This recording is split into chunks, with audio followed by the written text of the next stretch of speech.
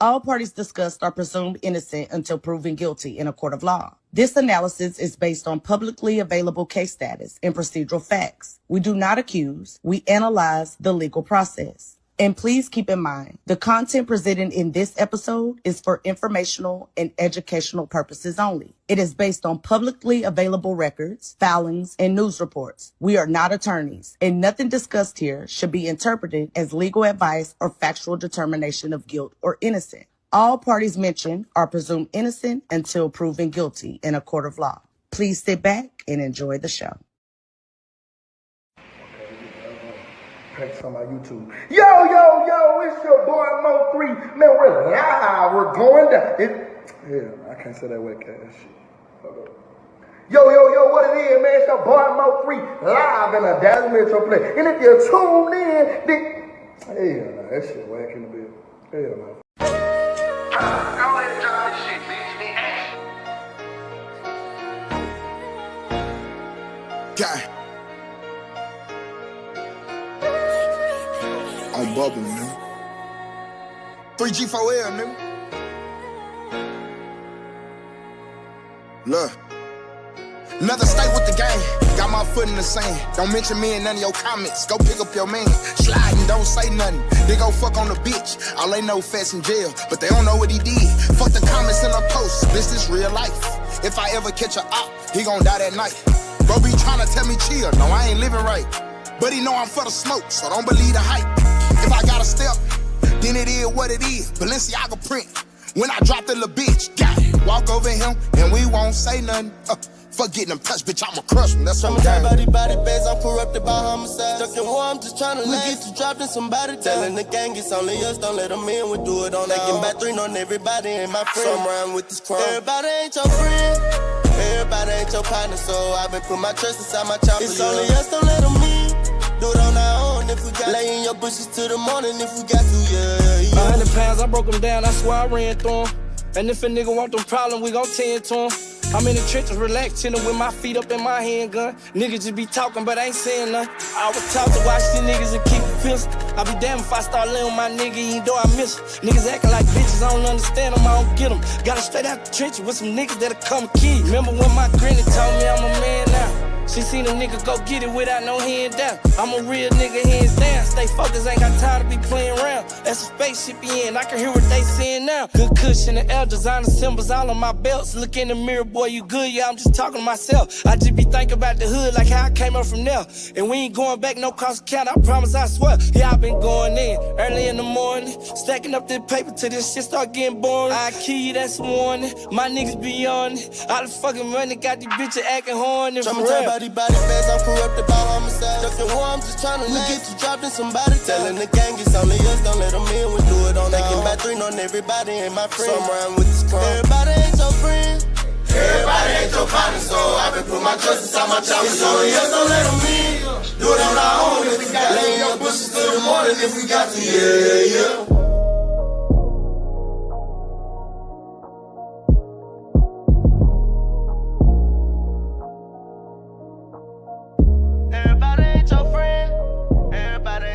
So I've been putting my trust inside my chopper. It's only us, don't let them in. Do it on our own if we got it in your bushes till the morning if we got to, yeah. Salute to the set. Salute to the fam, man. You know what I'm saying? Happy Friday, man. We made it up out this bitch, man. Just about, y'all.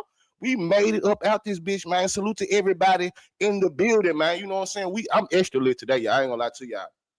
I'm extra lit. I'm feeling good. No, it ain't because I'm over here drinking. I don't smoke weed no more. I'm just feeling good, man. I'm high off life, man. You know what I'm saying? I'm happy. I'm excited to be amongst the set, man, to be amongst the fam, man. You feel me? Salute to everybody in the building, man. This is part 2. This is part 2 of the Legal Chess episode, man. MO3 versus Yella Beezy, man. This is part 2, but we got a lot more to talk about, y'all. We got some updates. We got a lot more to talk about this episode too, man. So we're gonna get to the MO3 versus Yella Beezy, but we got a board set up. Then we got something very special, man, at the end, man, that we gonna show y'all, man, that we didn't put together. You know what I'm saying? Y'all know over here, we only gonna deal with the facts, no filler, no conspiracy theories, none of that weirdo shit. You know what I'm saying? None none of that going on, man. So grab y'all pad, grab y'all pen, because CB and Josh about to go the fuck in, man. You feel me? Hey, man. Make sure y'all hit that like button, though, man. Make sure y'all hit that like button, man. Y'all been doing real good on the like button, man. Let's keep that up, man, this episode, man. Let's make sure we hit the like button, because y'all heard early. I know y'all really fuck with us. You know what I'm saying? So it's down to over 80 people here right now, man. Let's go ahead, man. Let's get the likes up to 80, man. How about that? Let's go ahead and get the likes up to 80, man. But in the meantime, between time, we about to turn it one more time, man. Now, hopefully, CB don't come back and talk about sliding on me after I play this song. You know what I'm saying? But we finna turn up. We finna put my turn up for MO3. Long live MO3, man. Put them gorillas in the chat. Make sure y'all show MO3 some love, man, because he is the man of the hour, man. This ain't one of them channels that's gonna make it about us. You know what I'm saying? We don't care about the self-proclaimed praise. We gonna let y'all do the talking, man. Over here, it's about Melvin Noble Jr., man. That's the reason why we here. That's the reason why we got content. So put them gorillas in the chat and let's turn up for MO3, man. Let's motherfucking go, man. Long live the third. That boy was talking in that song. I want to make sure you went on demon time after hearing it. This is for the love. I had to slow it down for CB. Nah, he was talking that shit in that song. I had to slow it down for CB. The CB in here about 3, so we want to slide on the nigga up here. Like, God damn, well, we good though, man. You know what I'm saying? Salute to everybody in the building, man. Salute to everybody in the building, man. All the beautiful souls, man. Happy Friday, y'all. Happy Friday to everybody in the building, man. I hope everybody had a blessed week. Hope everybody had a blessed day and getting ready to have a blessed weekend, man. You know what I'm saying? But we had to be a man and a woman of our word, you know what I'm saying? And make sure we deliver to y'all part 2 of the MO3 versus Yella Beezy, man. You know what I'm saying? We didn't want to keep y'all waiting too long on it. So we came right back with another one, man. We right back on their ass. You know what I'm saying? With the facts. You know what I'm saying? With the facts, with the truth. You know what I'm saying? Like I said, no filler, no conspiracy theories, no none of that other shit. You know what I'm saying? I don't know where y'all been today, but I hope y'all ready to get some information, man. You know what I'm saying? Some information. You feel me? But man, let's get to these shout outs real quick, man. You know what I'm saying? Then I got an announcement. You know what I'm saying? Then we're gonna get right into the show, man. Let me scroll to the top. Let me scroll to the tippy top, man. You know what I'm saying? And salute to everybody in the building. Hold on, I see that. I ain't at the bottom, but my sis Pretty P. My sis Pretty P then came through and grabbed her membership, man, early. Let's go, Pretty P, man. You know what I'm saying? You've been rocking out with the fam, but hey, now you solidified, man. That's like your chain right there, man. That membership is like your chain, man. You know, even though y'all don't need no, y'all the gang. You know what I'm saying? Y'all the set anyway, man. You know what I'm saying? But we appreciate that membership, sis. We appreciate you, man. You know what I'm saying? For always rocking with us, man. You feel me?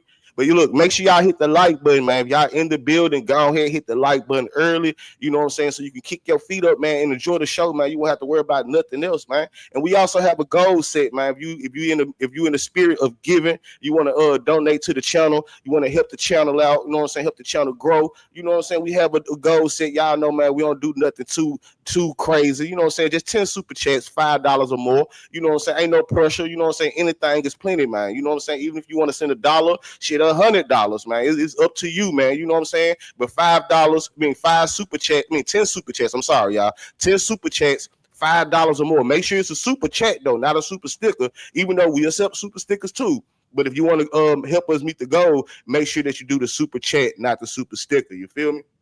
But hey, the like button is free. The like button is most definitely free, man. You know what I'm saying? The share button is free. You can share the live out. Let them know that Room 901 is live with the legal chess. You feel me? And guess what else free? Man, y'all, positive energy, man. It's free, man. It's free to be a positive energy person, man. You know what I'm saying? All that's free, man. So if that's what you bringing, we appreciate that as well, man. You know what I'm saying? So make sure y'all hit that like button. You know what I'm saying? Support the goal. You know what I'm saying? And just sit back and get ready to have a good show. But let's get to these shout outs, man. Let's see who rocking with us on this beautiful Friday afternoon, man. Let's get it, man. You know what I'm saying? First and foremost, you know, so you already know, man, we got Big Sis 4L in the building, man. We got Big Sis 4L, my mother's keeper, in the building. Salute to sis, man. We love you, sis. You know what I'm saying? Who else we got in here, man? We got Candy's Wig in the building, man. You know what I'm saying? Salute to K-Dub in the building, man. You know what I'm saying? We got Sheila Alston in the building, man. Salute to you, Sheila. Sheila. You know what I'm saying? We got Dazzling Divine in the building, man. Salute to Dazzling Divine, man. You know what I'm saying? We got Shirlene Smith in the building, man, rocking out with us once again. You feel me? Salute Let's to go. Shirlene. We got Sarah, man. Oh, hold on, make sure I say that right. Yeah, Sarah O in the building, man. What's up with you, Sarah? You know what I'm saying? Sarah. Pretty P is me. You know what I'm saying? Hold on, let me click on the right one. Pretty P is me. Is in the building. I already let her presence be felt by grabbing that membership, man. You know what I'm saying? Go. Thank you once again, and salute to you, sis. We got the good sis, man. You know what I'm saying? The third chair to this legal chess thing that we do. She just rock out in the chat. We got Adjusted Fate in the building, Go, man. yeah. You know what I'm saying? Salute to Adjusted Fate, man. We got my boy C Dub in the building. What's popping, mighty? All is most definitely well, brother. You know what I'm saying? Salute to you. We got the good sis Ja in the building, man. You know the party ain't a party. The party ain't a party without Ja, man. You know what I'm saying? Salute to the good sis Ja in the building, man. You know what I'm saying? The gang all hurt, man. The gang is all hurt, man. We got positive vibes in the building, man. You know what I'm saying? Let's go, Salute to your positive positive vibes. vibe. You know what I'm saying? Who else we got in here, man? We got my boy Vic in the building, man. Salute to you, Vic. You know what I'm saying? My boy Straight Ballin' in the building, man, by way of sidewalk gang, by way of scale gang. Salute to Straight Ballin', man, in the whole sidewalk gang. Ballin', my boy. You feel me? Let's go, man. I forgot. Let me see. Nah, I ain't forget. We got my good sis, Top Flight in the building, man. Salute to your Top Flight sis. Then we got the sis Steph in the building, man. Keep stepping. You know what I'm saying? Let's get it, man. Y'all make sure y'all hit that like button, man. Hit the like button for sure, for sure. Let's run them likes up, y'all. Let's run them likes up. Make sure I don't skip nobody. You know what I'm saying? We got the sis over, man. We got the sis Pretty Problem ENT, aka Pretty Problem Nisha, aka DJ Nisha in the building, man. What's up with you, Nisha gang? What's up with you? You know what I'm saying? We got AC Shakora in the building, man. What's up with you, Shakora? You know what I'm saying? Man, let's get it, man. Let's get it, dog. We coming with a banger today, man. You know what I'm saying? Coming with a banger today, dog. Let's go, man. Who else we got in here, man? We got Scorekeeper over there on Twitch, man. Came through with the cheers, man. Always supporting the Twitch, man. You know what I'm saying? Appreciate your Scorekeeper, man. Shout out to the home team, man. You know what I'm saying? 901-4L on God. You know what I'm saying? Salute to Scorekeeper, man. We appreciate you. Thank you for those cheers over there on Twitch, man. You know what I'm saying? Who else we got in here, man? We got the first lady. We got the first lady of the sidewalk gang, man. We got IGT in the building, man. You know what I'm saying? Salute to IGT, man. Salute to IGT. We got King Tut in the building, dog. What's up with your King Tut? You know what I'm saying? Let's get Salute to King Tut and this motherfucker rocking out with us, man. You feel me? Who else we got in here, man? Who else we got in here? Y'all get in here, man. Hit the like button, man. Hit the like button, man. I'm scrolling. Want to make sure I highlight all these beautiful souls in the chat, man. Copper Sunshine.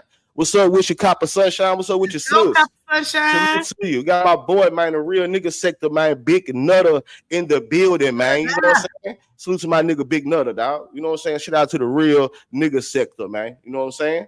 Y'all can find it, man, by tapping in with my boy Big Nutter, man. You know what I'm saying? We got Hood's Queen in the building, man. She said, hey, y'all, I'm working and listening, man. Get that work done, man. You know what I'm saying? Get the work done. We appreciate you for rocking out with us, man. We're going to get you through the rest of your work day, man. You feel me?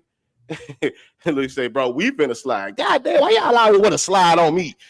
God damn. No, this player, man. Slide on. Let's go, sis. Strong Survive. What's up with your sis? Hey, Strong Survivor here rocking out with us. Who else we got in here, man? Who else we got here? We got Freddie in the building, man. Salute to Freddie. You know what I'm saying? Let's go, man. These beautiful faces, man. These beautiful souls. Quee. What it do, sis? Hey, you know what I'm saying? We got Quee in the building, man. Shout out to the set, man. Shout out to the fam, man. You know what I'm saying? We got the brother, slow walking guy. Is in the building, man. You know what I'm saying? By way of Skull Gang, man. You know what I'm saying? Shout out to Skull Gang, man. You know what I'm saying? Whip y'all YouTube set in this motherfucker, man. Who y'all rocking? What's y'all YouTube set, man? You know what I'm saying? What's up with your new from the NOLA? You feel new from the NOLA, man. You know what I'm saying? NOLA new is in the building, man. You know what I'm saying? We got North B in the building, man. You know what I'm saying? Salute to North B, man. You know what I'm saying? What part of the North you from? You spit it like that. I'm assuming you from North Dallas. You know what I'm saying? You from North Afghanistan, man. You know what I'm saying? Salute to the North, man. You know what I'm saying? We got my boy West Dallas Savage, man, aka WD, bro, in the building, man. You know what I'm saying? Shout out to West Dallas in the building, man. You feel me? And salute to my bro, man. Salute to my brother, man. You know what I'm saying? WD, dog. You know what I'm saying? Who else we got in here, man? Happy Friday to everybody in the building, man. Shout out to y'all, man. You know what I'm saying? It's always a blessing, man, to be amongst y'all, man. You know what I'm saying? Get to chop it up, man, especially about this good MO3 content, man. You feel me? Who else we got in here, man? We got Mr. Hog Job, but said back in the mix with Josh and CB. You better know it, my guy. You better know it. Back in the mix, like we left some. We back like Cook Crack. You know what I'm saying? And once again, salute to Pretty P for grabbing her membership, man. You know what I'm saying? Becoming a member to the channel. Thank you, Pretty P, once again. You know what I'm saying? You most definitely know it, man. Bike to bike, man. Bike to bike, man. You know what I'm saying? Salute to y'all, man, for being this bitch rocking with us, man. He said, please give us a break. Damn, nigga, give a break. Damn, you want goddamn Charlie boys? God, that nigga said, please give us a break. Y'all want a break? Y'all want to just, all right, we're gonna be fucking y'all. We'll see y'all tomorrow. Fuck it. I'll just play. That nigga said, please give us a break. That nigga say, God damn, it's like that. You know what I'm saying? that nigga say it's too much information to retain.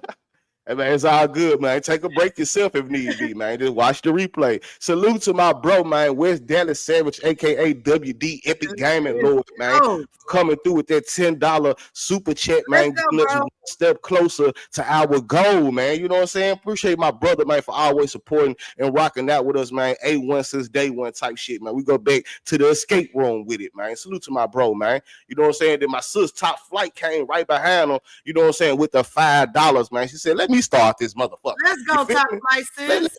Let me start this motherfucker, man. You know what I'm saying? Nobody else gonna do it. Let me do it. Salute to my sis Top Flight, man. We always appreciate the Top Flight. You already know the scope, man. You know what I'm saying? Salute to the good sis Bahama Mama in the building, man. You know what I'm saying? Salute to my big sis Bahama Mama, man. You know what I'm saying? Real one right there, man. A real one for sure, man. We got Egyptian goddess in the building, man. You know what I'm saying? Egyptian goddess, man. You know what I'm saying? Salute to you. She said, greetings to everyone. Now, greetings to you. And thank you for rocking out with us, Egyptian goddess. You know what I'm saying? Y'all make sure y'all hit that like button, though, man. Do not forget, man. You know what I'm saying? Do not forget to hit the like button, man. You know what I'm saying? We got Miss D in the building, man, by way of Sidewalk Gang, a.k.a. Scale Gang, man. You know what I'm saying? Salute to Miss D rocking out with us, man. You know what I'm saying? Salute to you, Miss D. You know what I'm saying? Real one for sure. Let's get it, man. Who else we got in here, man? We got my boy, straight from the motherfucking funk. Straight from the funk, man. We got my boy, Stop 6 Rooted G. It's in this bitch, man. You feel me? Shout out to my nigga, Stop 6 Rooted G, man. You know what I'm saying? We got my nigga 420 Lounge, man. You know what I'm saying? Be out there catching them big ass catfish, man. You know what I'm saying? That boy be out there catching them big ass catfish down there, a river monster ass nigga, man. Salute to my nigga 420 Lounge, man. That nigga need to be on Discovery Channel, man. That boy be catching some big ass fish. Down there look like some goddamn whales out there or something, man. You know what I'm saying? Salute to we already said King Tut, but salute to you once again, dog. Salute to King Tut again, man. You know what I'm saying? Who else we got in here, man?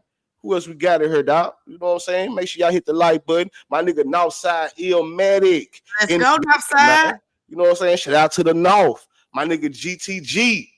My nigga GTG 614 in this bitch, man. Where is 614? Where is the 614, man? Y'all let me know, man. Where is the 614? You know what I'm saying? What's up, Itty 901? You hear me? I know where the 901 is. You know what I'm saying? She said, by the time my ass woke up early enough to catch y'all live. And man, we glad you here. You feel me? We glad you here, man. Glad you woke your ass up. You know what I'm saying? Come check out Room 901, man. We appreciate you for being here, Eddie. You know what I'm saying? We appreciate you for being here, man. Shout out to the 901 for sure. Got my boy Abdul Anwar in the building, man. New Jersey in the building. That nigga watch him all the way from New Jersey ripping for 3, man. You hear me? That nigga all the way in New Jersey ripping for 3, man. That's what the fuck I'm talking about, man. Salute to my dog, Abdul Anwar, man. You know what I'm saying? Let's go, man. We got Jackie from the M-Town in this bitch, man. Salute to Jackie from the M, man. You know what I'm saying? Salute to you, and we always appreciate you rocking with us, man. Gucci Bear Troll is in the building, man. You know what I'm saying? Baby, Nola Nunu said read her comment. I can't go back. I don't remember. Let me see. Go ahead. Just do the See if you can find it. But she said read her comment. I got you, Nunu. We're gonna try to find it. If not, type it again if you don't mind. You know what I'm saying? If she can't find it, just type it again if you don't mind, man. We got Kiki rocking out with us over there on Twitch, man. You know what I'm saying? Bro? Salute to Kiki, man, for rocking out with us, man. Salute to Kiki. She said, no breaks. I'm loving the content. Yeah, no breaks right now. No breaks right now. You know what I'm saying? We had to make sure we give y'all this part 2. You know what I'm saying? Red Bone. What's up with you, Red Bone? So she said, showing Hey, support Red Bone at sis. work, man, getting us one step closer to the goal, man. You know what I'm saying? Salute to Let's Red go. Bone, man. We always appreciate you, Red Bone. I think I'm at the bottom, man. You know what I'm saying? I don't want to miss nobody. Did you miss Jackie's I missed a couple, huh? Jackie's cheers? Did you get those? We I got didn't. one Oh, right I see here. it. Hey guys, I see him. I see it. I see it. Salute to Jackie, man, for those hey guy cheers over there, man, on Thank you a Twitch. couple of times. You also got this one right here. Okay, okay. And we got this one right here. So she came through 3 times for Let's you. go, man. Let's go, man. Over there supporting the Twitch, man. You already know, man. We appreciate you, Jackie, from the M Town, man. You know what I'm No, saying? We sure. appreciate you, man. You know what I'm saying? I don't want to miss nobody. Let's make sure. No, write your comment again for me, baby. I missed it. It won't let me go back up to see it. Write it again for me, please. We got my boy Abdul Anwar, man, coming through with that $5 super chat, man. He said for bringing this dope ass content, man. Oh, You Abdul. feel me, man? Salute to you, my guy, man. I appreciate that $5, and I appreciate the respect that you're putting on the content, man. You know what I'm saying? We try our hardest, man. We try our hardest, man. We, you know what I'm saying? We could be lazy to get up here and run our mouth and say this and say that. Nah, man. We most definitely gonna make sure that y'all get some good content, man. You know what I'm saying? Jello shots, what it do, man? You know what I'm saying? Salute to Jello shots in the building, man. Uncle G. What's up, Unc? What's up, Uncle G in the building, man? You know what I'm saying? Salute to Uncle G. Who else we got in here, man? Who else we got in here? Who else we got in here? He said East Atlanta. He originally from the DF Dub, though. Let's get it, man. Okay. You know what I'm saying? Salute to the A and salute to the DF Dub, dog. You feel me? He said, I'll send something next week. I just had to pay 2 calls. Hey, man. Vic, man, you good. Vic, you good, my guy. Like be lifing. You know what I'm talking about? Yeah, man, you good, my guy. You know what I'm saying? This economy crazy, man. You know what I'm saying, man? We good, man. We good over here, man. But I think I'm at the bottom, dog. I think I'm at the bottom, man. That is all the shout outs we have right now. You know what I'm saying? Make sure y'all hit that like button, man. Let's make sure we hit the like button, man. You feel me? But before we get into the content, y'all, you know what I'm saying? Let me make sure my mic turned up. It sound a little low over here, man. I don't like that. But all right, let's make sure I do this little announcement real quick. Real quick, y'all, don't forget tomorrow. You know what I'm saying? Tomorrow, 7:00 p.m. Central Standard Time. That's Dallas time. You know what I'm saying? It's Dallas time, 7:00 p.m. over on Twitch only. You know what I'm saying? We will be watching Triple D Revenge, man. You know what I'm saying? With our boy MO3 in the movie, man. We will be watching this movie over on Twitch, man. So make sure y'all go follow the Twitch. You know what I'm saying? The link is, I'm pretty sure the moderators will be dropping the link in the chat. So when you see it, if you ain't followed the Twitch yet, go follow the Twitch, man. You know what I'm saying? And the link is also at the top of the chat. If you see that little thing, that little post that I got pinned at the top of the chat, that is the Twitch link, man, with all the information about tomorrow's show, man. You know what I'm saying? But I will be going live on YouTube first. You know what I'm saying? We might have something to chop it up with y'all about before we move over to Twitch. So I'm gonna go live on YouTube first. I'm gonna gather everybody, you know what I'm saying? Make sure everybody in the know. I don't want nobody to miss out that want to be there. So, but after we go live on YouTube, we're gonna transition smoothly over to Twitch, man. You know what I'm saying? But go ahead and follow early. You know what I'm saying? Because tomorrow, 7:00 p.m. Central Standard Time, we will be having movie night, man. You know what I'm saying? We will be watching Triple D Revenge, man. You feel me? You know what I'm saying? Right. Salute to Jackie for them cheers coming again. We appreciate you, Jackie, man. We appreciate you. Thank you. Thank you. Y'all, man. We appreciate all the love, man. Everybody in the building, man. But y'all know what it is. Y'all know what it ain't. Y'all know exactly what the fuck it should be, man. But if you don't, you know what I'm saying? You just may need a reminder, man. This may be somebody first time here, man. You know what I'm saying? Salute to all the new subscribers, man. You know what I'm saying? This is your boy, Big Josh, man, the brave, intelligent guy himself, a.k.a. Josh World TV, a.k.a. Pastor Josh, man. You can catch me over there on New World TV, man. If you're looking for a dope church family, man, we do that too, man, just on a different platform. So catch me in New World TV, man. You feel me? But I'm rocking with the greatest. I'm rocking with the G. I'm rocking with the love of my life. Yeah, Big Josh, not the little one, man. You know what I'm saying? CB the G, a.k.a. CB the author. How you feeling, baby, on this Friday afternoon? I'm feeling lovely. I'm feeling good. I'm ready to give it to our people. You know what I'm saying? Just ready for another dope show. You know what I'm talking about? Let's get it, man. Shout out to the replay gang, man. Salute to everybody that still support the channel when they watch the replays, man. The cash apps, you know what I'm saying, man. We appreciate that, man. They be some of the dopest stuff ever, man. When we get the cash app to say replay gang, letting us know we don't even be knowing who half of y'all are in the chat, and like we ain't gonna never say nobody real name or nothing. But salute to the replay gang, man. You know what I'm saying? Y'all make sure y'all hype the video, press the hype button, and don't forget to hit the like button, man. But salute to the replay gang that's gonna be watching this on the rundown, man. Let us know in the comments what you think about this motherfucking content, man, that we about to get it, y'all, man. But nevertheless, man, you know what I'm saying? Let's begin this show, man. Baby, what you got for us? Where you I want got a to few start things. I see your comment, Nunu. I see your comment. I seen it. So, Nunu, just hit me up on Insta. I'll talk to you after the show. We'll get to that. All right, y'all. So, welcome to Legal Chess, episode 19. MO3 versus. No, there's 20. Oh, is it 20? We got 19 up on the thing. 19 was yesterday. We moving on up, baby. Episode 20, MO3 versus Yella Beezy, part 2, inside the murder for hire case that shook Dallas. All right. So before we get into the actual content of what we're going to talk about, MO3 versus Yella Beezy, I wanted to bring something to you guys, and I'm going to kind of explain it to y'all a little bit. Okay. So if you don't mind, just sit back, you know what I'm saying? And just, pay attention to what I'm putting down. You know what I'm saying? So, as we all know, can y'all see my screen? No, it's not up there yet. But okay. Pull the file up and I'll pull it up. Okay. Yeah. All right. Can everybody see it now? Nah, I don't see no pop up on your screen. Okay. That's all it's showing. Hold on 1 second, because I don't know why it's doing it. 1 second, y'all. Let me get it together. You know what I'm talking about? Hold on. Let me get it together. It better not be acting up. I told you your stuff be tripping. You might got to share your screen. No, I got it. Okay. I'm a big girl. I got this. You know what I'm saying? I feel you. My bad, man. But how y'all feeling tonight, man? How y'all feeling, man? We got a dope show for y'all, man. You know what I'm saying? We got a dope show for y'all, man. You know what I'm saying? We finna finish up on the MO3 versus Yella Beezy. What's up, Queen Tulsa? I see you in the building, man. You know what I'm saying? We got a dope show, man. You know what I'm saying? We got another dope show lined up for y'all. Trying to let baby get her stuff together over here. We should be good. There you go. Let's get it. All right, y'all. So we're going to start off with this before we get into the actual content of MO3 and Yella Beezy. Okay, so for today, this was posted in the portal. This is the motion for continuance with Kiwan, okay? So I just want y'all to see this is the real paperwork. It came from the portal. It says the state of Texas versus Kiwan White, motion for continuance. Comes now, defendant Kiwan White by and through his attorney of record, Bree West, and respectfully moves the court for a continuance of the trial currently set in the above styled and number calls, and in support thereof would respectfully show the court as follows. Number 1, procedural posture.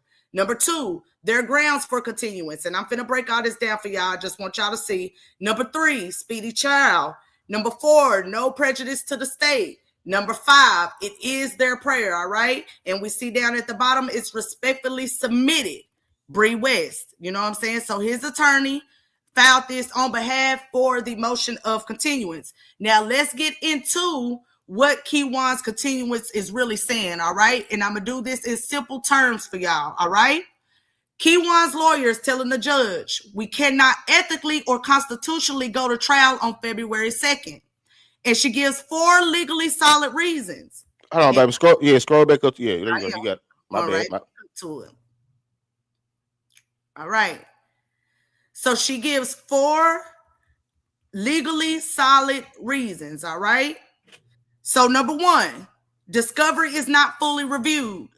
This aligns directly with the 16 plus terabytes of discovery, the ongoing discovery still coming in, and overlap with co-defendants' evidence, okay? So this is not casual. Courts expect more time when discovery is this large, all right? Her reason 2, the investigation is still ongoing. This means the evidence needs to be checked. Timelines need to be verified, witness credibility tested, and links or lack thereof explored. So to translate that for y'all, the defense has not yet finished determining what actually ties Kiwan to this alleged conspiracy. All right? That's her argument for number 2, her reason number 2. Reason number 3. Let's go down, y'all. Let's go down. All right. So reason number 3, witnesses, experts are not secure yet. This is critical because capital cases almost always require experts. Baby, go ahead, baby. Give me a second. I'm finna make a phone call real quick. Okay. All right, y'all. So just pay attention to what I got going on. Listen to me. Her reason number 3 why she filed for this continuance is that witnesses and experts are not secure yet. That is critical because capital cases almost always require experts. Experts take time, and no court expects defense to rush expert prep. All right. So this strengthens the continuance request. Number 4, counsel's medical condition. She did put that in the paperwork. Counsel's medical condition. This is extremely important. Judges take this seriously because if they deny continuance and the counsel is impaired, that's an automatic appellate issue. All right. So courts will almost always grant when constitutional adequacy is raised. This alone could justify the delay. All right. All right. The next thing we have is the speedy trial waiver. Now listen to this, y'all. This is strategic and it is not harmful. Okay. Kiwan temporarily waives speedy trial rights only for this reset. This tells the judge, we're not gaming the system. We just need enough time to prepare correctly. Judges actually like this, okay? So just for this particular continuance, he temporarily waives his right to a speedy trial. All right. The continuance was granted. All right. So the court already found sufficient cause that exists. All right. So just to kind of give y'all a little input on that. Let me see if we got anything in the chat that y'all got to say, because I got one more document to show y'all. Let's see what y'all saying. Hold on 1 second. All right. Looks like we have my phone started tripping. I like how YouTube break it down. Them other people on this side of YouTube just be talking, making themselves look crazy. No disrespect to nobody. Definitely understandable. Yeah, so that, what I just showed y'all was Kiwan's motion of continuance. I explained the grounds that they asked for that continuance. That particular continuance was granted. The judge did not have any objections, neither did the state. And I told y'all the reasons why, all right? So that was that. The next thing that I have to show y'all is, bear with me one moment. Let me go ahead and pull up this document. All right. And baby, if you see me back there, you can go ahead and pull it up. You see me, baby? I don't know if did he say he was walking away again, y'all? Can y'all see it? I pulled it up. You didn't see it? I pulled it up. Okay. Perfect. Yeah. All right. So right here, y'all, we have the motion for the appointment of litigation support due to extraordinary volumes of discovery. So y'all see this. These two documents, the continuance and this one goes hand in hand. The state of Texas versus Kiwan White. It says comes now. Defendant Kiwan White by and through his attorney of record, Bree West, pursuant to Texas Code of Criminal Procedure, Article 26.05D, and hereby respectfully moves this court to appoint Dillon Legal Services as litigation support to assist counsel in the preparation of this case. All right, I won't go all into it because we still got to get into the content, but this second filing is even more important, and I'm about to tell y'all why. This motion tells you how big this case actually is, y'all. All right.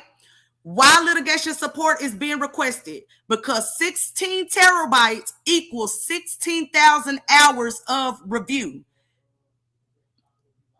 That's 8 years of full-time work for one attorney.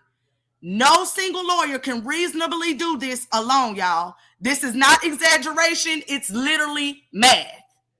All right. What litigation support actually does? This is not extra lawyers arguing guilt.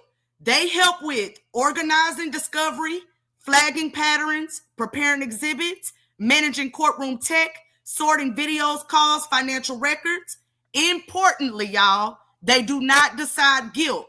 They help the attorney find what matters. So as we see in this document, Bree West is saying, hey, this is absolutely too much evidence for just me. I need to appoint Dealing Legal Services for help. All right? Why the court granting this matters. When a judge approves litigation support funding, the court is effectively saying, yes, this discovery is extraordinary, and without help, this would not be a fair trial. I need y'all to understand that this is huge because it also signals the court expects longer timelines, the court anticipates complex evidence, and the court understands this case may evolve. Now, what does this mean for Kiwan strategically? All right, I'm gonna put it simple for y'all. This protects Kiwan. It prevents a rushed trial. It preserves appellate issues, and it ensures constitutional defense. All right. Also, this keeps the doors open. If new defendants come in, defense time automatically expands. All right. If the theory changes, the defense is not boxed in, and if the evidence weakens, the defense is positioned to attack it. All right. So, how does this tie to possible new defendants? These felons quietly assume that discovery is still growing, y'all. Okay. Evidence overlaps across defendants, and the state's theory is not frozen. So, courts do not fund litigation support for cases they believe are static and simple. So, let me put this in bottom line for y'all. Kiwan's defense is doing exactly what it should. Okay, in a large capital conspiracy case, slowing the process, forcing full disclosure, ensuring adequate resources, and protecting his constitutional rights while the state is still finalizing its theory. Nothing in these filings suggests panic. They suggest preparation. All right. So I just wanted to bring that to y'all. Go ahead, baby. Now, and I want people to pay attention, man, to the part where you said new defendants. Mm-hmm. You know what I'm saying? And based on what I'm hearing, you know what I'm saying? I'm waiting on Long. I waiting on Long to come through the chair. I told him when I see him, I'm gonna drop the link. You know what I'm saying? Okay. You know what I'm saying? He said he wanted to pull up or whatever, because you know what I'm saying, it's a lot of discrepancy about what happened in Kiwan's pretrial hearing yesterday. You know what I'm saying? You know the news clipping only showed us a portion of it. You know what I'm saying? So I'm waiting on him. I'm waiting on him to hit the chat so I could drop the link. But I want y'all to pay attention. I want y'all to pay close attention to the part where she mentioned new defendants. Like we brought it up yesterday as well. You know what I'm saying? New defendants and or superseding indictments are very, very, very, very likely to come down the turnpike. All right. And we saying this factually. We ain't just one of them bloggers who just throwing a bunch of shit at the wall. Then when some shit happen, we say, I told you. Mm-hmm. No, we telling y'all this factually. Either superseding indictments or new defendants are very, very, very, very likely to come in. That means somebody else might be charged very soon. You know what I'm saying? And we're gonna expound on that after we get done with the MO3 versus Yella Beezy content. You know what I'm saying? We got something very special that we put together, that we heard, we put it together for y'all, and it's all gonna make sense, y'all. It's everything gonna make sense. And when we get done showing y'all what we're showing y'all at the end, y'all gonna be like, oh, okay. You know what I'm saying? And so new defendants, it's damn near likely. I don't want to say 100%. You know what I'm saying? But it's damn near likely, man. There's some new people or a new person is gonna get brought into this case. All right, y'all. And AF said she would also know here Kiwan does not have death penalty qualified attorneys, which means the DP is not on the table. Yeah, I can see how I can tell by their posture. You know what I'm saying? Like if death penalty's on the table, nigga be like, shit, hell nah, I'm finna talk. I'm gonna at least talk. You know what I'm saying? I'm at least say something not to get that death penalty. So I can tell by niggas' trial posture that they ain't worried about no death penalty. Yep. You know and Vic said I did 25 years flat for a body and a half. I had my lawyer file motions for everything to keep me from getting life. For real. I feel that. I definitely feel that. A body and a half. What's that? A body and a what the fuck you saw a nigga in half? What is a body and a half? What's there? A body and attempted? What is a body and a half, man? You know what I'm saying?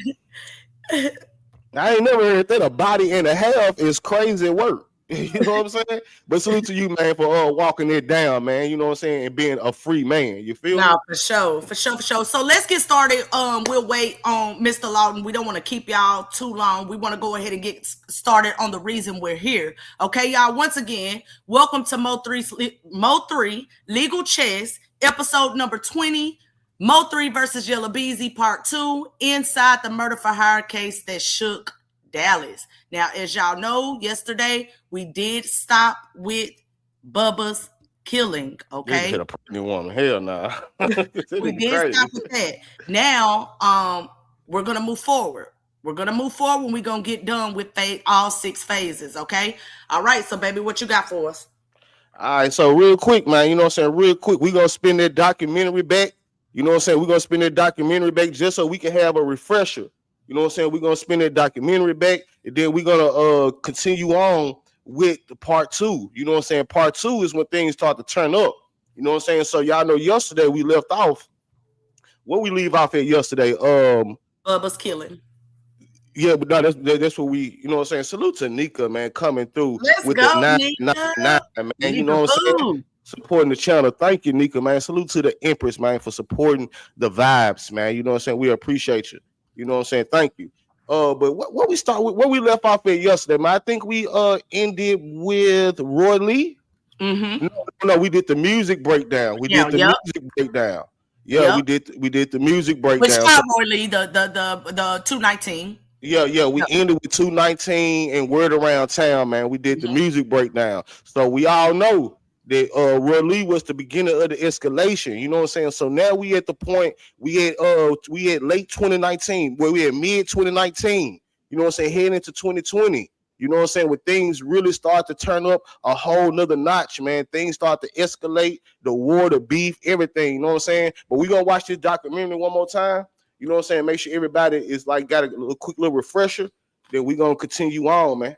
You know what I'm saying? It's finna turn up this episode, though. It's finna turn up this episode. Let's pull this up. You know what I'm saying? Let's get it. And if y'all haven't hit the like button, please go ahead and hit the like button. If you haven't shared out the live, make sure you share out the live. Let them know. You know, Room 901 is over there live with part 2. Okay, let them know. Let's get it. Let's get it. All right.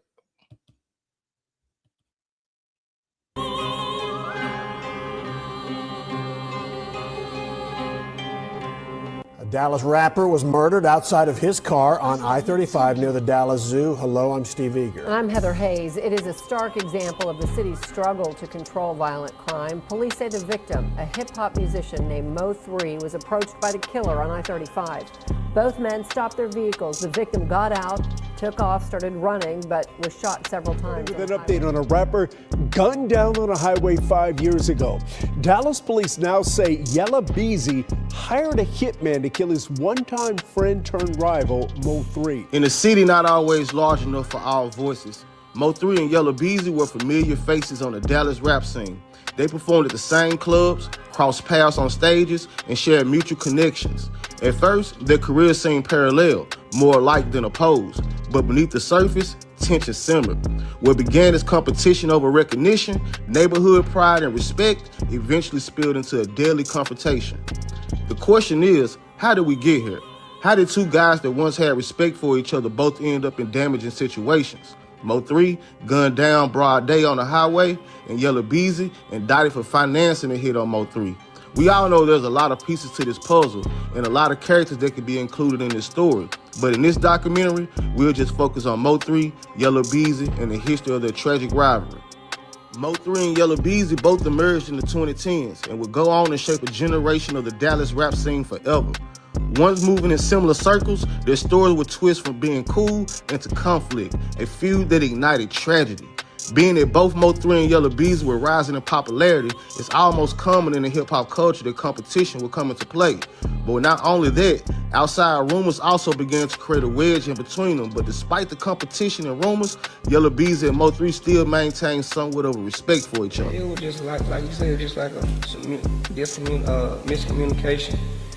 He say, she say, a lot of bullshit. He called me one day, was like, hey, well, yeah, just 3, I wanna holler at you about something in your hood.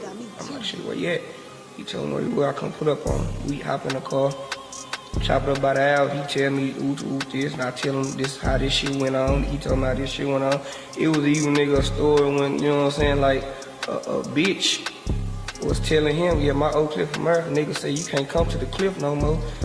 They gonna kill you, they gonna do some lame ass shit. And she wasn't even talking about me. Oh, I wasn't talking about him, I was talking about the other Yella Beezy. Bitch, there's only one Yella Beezy. Like, he called me on the phone to be like, I'm right beside him. I'm like, you see how shit can just, you know what I'm saying, just escalate over some shit, like, and this bitch didn't know me from nothing. It wasn't until the year 2017 when things started to turn up between the two. During this time, MO3 versus Yella Beezy competition around music still existed. Also during this time, some people in the city were questioning whether MO3 was really from Dallas or not. That's when Dallas comedian and friend of MO3, Roy Lee Pate, publicly questioned Yella Beezy's roots in Oak Cliff, siding himself with MO3's camp. Okay, they keep fucking with my boy from the city. MO3 said he from McKinney. Okay, he can be from McKinney. But he keeping the reason he from North Dallas, right? Right. Okay. Pimp C now from Houston. Pimp C kept yelling out Houston. But MO3 keep putting on Dallas, but everybody say, MO3 North Dallas. But anybody say something about Pimp C? Nope. No, hey, that's what I'm saying. Leave my nigga alone, man. So leave my nigga alone, man. This is true shit, man. Man, come on, man. Come on, man. But I say, man, I know 4 or 5 niggas that ain't from they hood in Dallas. But the thing, why they from Dallas, where they from right now? Because of the money. Bitch, come on, ho. You from America. You from Oak Cliff, America. Bitch, come fuck with us, ho. Till you come on up so we can rob you. Cause you ain't really from over here, right? That assertion would soon have fatal consequences. The constant trolling and questioning of Yella Beezy's ties to Oak Cliff from Roy Lee all led up to Roy Lee being jumped by Yella Beezy and his crew at a Dallas nightclub. But that didn't stop Roy Lee from trolling and mocking Yella Beezy. Instead, he turned up even more, doing more interviews and doing more skits, this time challenging Yella Beezy to a boxing match. You hit me because I told you weren't from Oak Cliff. I ain't said nothing wrong. I ain't lying. You think you ain't go to Sock, Roosevelt, Kimball, Carter, Maceo. You ain't go to them schools. I ain't lying. Fight! Yeah. Yella Beezy, fight! Yeah. Niggas talking about shoes. Fight because you ain't got nothing from here. I'm talking about from here. I ain't talking about from here. This easy. You talking about shoes. Now I'm talking about fighting. I'm talking 1, 2, 3, 4, and then go back and make your money. Now because you gonna lose.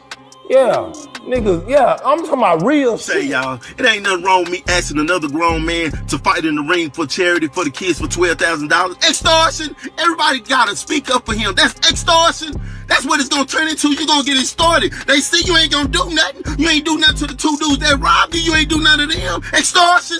That's what it's gonna turn into. Everybody gonna see that you ain't speaking up for yourself. You a grown man. You ain't speaking up for yourself. You can't act like you too busy. Everybody busy. Everybody got something going on in life. So what you gonna do? I wanna fight for $12,000 in the ring for the kids' charity for $12,000 and we give it to whoever. That's easy. If you don't wanna do that, just call me and we squash it that kind of way. But I need to hear something. Extortion. That's what it's gonna turn into because everybody see that you're not speaking up. You're not talking for yourself, P. Point blank period. I'm serious. Extortion. On September 25th, 2018, Roy Lee was shot in the North Dallas parking lot. He fought for weeks, but ultimately died from complications on October 13th, 2018. Hey, y'all. I just got shot in the leg. Enjoy life, smile every day. Y'all remember that. Best thing going, I'm okay. Fractured my leg bone, whichever one it is.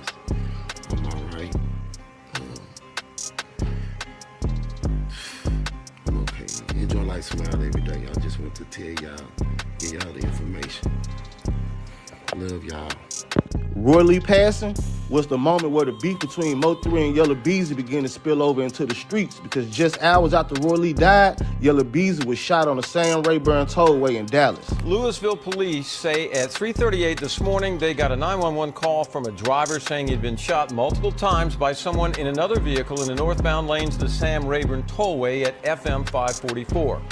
Police say 26-year-old DeAndre Conway was shot 3 times and was still conscious and breathing when he was transported to a nearby hospital. Conway told investigators he was out with friends and had dropped them off in Louisville and was on his way home when he was fired on. Police say more than a dozen rounds were fired into Conway's vehicle. Investigators are hoping businesses and/or tollway cameras will lead them to the suspects. Investigators say it's unclear if Conway knew who fired the shots or if the attack was random. Yella Beezy survived the shooting where he was struck multiple times, but he lived. They don't want to see you make it. How many times were you shot? Like 4 times. You shot. The beef between camps was publicly denied at times, but they're back and forth on social media and diss tracks for MO3 like Word Around Town and 219 Happy Birthday World Lee, where MO3 rapped about Yella Beezy being shot and implied otherwise, and only added fuel to the fire. Tollway? No, I don't. Who? Whatchamacallit? Gang. Yelling murder. What? Murder.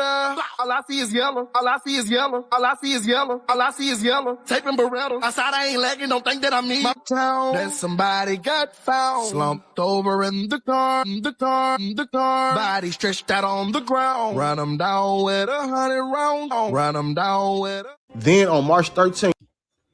All right, y'all. This is where we at today. This is where we at today with the content, man. This now we finna get into part 2 of the MO3 versus Yella Beezy, man. You know what I'm saying? So this is where we at, y'all. So let's get it. 2019, less than a month after MO3 released 219, his tribute to Roy Lee, MO3 close friend and play nephew Bubba was murdered while standing outside a corner store in South Dallas. It was right here outside Dixon Grocery in South Dallas where neighbors say the chaos happened. All these bullet holes. This grocery store now covered with bullet holes. 16, 17, this is all them bullets, it's like 20 bullets, man. After police say some unidentified gunmen shot and killed 20-year-old James Browning Jr. late Wednesday night. MO3 publicly expressed his feelings after losing his friends Roy Lee and Bubba, and you could tell he took those losses very hard. On your chain, man. Say their name so they can live a little longer. Man, they gonna live forever, man. That's Roy Lee, man. That's my boy Roy Lee. Yeah. Enjoy life, smile every day. Yeah. Hey, you know Roy Lee, man. Yeah. Comedian, man. Come on. Yeah, that's my nephew. That's BG. That's B. Children. That's Bubba, man. Yes, sir. That's BG for where we throwing foes for him. Man. Exactly. What is that like for you though now, Mo, man, when you experiencing this success and you taking it to another level, man, and the folks that you would love to share it with ain't here to, well, you got them on you now, yeah. But I mean, what is it like not being able to pick up that phone? Man, it's crazy. It hurt, bro. MO3 continued to downplay the seriousness of the beef in public, but kept the heat on Yella Beezy and his music. For the most part, Yella Beezy stayed quiet, but MO3 got on Demon Time even more. It wasn't until July 2019 where both MO3 and Yella Beezy would finally be in the same place at the same time at a show in Frisco that they both were booked for, but MO3 was eventually escorted out the venue and arrested. MO3 claimed Yella Beezy told promoters and authorities that him and MO3 had smoke, and afterwards they both went to social media to address the situation. So y'all trying to play these stupid kumbaya game, making fake flyers, trying to get people to think that we cool and shit on this end. Ain't now nigga on the same mother as me at all. You know what I'm saying? If you niggas really booked on a motherfucker, show your contracts. Everybody gotta have contracts when you getting paid for a show, or is you niggas doing free shows. If you was right up the building, everybody know when you an artist, you walk through the back of the building, you walk through the front of it if you own the show. Man, come on, man, you niggas nigga. Ain't nobody want even around the motherfucker venue when you niggas try to pull up. Out of all the mother shows we've been doing in Dallas, we do shows all across Dallas, Fort Worth, all this. Why would you go to the one that's in Frisco when you know they gonna have a whole bunch of police? For you niggas can be safe. For you niggas can be safe. Going in the show if he in the building. I ain't gonna do the show if he still here. I told y'all it was a problem. My son feared for his safety. Y'all need to get him out of here. Okay, we're gonna hit him with trespassing. Okay, we're gonna hit him with trespassing.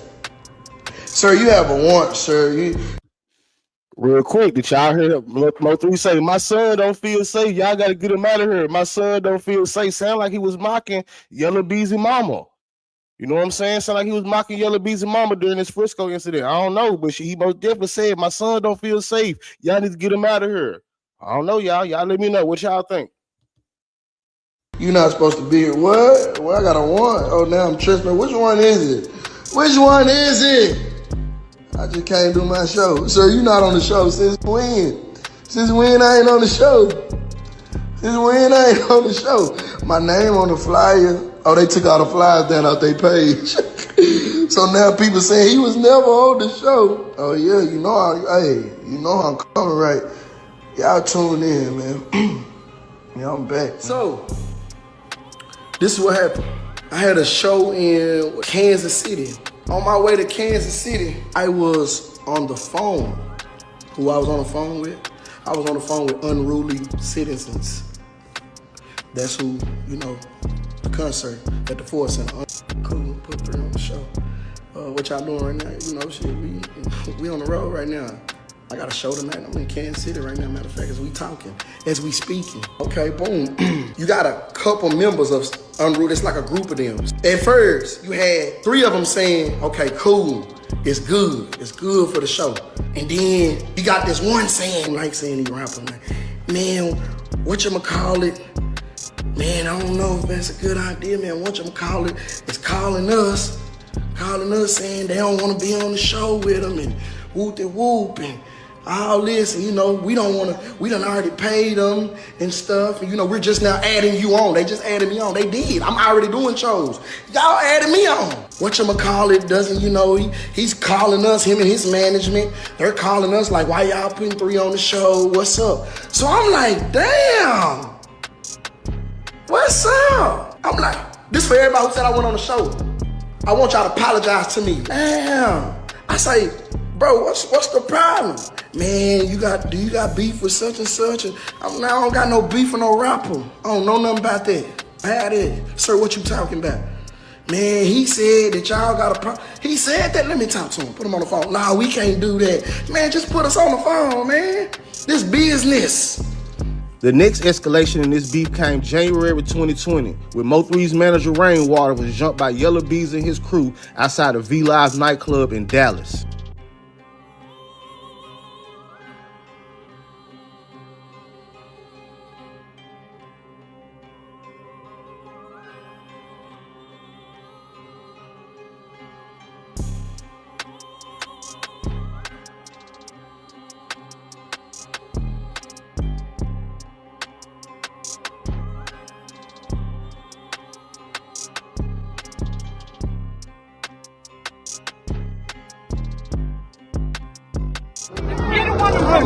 For real. That's what you do, baby. All the internet bumping ass shit, nigga. Oh, okay, internet. Okay. Nigga running, nigga ran for one nigga.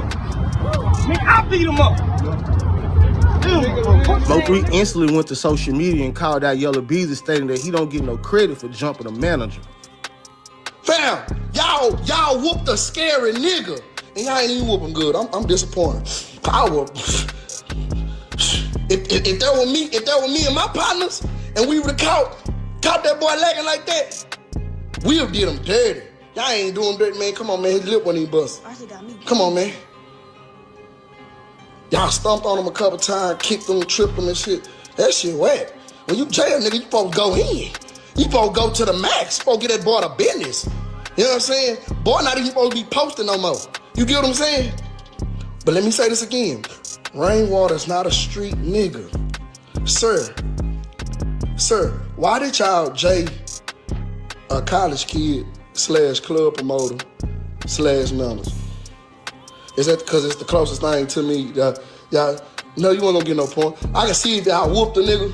I can see if y'all whooped him and then just left it at that. But when you got on camera talking about, me by myself. Yeah, me by myself, where you fucked up at. Don't worry about it. Let's get to it. See, that's where you fucked up at. Then on May 8th, 2020, Yella Beezy collaborated with Trap Boy Freddy, who also had smoke with Mo3, on the I'm My Brother's Keeper album. Yella Beezy started to clearly express his smoke with Mo3 musically, most notably on the song Ride, where he rapped about being shot on a tollway, putting bags on people's head, and more. Kidnapping, hit him up with that rod. If you wanna get active, we can get active. I ain't scared to play with that hard. These niggas really didn't want to kill him, just want to fuck with my car. Nigga really didn't want to kill him, just want to fuck with my car. Niggas shooting shit with their eyes closed. Might as well have Even though Yella Beezy never mentioned Mo3 by name in any songs, it's clear to those that know that he was responding to Mo3. Mo3 followed up with his own diss tracks, including the I'm the Truth, going at both Yella Beezy and Trap Boy Freddy. I'm the truth, yeah. Fuck you mean, nigga. Nigga, I'm standing on this, nigga, I'm carrying, nigga. Fuck these niggas talking about. You niggas lying to y'all raps, nigga. Ain't none of you niggas stepping on shit. Shooting them motherfucking guns like that in the video, looking silly, looking goofy. I can tell you niggas ain't walking like that, nigga. You don't never hear me talking about paying for nothing, nigga. I do my own work.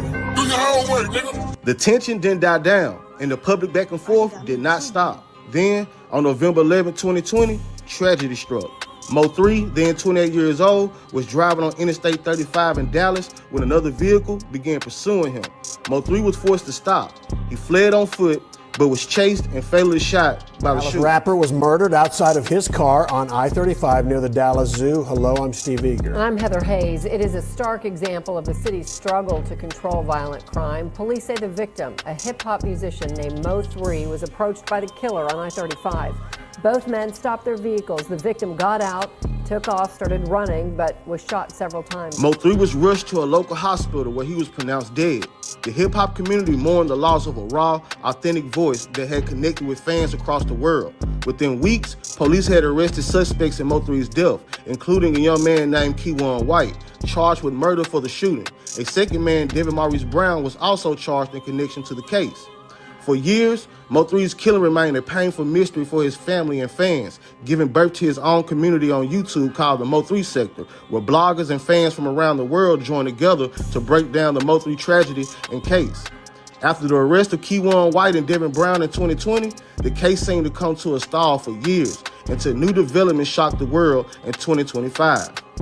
On March 20th, 2025, Dallas County authorities arrested Yella Beezy in connection with MO3's death. A grand jury indicted him on capital murder charges, alleging he hired Keywan White to carry out the fatal shooting in exchange for a payment. Good evening, everybody. I'm Steve Eager. Dallas rapper Marquise Conway, who goes by the name Yella Beezy, was arrested and charged for a murder-for-hire scheme. He was arrested earlier this week, connected to the 2020 murder of another rapper. Fox 4's Stephen Dahl is in the newsroom with more. Stephen. Steve, the murder victim back in 2020 was Melvin Noble, who went by MO3. Noble was killed in an ambush-style shooting during the day while he was on I-35 in Dallas. Investigators identified Keywan Dontrell White as the shooter in that crime. White is currently serving 9 years in prison for a firearm charge connected to the shooting. Conway, who goes by Yella Beezy, is accused of hiring White to kill. Prosecutors contend that a murder-for-hire plot lay at the heart of MO3's killing, a plot allegedly orchestrated by one of his peers. Yella Beezy pled not guilty and faced a bond set at $2 million. The story of MO3 and Yella Beezy is not only about two artists. It's about the broader culture, pride, and pressures within the rap community, the streets, and fame. MO3 left behind family, children, a growing discography, and a devoted fan base. Yella Beezy feature now rely on the outcome of a courtroom rather than musical charts, because when the music fades, all that remains is the truth, and the lives forever changed by it. MO3 was more than a rapper. He was a storyteller of pain, struggle, loyalty, and survival. His voice represented thousands who saw themselves in his lyrics. And when his life was taken, the city of Dallas lost more than an artist. He lost a piece of his soul. Yella Beezy's story, once defined by success and ambition, now stands at a crossroads, where the weight of the justice system will determine what history remembers.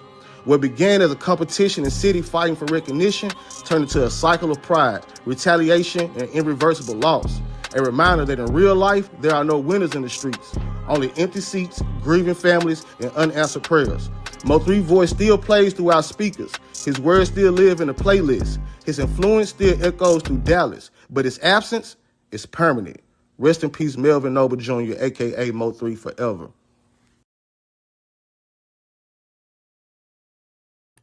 All right. So the reason for playing that, y'all, was to kind of let y'all know where we are at. In that video, y'all do see that it got to the portion where it was about Bubba, and that's where we are on part 2. We are at phase 3, March 2019, Bubba's killing. All right. Hold on, real quick, because I seen Long come through here. Long, if you still in the building, we'll just chop it up tomorrow. I'm gonna be going live tomorrow, Long. If you can hear me, you know what I'm saying? We could chop it up most definitely tomorrow when I go live. You know what I'm saying?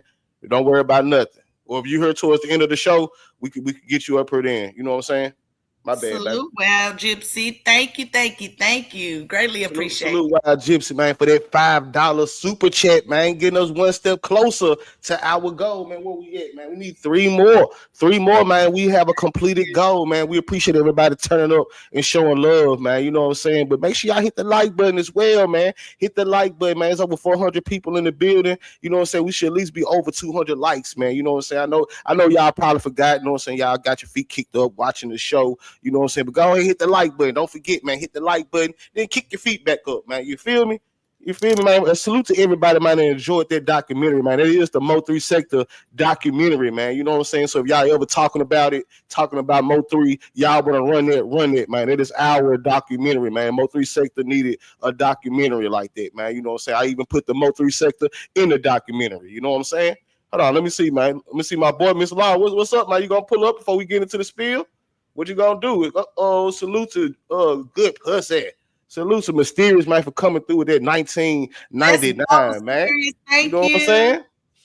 Appreciate it, man. Look, y'all stick around too, because in the end, man, we're gonna connect some dots, man. You know what I'm saying? And at the end of this, you know what I'm saying? Y'all know we've been talking about new defendants and all this stuff coming up.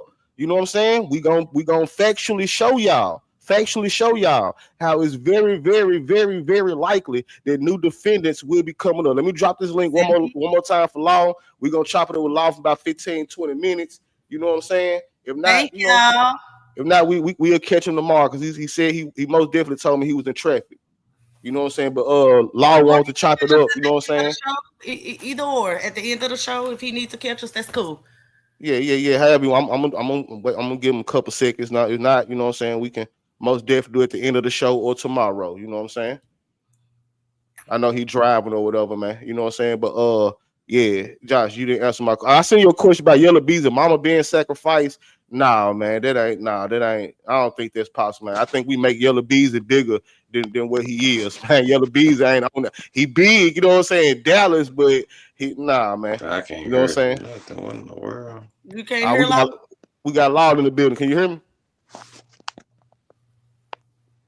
I don't think he can hear us. He got a problem. I can't hear. Let me see. Mic check. It's the other one. Hold on, let me see. I can't hear nothing coming out of here. Let me go back out and come back in. All right, what's going on? All right. Yeah, we finna chop it over with Law in a little bit, man. Then we're gonna get into the Mo3 versus Yella Beezy, man. You know what I'm saying? Let me see about Candace's question. So you think the slide on him was also for Yella and Trap? Could have been. You know what I'm saying? We most definitely can say it was for Yella, because he detailed, you know what I'm saying? He detailed how that tollway shooting went down. You know what I'm saying? I actually chopped it over Rain yesterday about the slide on him song, man. You know what I'm saying? He tried to say Mo3 was trolling and this and that. You know what I'm saying? But you know, we can most definitely say it was for Yella Beezy for sure. We got Long back up here. Let's see if is he good.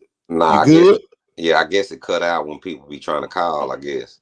Oh, okay. What's up, Law? Not much going down. Not much, man. I was just about to get into the spiel, man. You know what I'm saying? But you know what I'm saying? We heard, man. You know what I'm saying? We most definitely heard, man. How you feeling today, dog? That nigga trying to call. Hold on. If you ain't got time, my guy, if you ain't got time, you know what I'm saying? I think he's saying Kiwan trying to call. That's why I said we probably could go on with our show and then after, you know what I'm saying? Because I know the people want to hear it, you know what I'm saying? I told that nigga, don't call. however you want to do it, baby. However you want to do it. I'm gonna give him a second. Hold on, let's see. Okay, there you go. Let's see. Man, I gotta put this on non-disturb, nigga. My phone blowing up. Busy man. My bad. Shoot, I normally don't be on my phone. I normally do it from my set, but shit, I gotta make a project I was working on. But what's going down? Man, not much, man. You know what I'm saying? Real quick, you know what I'm saying? I ain't gonna hold you too long, you know what I'm saying? Because I know you said you plan on doing a separate live about it, you know what I'm saying? So Key1 had a pre-trial hearing yesterday, man. You know what I'm saying? And they put a news clip out, and in that news clip, you know what I'm saying? You know, they mentioned tattoos and all this, trying to tie him to a whole bunch of gang affiliation.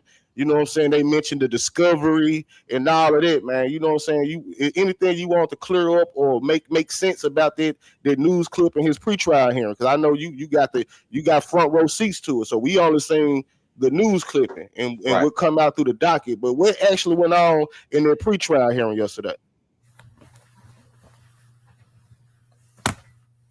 Somebody calling. God damn it, they trying to hate on us, man. Don't do it. Put the phone on do not disturb, man. You know what I'm saying? Put the phone on do not disturb. But yes, man, we trying to get an inside look, man, what happened at that pre-trial hearing yesterday, man. You know what I'm saying? Because I didn't even know Key1 was gonna be there showing up. I thought it was gonna be like a little status hearing. You know what I'm saying? So let's hear from Law, man. You know what I'm saying? Hopefully he good. So the news clip, you know what I'm saying, exactly what it is. It's just a clip because it was way more shit that went on than that. You know what I'm saying? Talk about it. Yeah, it was way more shit that was being filed, way more shit that got passed.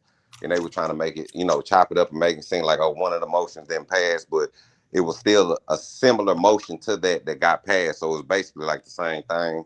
You know what I'm saying? That's why they end up getting a continuance. But yeah, they were Would trying that be the litigation, Lawton? I showed that at the beginning of the show. So basically, his lawyer asked for a specific law firm to be able to help her go through the evidence. Right, because you know, yeah, right, because you know what I'm saying, because what they're trying to do is, so now that, you know, they don't have, you know what I'm saying, people think they got to fight, but they don't, so I can't say too much, but with them pulling up this fight, now they trying to tie other things, and then now they trying to say, okay, now he's part of gang, and now we got to take these pictures, and we got to, you know, get these tattoos, and we got to do all this stuff right here.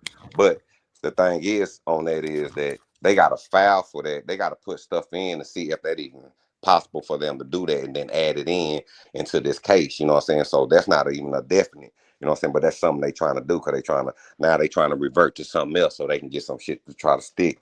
But you know how the gang go. They shit, like you say, they playing legal chess.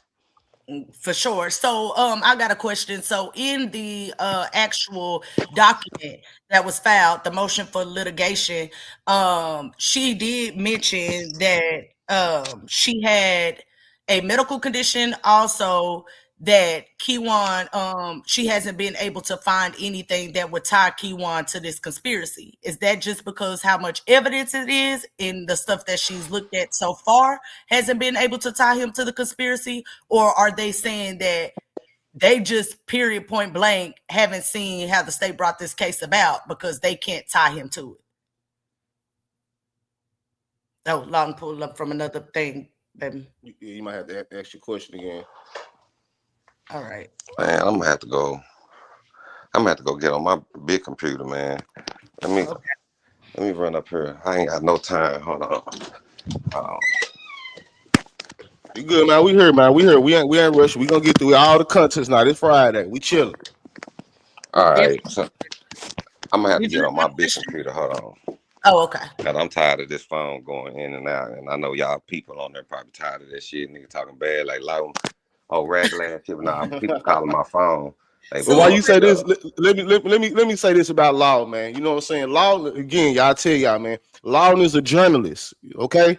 Law is a journalist. I know in the Mo3 sector, man. You know what I'm saying? A lot of people, they minds work a certain type of way, and y'all be hearing people, you know what I'm saying, that once wanted information behind the scenes from Law, you know what I'm saying, dog and Law and all this. But Law is a journalist. If you go to his YouTube channel, you know what I'm saying, Key1 is not the first person that he has documented, because that's what he's doing, y'all. He's actually making a documentary that y'all might not care for, but that's his job. That's what he, you know what I'm saying, one of the things that he get paid to do on the side. He's a content creator, not just on YouTube. You know what I'm saying? So Lawton is a journalist. You know what I'm saying? So don't think they Lawton up here saying this and saying that. Now Lawton is a journalist, man. You know what I'm saying? And the journalist go get the story. You know what I'm saying? Lawton is there. He get front row seats, and he gonna give us an insight on what actually went on. You know what I'm saying? It's no different than us. You know what I'm saying? No different than us talking about it. You feel me? So you know what I'm saying? Let Law cook. You know what I'm saying? We just get the information, and y'all know we gonna do what we need to do with the information. You know what I'm saying? Salute Pressure Bucks Pipes. Hey, Tennessee girl. She said, yes, we tired too. We gonna get that, guy. We gonna get that back. Long had front row seats. Let me drop this link again. You know what I'm saying? Just in case he need it. You know what I'm saying? Some people say they was ready to get to the content. Yes, hey, he was finna get good too. You was asking some good questions. Uh-huh. Okay, there you go. Here you go. Okay, we got Lawton back, y'all. All right. So did you hear my question, Lawton? 1, 2. Can you hear me? Yeah, we can hear you. Loud and clear. You loud and clear. Let me see if I can turn you down. Because last time you I had you up on 200. Yeah, let me turn you down a little bit. All right, you good.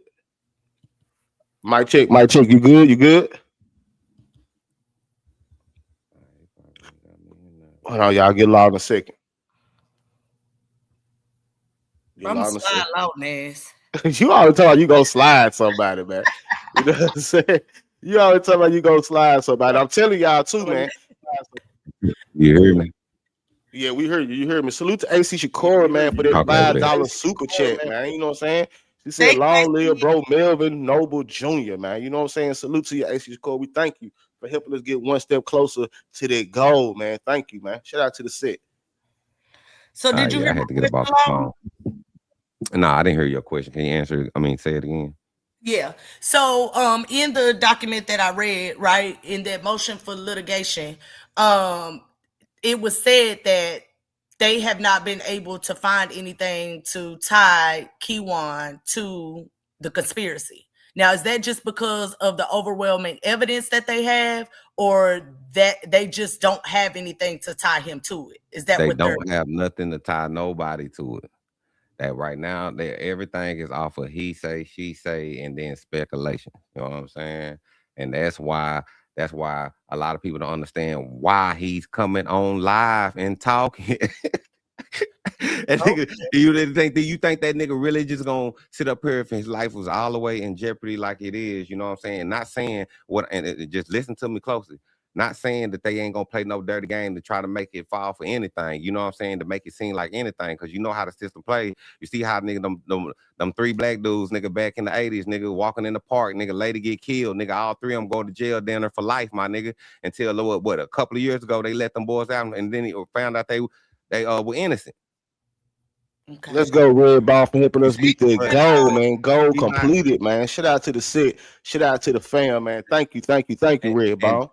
And two, it ain't me. I ain't playing no motherfucker both sides or none of that. You know what I'm saying? Like niggas know who I am in the city. You know what I'm saying? Like, and not everybody know me in the city too. You know what I'm saying? So let's not get that twisted either. You know what I'm saying? Because I'm not coming up here saying I'm this and I'm that, but I am well respected in what I do in my craft, like far as the music, making beats. You know what I'm saying? Helping people out with their paperwork when it comes to the music, from the ASCAP, the BMI, the CSACs, nigga, the copyrights. You know what I'm saying? Registering for the MLC, registering for the Harry Fox Agency, everything. How to get your money collectible, just for not online, but for physical and tangible music and all that. That's what I'm known for.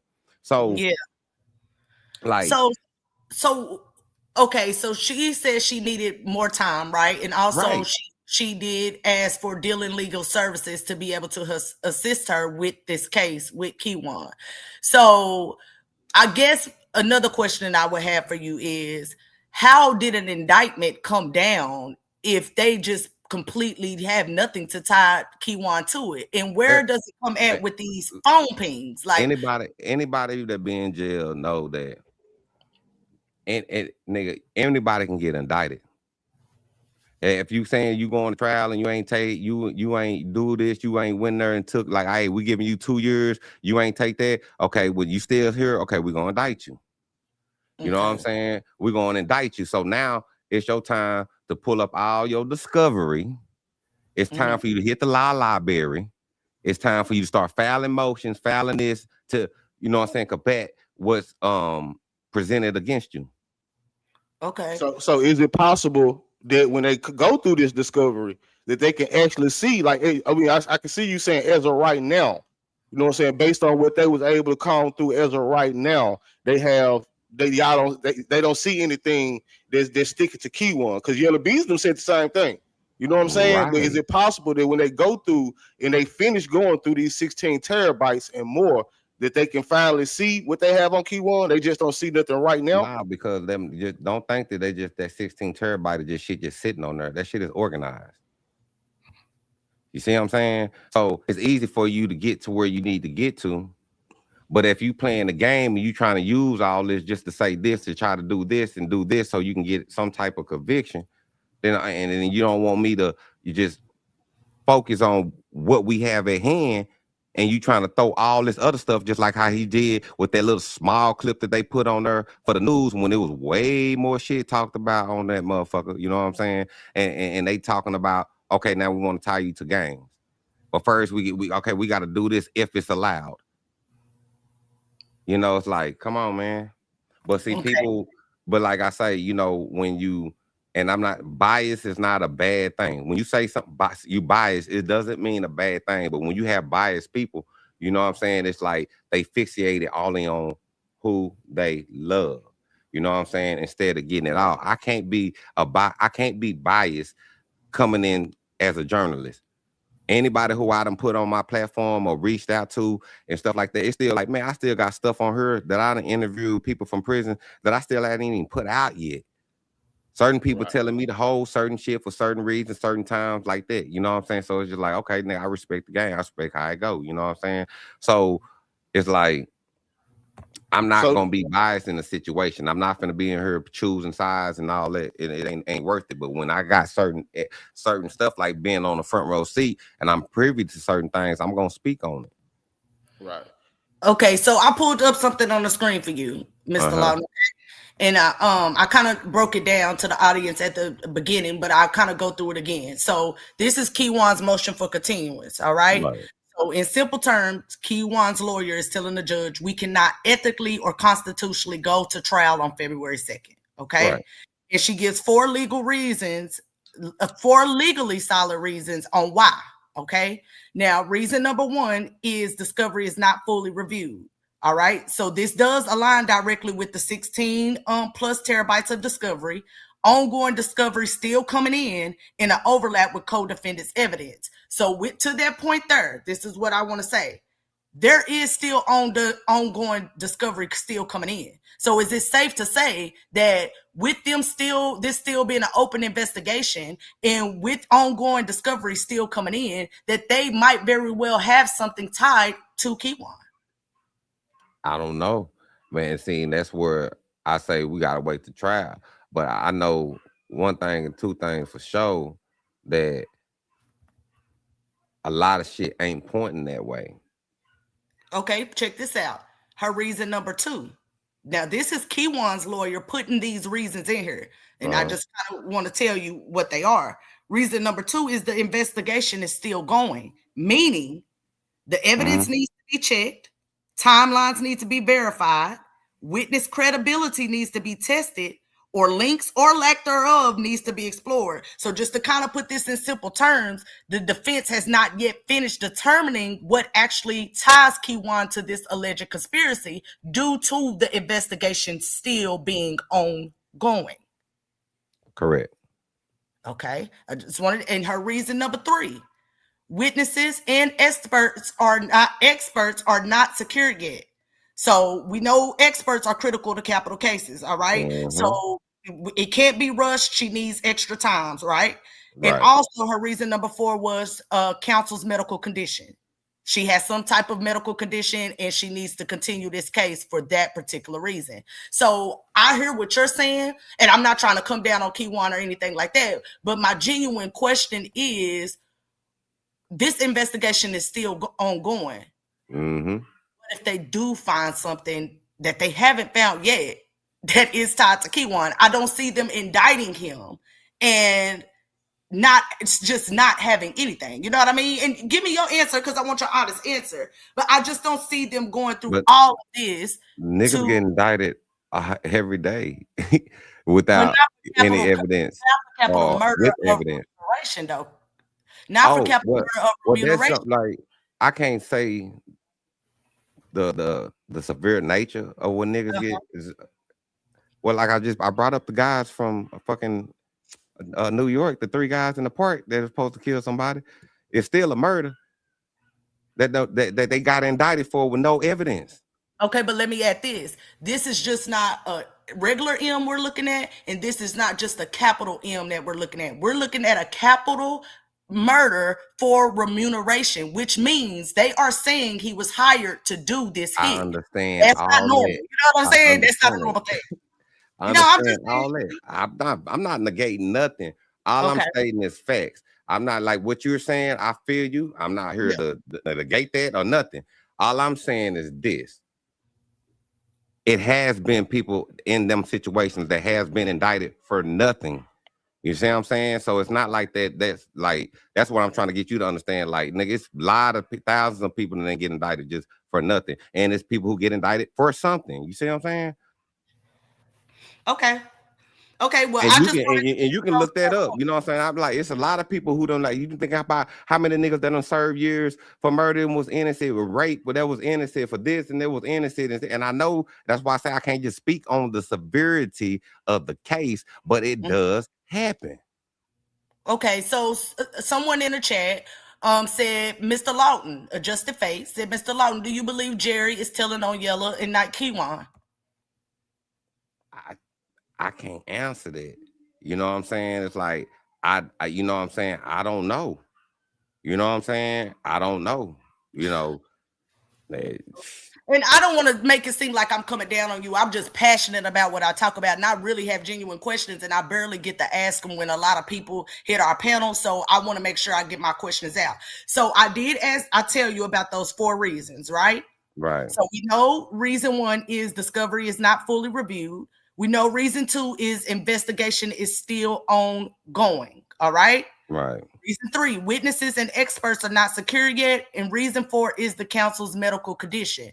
Is Keywan aware of all these reasons that she put in here? And is he doing anything to assist his lawyer with these reasons? Like as far as she needs funding for an investigator too to help go through those things.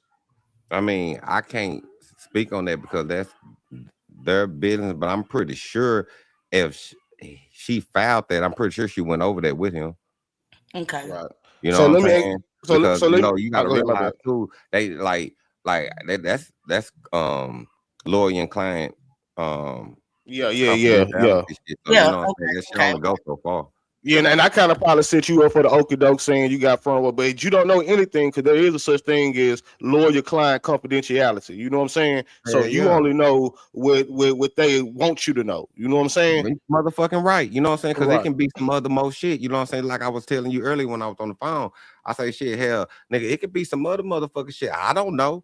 You know what I'm saying? Until it all come out. But I know from right now, for what I'm getting and from what I've been seeing, it's like it's not that way. That's why she pulled that up and she can see to it. That's why she asked that question. She like, well, damn, man, they ain't got nothing, but they trying to tie everything that they can. So let me ask you from this perspective. I guess this would be better. Let me say this. In your opinion, Correct. right now where this case is, do you think that they will have evidence that will tie Keywan to the murder of MO3? As of now, in all these years, after 5 years, in my opinion, I don't think so. And if it do, you know what I'm saying, I'm gonna be shocked. And like I told him, I'm gonna be fucked up. Nigga, I'm gonna feel fucked up because I have invested certain, you know what I'm saying, like out of all my interviews I done did with people in the penitentiary, this is the one that I invested a lot of time, you know what I'm saying, into that I ain't never set out to do or thought I was gonna do. You know what I'm saying? I ain't realized, nigga, it was gonna be this long. You know what I'm saying? They say prepare to be fucked up, then, man. That's what they say. They say prepare to be fucked up, man. Because I ain't gonna lie to you, man. Another thing that keeps me fucked up too, because I ain't never, like I say, I ain't never met a motherfucker that going through stuff like this and he's for sure all the way through and never buckled once. A lot of people in his shoes, I done seen buckle. A lot of people in his shoes, you know what I'm saying? It's like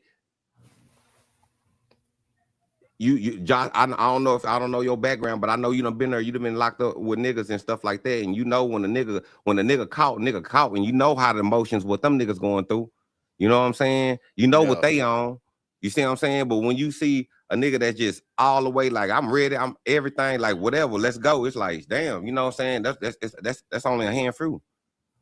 Okay, let me ask this. And I know you gonna have a show, but I want to ask this. Is there anything else in the pretrial that happened that you can share with us? Oh shit. Oh hell yeah, I can share. This is as much I can share. I know they talk way more than what that was on that clip. And I know, man, the one thing the motherfucking DA or motherfucking ass up there, you know what I'm saying? I was just watching Room 901 and watching Lawton when he just went live. He think it's a joke. They brought us up. Oh yeah, they brought us up, man. They brought Room 901 up in that bitch. Yeah, they brought me up in that bitch. They were like, yeah, he was just on the live. Yo, woo, woo. So, and there was a lot of shit that was in there that was just getting shut down. And that's why I'm saying, like, it's just like, it's like, man, people only show you what they want you to see. Oh, wow.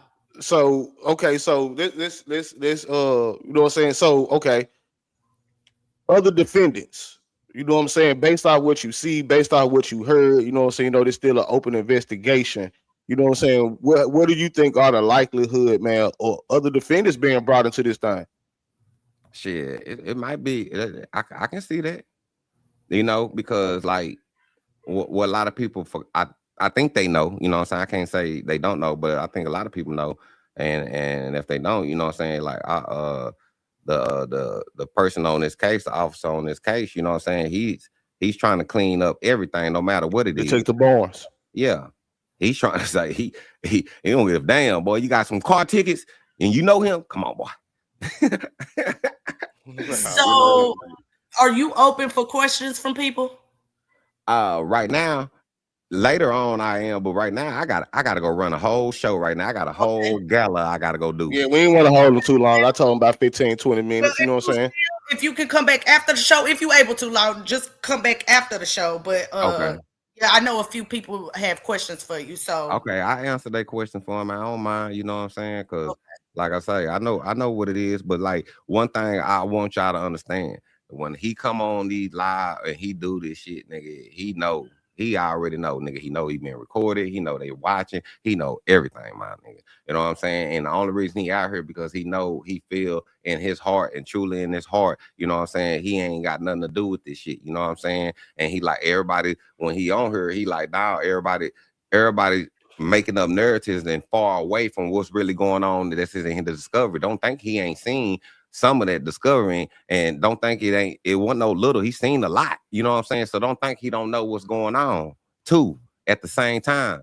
You see what I'm saying? Like that's why I he's think jumping up here. You see what I'm saying? I think key one just more so because like I'm gonna keep the book. We all know there's key one on the highway. You know what I'm saying? You ain't got to show those sense, but I told you this too. You know what I'm saying? We all know there's key one on the highway now, but in the trial, it's not what you know, it's what you can prove. So I think that pride, the key I don't one know got. if him on the highway. I just shit. I mean, that's why I said you ain't got to show those sentiments. You know what I'm saying? You ain't got to show those sentiments. But me personally, and I think I speak for a lot of other of us, you know, a lot of other people, you know what I'm saying? We know there was key one on the highway. But in the court, it's not what you know, it's what you can prove. So key one probably got that posture about himself because he don't feel like that they can prove it. But man, I don't know, man. You know what I'm saying? I don't know, man. I don't know, man, because you know they still got they got the Atlas Bell buns and 7 videos. You know what I'm saying? It's a lot, man. I think y'all need to go through their docket a little bit and go through some of those business records that they subpoenaed. And yeah, because even that, man, if you put those things together, they tell a story, man. And thank you for the cheers, the movement. But let me ask you this, Mr. Salute to the movement, man. Thank you for those cheers, man. I need to ask you this. So, in your opinion, right? Is Key One saying that he has absolutely nothing to do with the murder of MO3? Just straight answer, yes or no? Yeah. That's what he been screaming shit since the first day I heard. I mean, I met him and shit.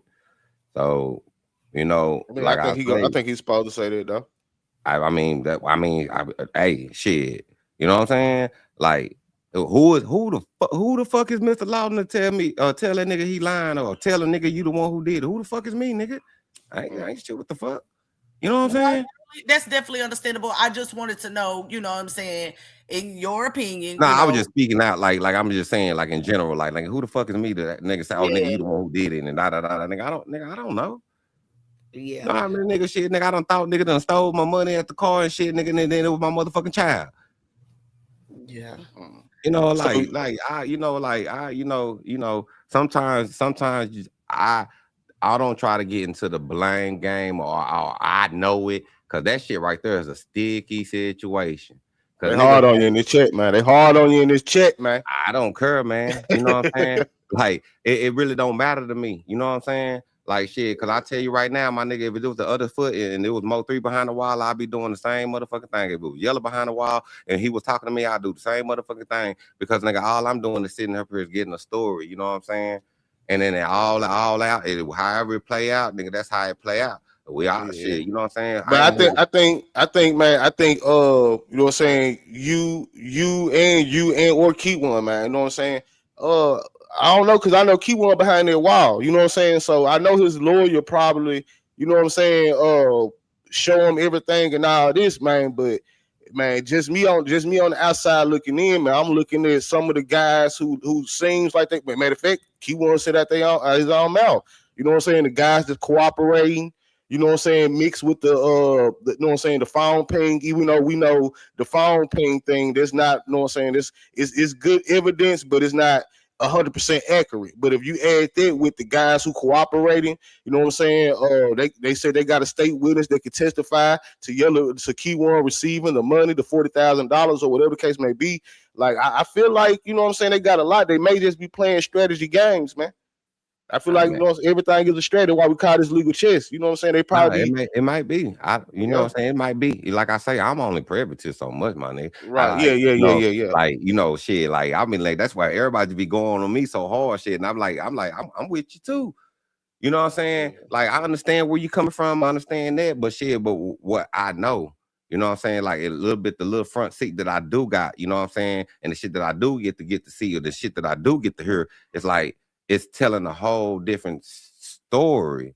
You see what I'm saying? And like I was telling you behind the scenes, like nigga, they trying to go to over here now. You know what I'm saying? Like nigga, I ain't trying to, you know, like all right, cool, I understand. You know what I'm saying? But like I say, I'm gonna do a live. We supposed to go back. We gonna talk about what was really going on and more. Yeah, I know you gonna go in. I know you gonna, you know what I'm saying, get more, you know what I'm saying, expound a little more when you go live, you know what I'm saying? So we gonna leave it right there, you know what I'm saying? Right. I appreciate you pulling up though, my guy. Oh no, ain't no problem. Yeah, y'all take care, man. All right, man. Be blessed, my guy.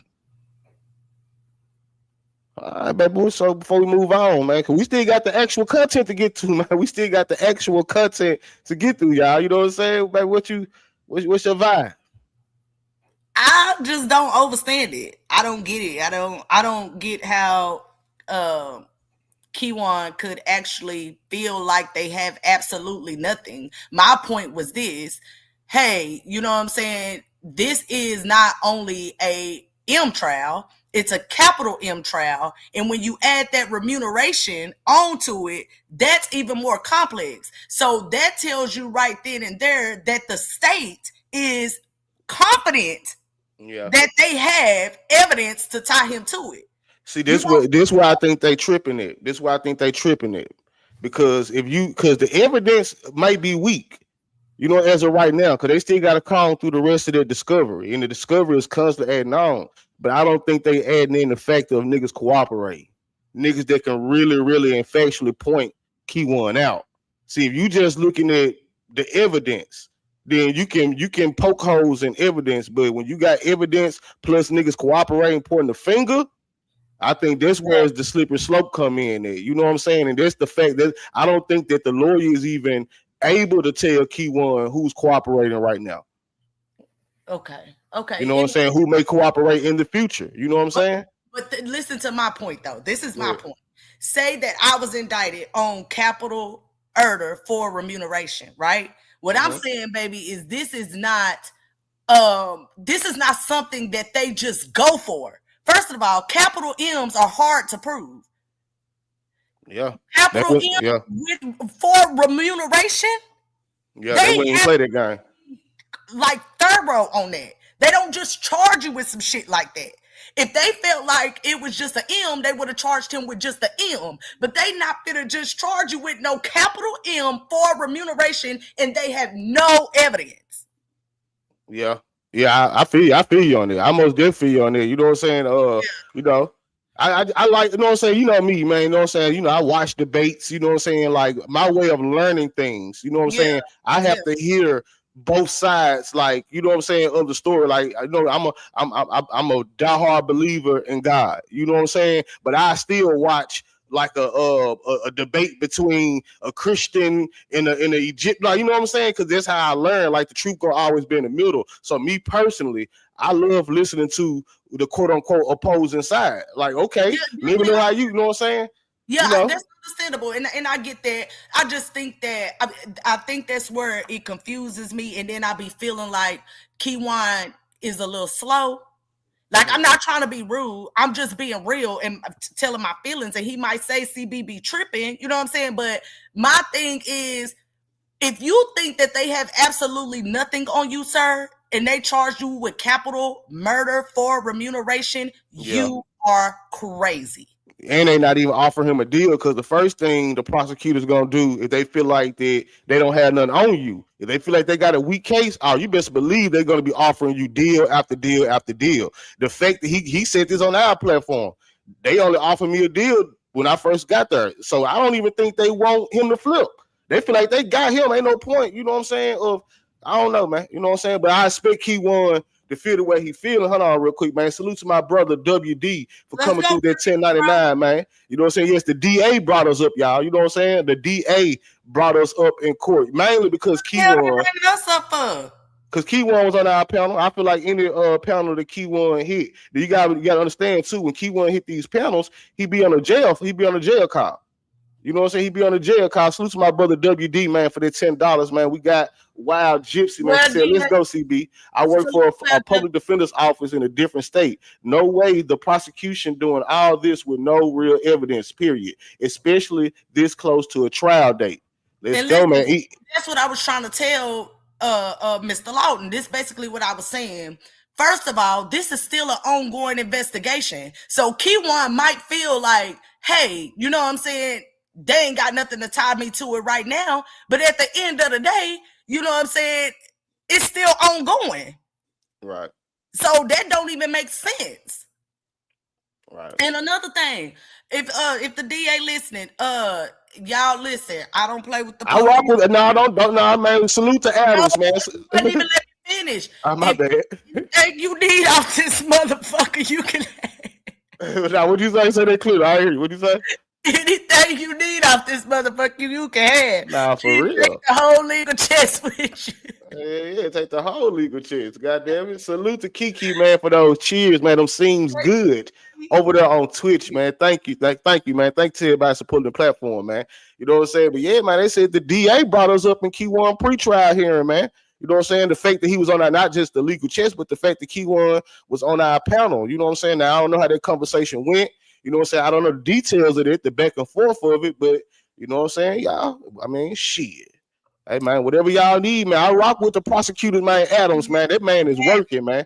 You know what I'm saying? I know a lot of people may not have faith in this trial, but me following it, you know what I'm saying? And man, I rock with Adams, man. I don't know his first name. I think his name Tommy Adams. I don't know, but I rock with the prosecutor on this trial, man. You know what I'm saying? That white boy is cooking, man. You know what I'm saying? I don't care what nobody say. Salute to Mr. Lawton.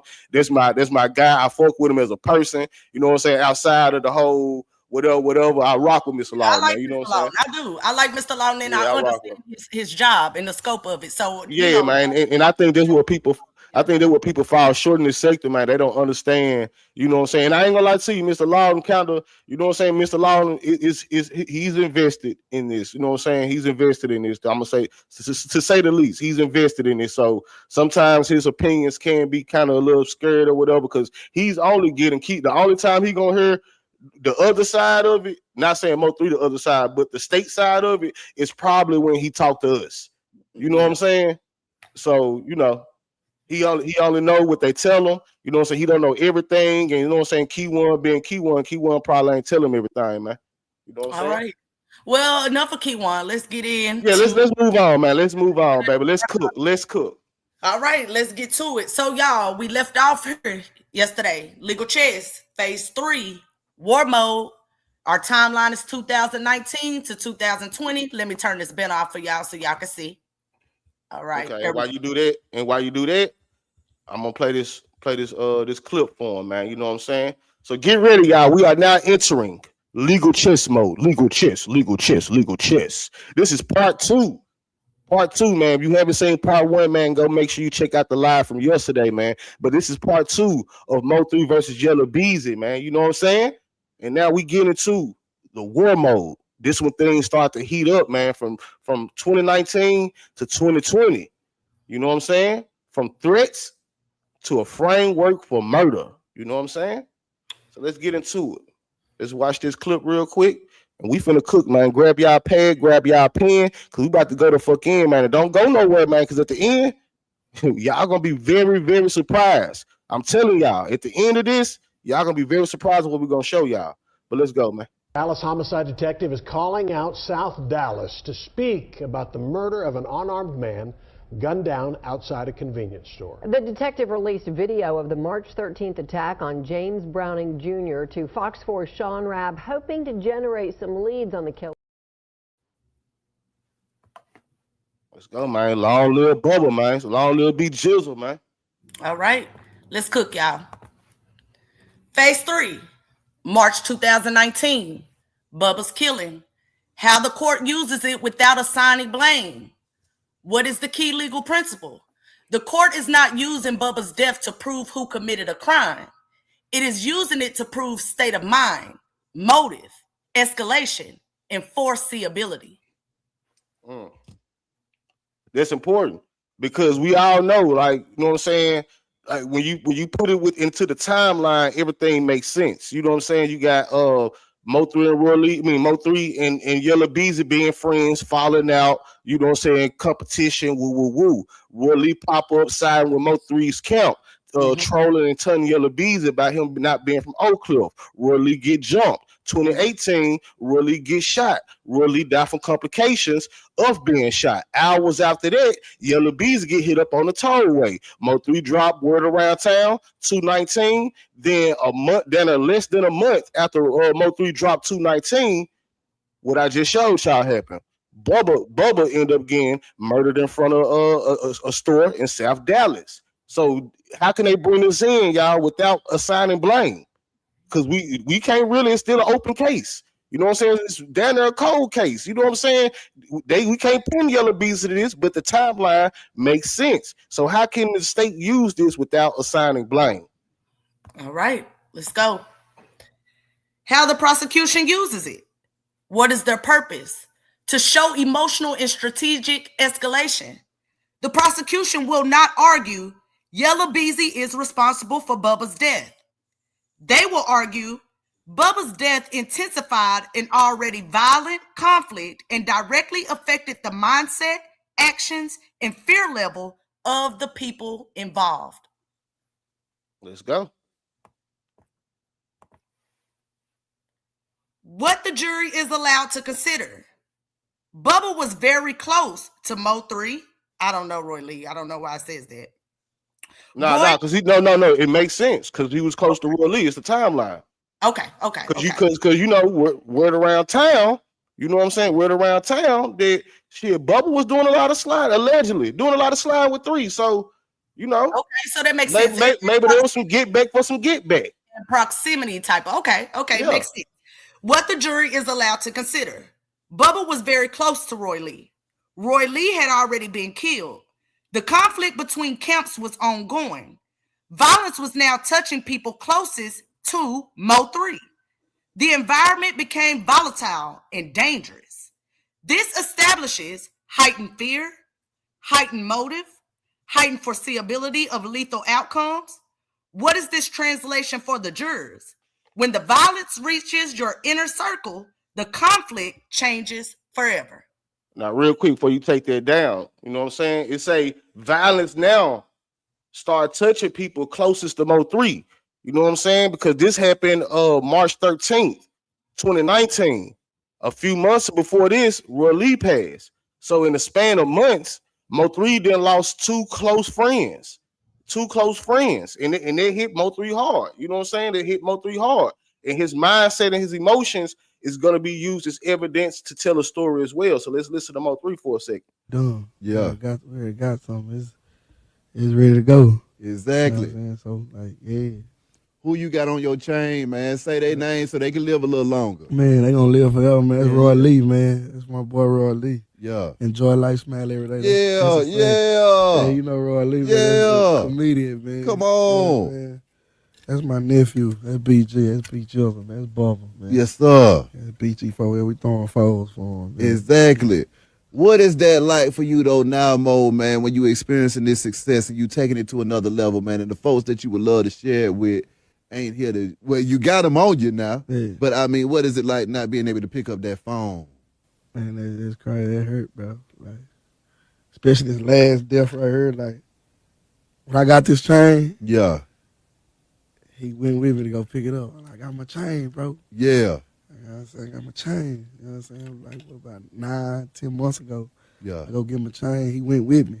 You know what I'm saying? That was his last video on Instagram of me getting this chain. So there you have it. You know what I'm saying? There you have it, man. You know what I'm saying? MO3 said, man, that hurt, man. That hurt me. That hurt me. And he also put it in the music. You know what I'm saying? He also put it in the music. All right. Here we go. How the defense uses it. The defense will emphasize there's no evidence tying the defendant to Bubba's death. The event cannot be used to imply guilt or responsibility. The jury must not speculate about who did it. They will ask the judge for limiting instructions such as, this evidence is admitted only for context and state of mind, not to prove that the defendant committed this act. This protects the defendant's rights and keep the focus narrow. And I'm going to tell y'all this. Man. I'm going to say it like this.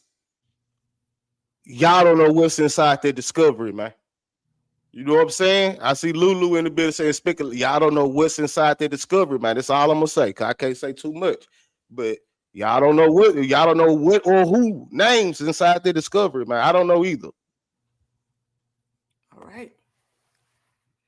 Why a judge allows it? A judge allows this evidence because it explains the emotional and strategic climate, shows why the conflict escalated, makes later conduct more understandable, helps the jury evaluate motive and intent. It is not admitted to assign criminal blame for Bubba's death. Right. You can't. We not pointing blame. We just paint a picture of an escalating war. Exactly. So don't get confused with we saying Yella Beezy did this. No, we just paint a picture of an escalating retaliatory war. Because this happened, really get shot, died from complications of being shot. Yella Beezy, hours after that, because you can't say Mo3 did nothing to Yella Beezy factually, but Mo3 rapped about it. You know what I'm saying? He rapped about it, and them songs can and probably will be used in court to paint this picture. Then after that, Bubba ended up getting shot and murdered.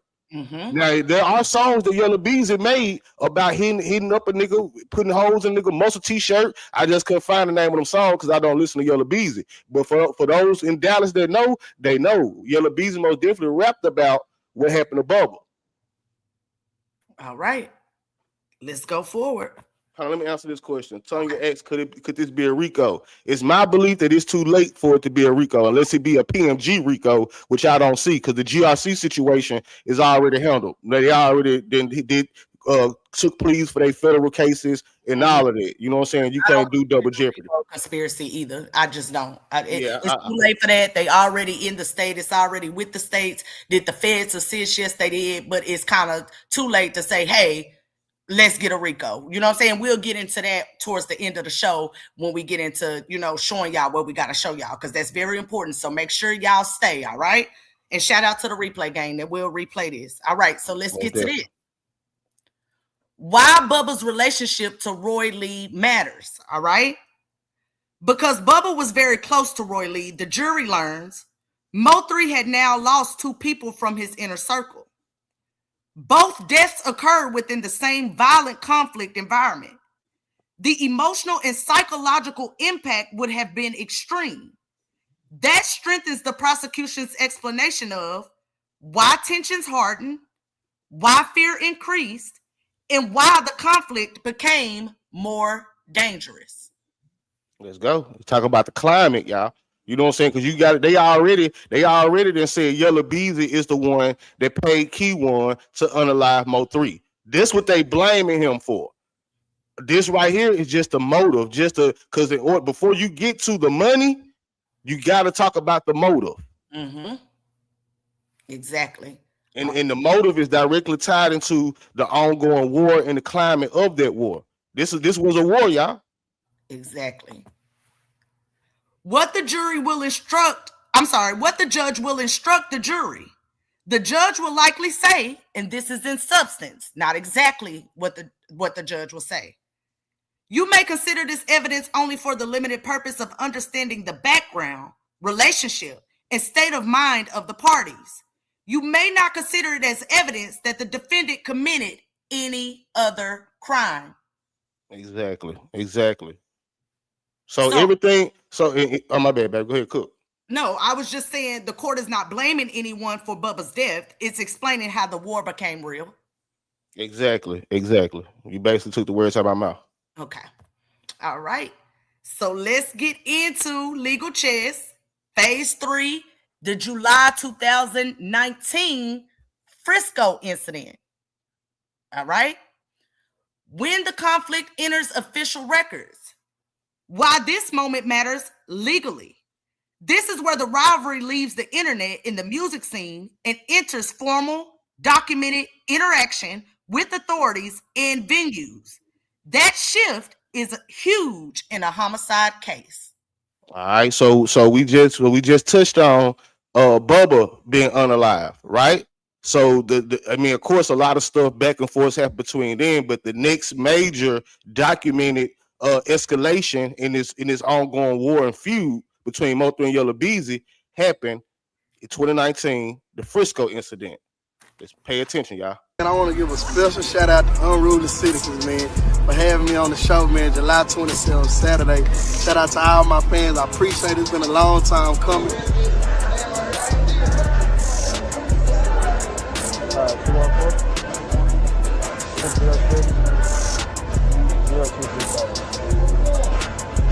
Everybody gets this stuff out.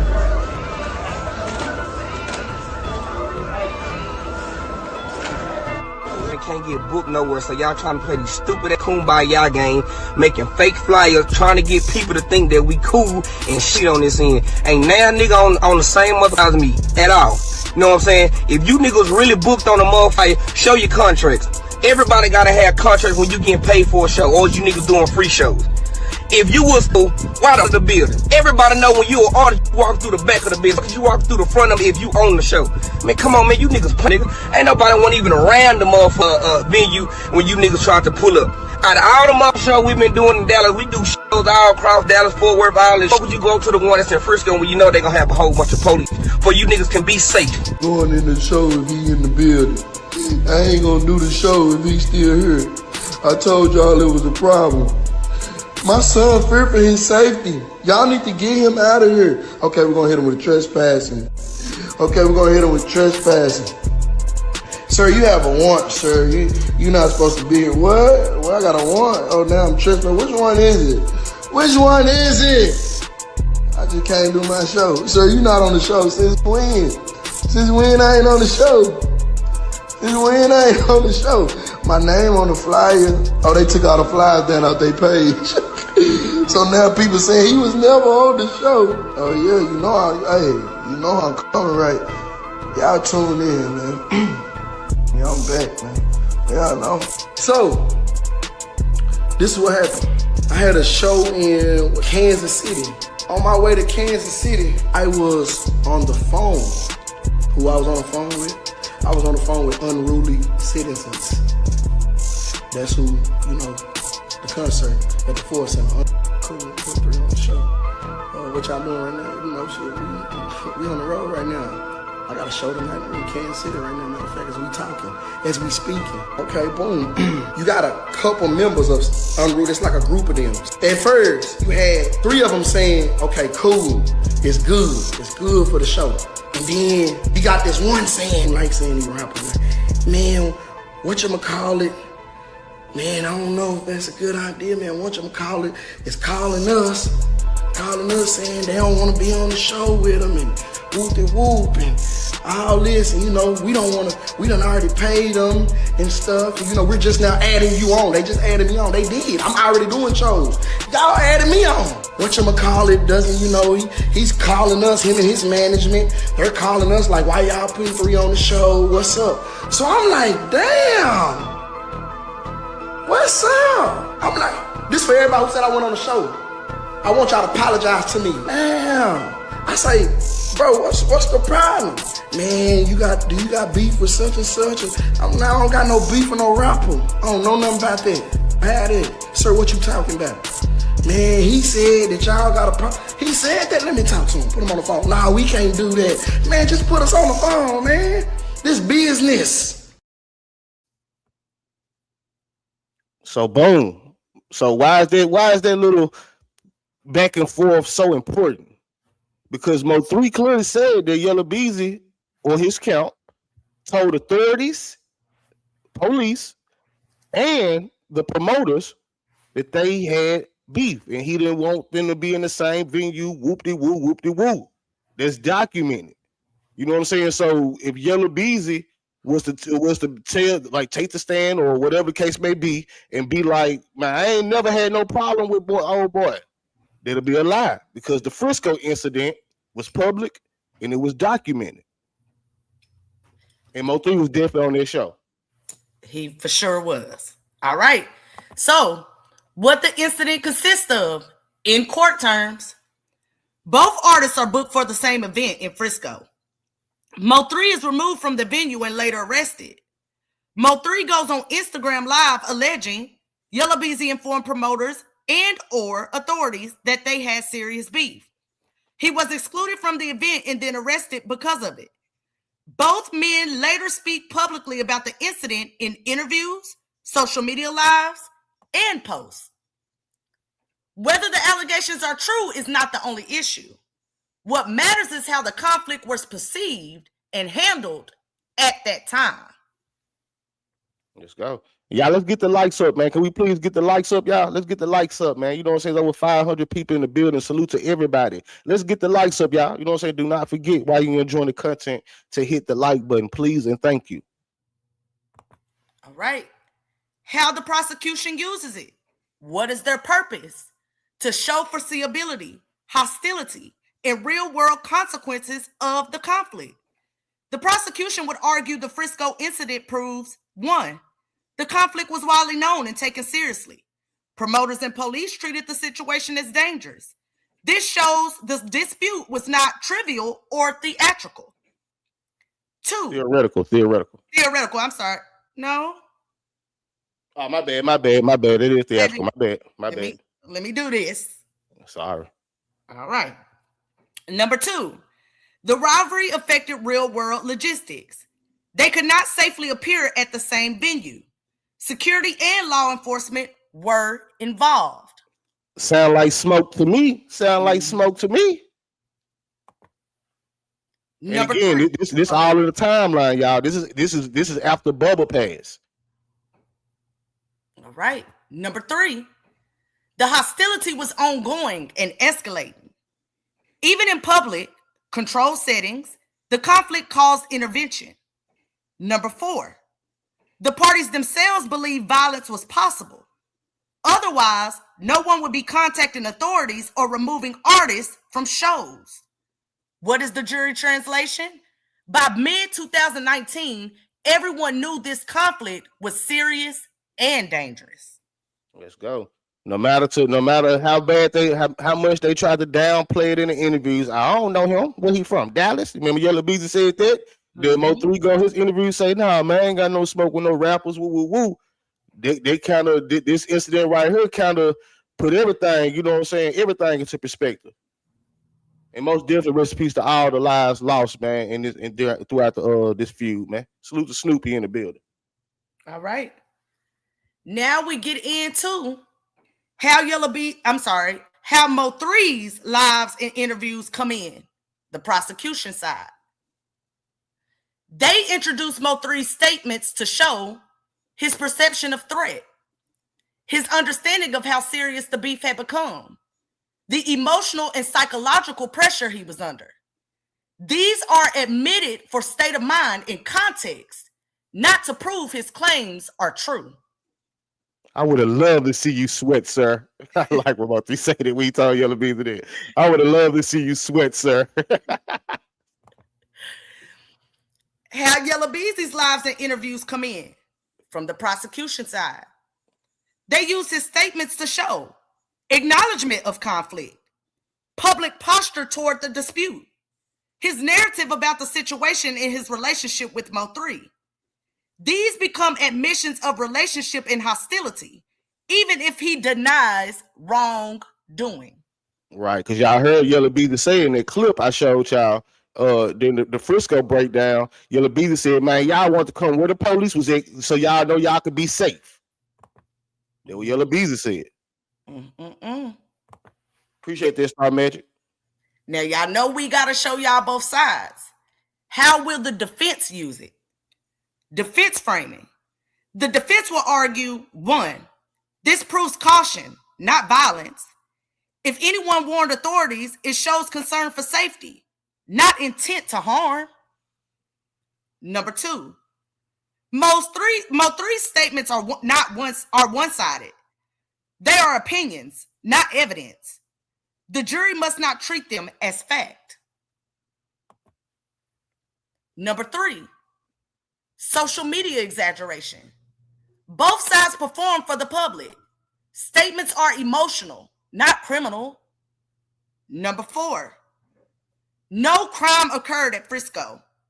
Therefore, it cannot be used to prove later criminal conduct. They will ask the judge to give limited instructions about how the jury may consider the statements. All right, let's move forward. What the judge allows and limits. What's likely to be admitted?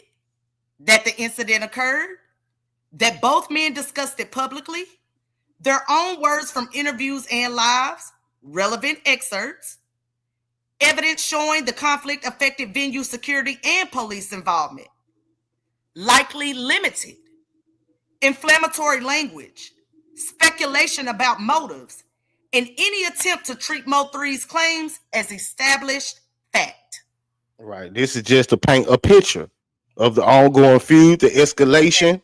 All this stuff was documented. This is the digital footprint of the escalation. I keep seeing people have a conversation in the chat about Yella Beezy being scapegoated frame. Look, y'all stick around. Y'all stick around, man. You know what I'm saying? We finna make that plain tonight. I promise you, we finna make that plain tonight. The judge will instruct. This evidence is admitted only to help you understand the background and relationship of the parties, not to prove any crime. Exactly. Run it like so, family. Run it like so for your boy. Please, let's get it. All right. Now, why is this phase so powerful? The Frisco incident demonstrates the conflict was real. The conflict was dangerous. The conflict had reached a point where outside authorities intervened. That is exactly what prosecutors need to establish foreseeability before a homicide. Facts. Because for a long time, you know what I'm saying, before 2019, especially documented, you know what I'm saying, things happen. But Mo3 talked from where he was at, Yella Beezy them talked from where they was at. You know what I'm saying? It wasn't until the Frisco incident to where they both was in the same venue and outside authorities and things of that nature had to step in. So this one of the first times in 2019, after Roy Lee died, after Bubba died, that they was in the same venue together, and this happened. And I just wanted to add, by July 2019, the beef wasn't just personal, it was institutional. So venues, security, and police were already adjusting their behavior around it. Exactly. They already knew what was up. All right. We enter legal chess phase 4.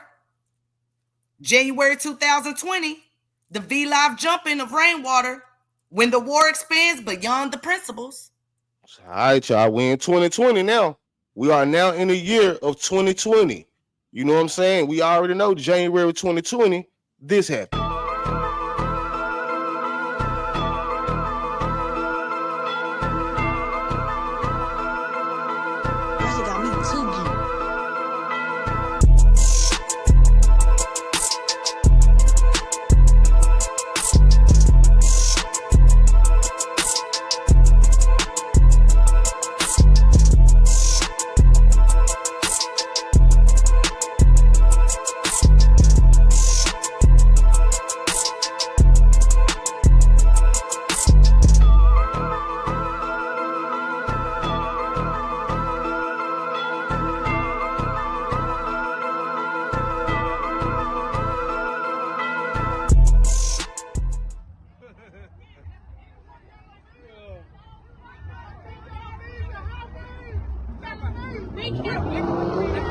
Bum ass nigga. For real. That's what you do, baby. All the internet bumping ass shit, nigga. Oh, okay, internet. Nigga running, nigga ran for one nigga. Nigga, I beat him up. Push ass nigga.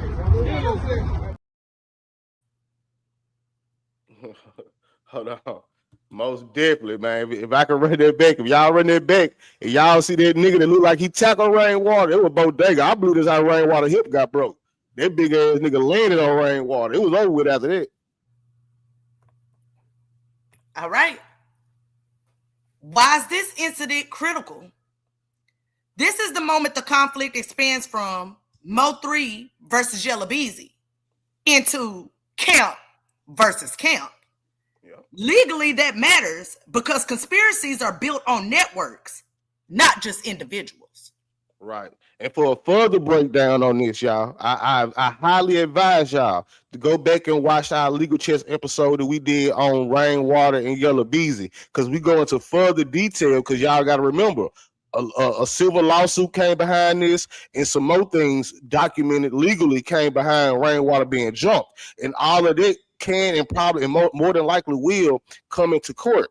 You know what I'm saying? So go back to the Rainwater versus Yella Beezy to get a further breakdown on this, but we still gonna break it down. All right. Let's move to the next one. How this comes into court. The V-Live incident is introduced as relationship, motive, and escalation evidence, not as proof of the homicide. It shows the hostility was active. The hostility was physical. The hostility now involved associates and management. The conflict was becoming organizational. My bad, hold on. Keep in mind, y'all, this is a timeline. These are not just isolated events. So you go from July 2019, the Frisco incident, to January 2020. This same person, Yella Beezy, is now jumping MO3's manager, Rainwater. All right. Prosecution strategy. What the state argues, number one, the conflict was still ongoing in 2020. This is not ancient history. It is months before the murder. Number two, the conflict had become physical again. Not just words of music, real assault in a public venue. Let's go. And Money Bags, I highly advise you to go watch the episode with Rainwater and Yella Beezy before you make that assertion. Please. Because testimonies was getting on oath, all of this stuff. Even go back and watch Rainwater sworn testimony. It's online. MO3 name was all in there. Number three, associates were now being targeted.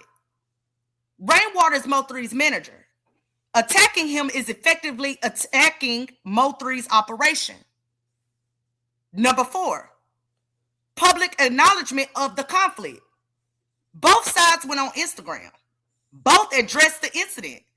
The hostility was open and unapologetic. This shows intent, motive, and foreseeability heading straight into 2020. All right. Because it's the build-up, y'all, because we know what happened on 11/11. We're going to get there, but this is the build-up. This is the build-up. Don't take these incidents as isolated situations. I know, but remember when we went through part one? I ain't going to run through it again, but this is part two. We started all the way from down there 2017. Now we in the year 2020. We lining all this up, so don't take these as isolated incidents, y'all. Line these things up. No problem, Moni. How MO3's lives and interviews come in from the prosecution side. Hold on, before we play that, let's hear from them. Let's hear from them real quick. And I gotta tell him, man, god damn, come on, scary ass nigga. Fam, y'all whooped a scary nigga. And y'all ain't even whooping good. I'm disappointed. I was, if that were me and my partners, and we would have caught that boy lagging like that, we would have did him dirty. Y'all ain't doing him dirty, man. Come on, man. His lip wasn't even bust. Come on, man. Y'all stomped on him a couple times, kicked him, tripped him and shit. That shit whack. When you jail, nigga, you supposed to go in. You supposed to go to the max. You supposed to get that boy to business. You know what I'm saying? Boy not even supposed to be posting no more. You get what I'm saying? But let me say this again. Rainwater's not a street nigga. Sir, why did y'all a college kid / club promoter / manager? Is that because it's the closest thing to me? Y'all, no, you won't get no point. I can see if y'all whooped a nigga. I can see if y'all whooped him and then just left it at that. But when you got on camera talking about, me by myself. Yeah, me by myself. Where you fucked up at? Don't worry about it. Let's get to it. See, that's where you fucked up at. Let's get to it. You heard MO3 say, man, why y'all jumping manager? Because it's the closest thing to me. Let's go. How MO3's lives and interviews come in. Prosecution. They introduced MO3's statements to show his perception of threat, his understanding of how serious the beef had become, the emotional and psychological pressure he was under. These are admitted for state of mind and context, not to prove his claims are true. It's all for context, y'all. Not for the facts, but for the context. Because once you speak on something, I mean, it's done written in stone, especially when in the trial. It's for context. All right. Next, how Yella Beezy's lives and interviews come in from the prosecution side. All right, so boom. You know what I'm saying? Let me read this for y'all. Let me read this for y'all, man. You know what I'm saying? Let's hear from your old Yella Beezy himself, but I gotta read this. So Yella Beezy, that nigga, he had one of them bitter baby mama posts that he made on Instagram. Now, let me go on my phone. I gotta read this. All this came from Yella Beezy. Let's read it though. Let's see what he said. Let's see what's inside all of this. You know what I'm saying? This is from Yella Beezy himself. You know, he said literally every nigga I had a problem with while being in the industry shit, I told them it's up. And again, if it's any typos, any whatever in her, it's all on Yella Beezy. He said literally every nigga I had a problem with while being in this industry shit, I told them it's up, or they already know. Every time you hear I'm in an altercation, I'm in all caps. He said I'm the one taking off first. Swing first, punch him down. Except for one nigga, and that's because I ain't seen him yet. Who is that one nigga, y'all? He said except for one nigga, and that's because I ain't seen him yet. That's why niggas always saying he snuck me, or he snuck me in all caps, whatever they mean. He said, it ain't nothing to talk about. It ain't nothing to talk about if we have a known problem. If I see you first, I'm not finna greet you. I'm taking off. Simple. I ain't never ever ducked no nigga. No smoke, period. I just don't argue back and forth over the internet. That don't mean I'm scared. That don't mean I don't argue with niggas. But when I do see you, and we have a problem, on God, I'm going in your mouth. Win, lose, or draw. Known street fact. Don't let these internet niggas fool y'all. I'm not giving no celebrity boxing matches, because y'all remember, you know what I'm saying? Mo3 was saying, man, we can squash it, man. We just squabble, woo. We can have a little boxing match. He said, no, what was I? He said, I'm not giving no celebrity boxing matches, trying to make shit sweet and say, fuck that. I want you to feel this pressure. If you talk gangster or tough about me, be about all that shit you trying to make people believe on the internet. I don't give a fuck who you is. He put that in all caps. I don't meet up to talk or to fight. It's street rules, on site, all off adrenaline.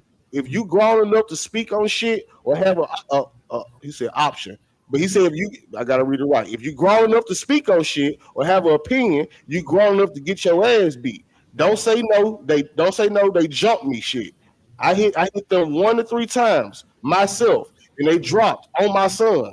From past fights to recent with these industry niggas or niggas with names, I don't think I'm tough, untouchable, none of that. I just know I ain't no hoe. Y'all listen to niggas talking loud on the internet trying to justify them getting their ass whooped, or niggas trying to smoke them. Ask the streets or Dallas. They'll tell you who pressure. I ain't put up in the house. I walk the streets when I please. Well, when I didn't. I'll screenshot that and read that, and you know what I'm saying? See the all caps and all that. He most definitely talk about Rainwater and MO3. He said one niggas because I ain't seen them yet. You know what I'm saying? You did, so you seen them in Frisco, but you know what I'm saying? We ain't gonna do all that. We gonna stay in our bag. How Yella Beezy's lives and interviews come in from the prosecution side. They use his statements to show acknowledgement of conflict, public posture toward the dispute, his narrative about the situation in his relationship with Mo3. These become admissions of relationship and hostility, even if he denies wrongdoing. All right, now y'all know we got to give y'all both sides. We got to give y'all the defense. Defense strategy.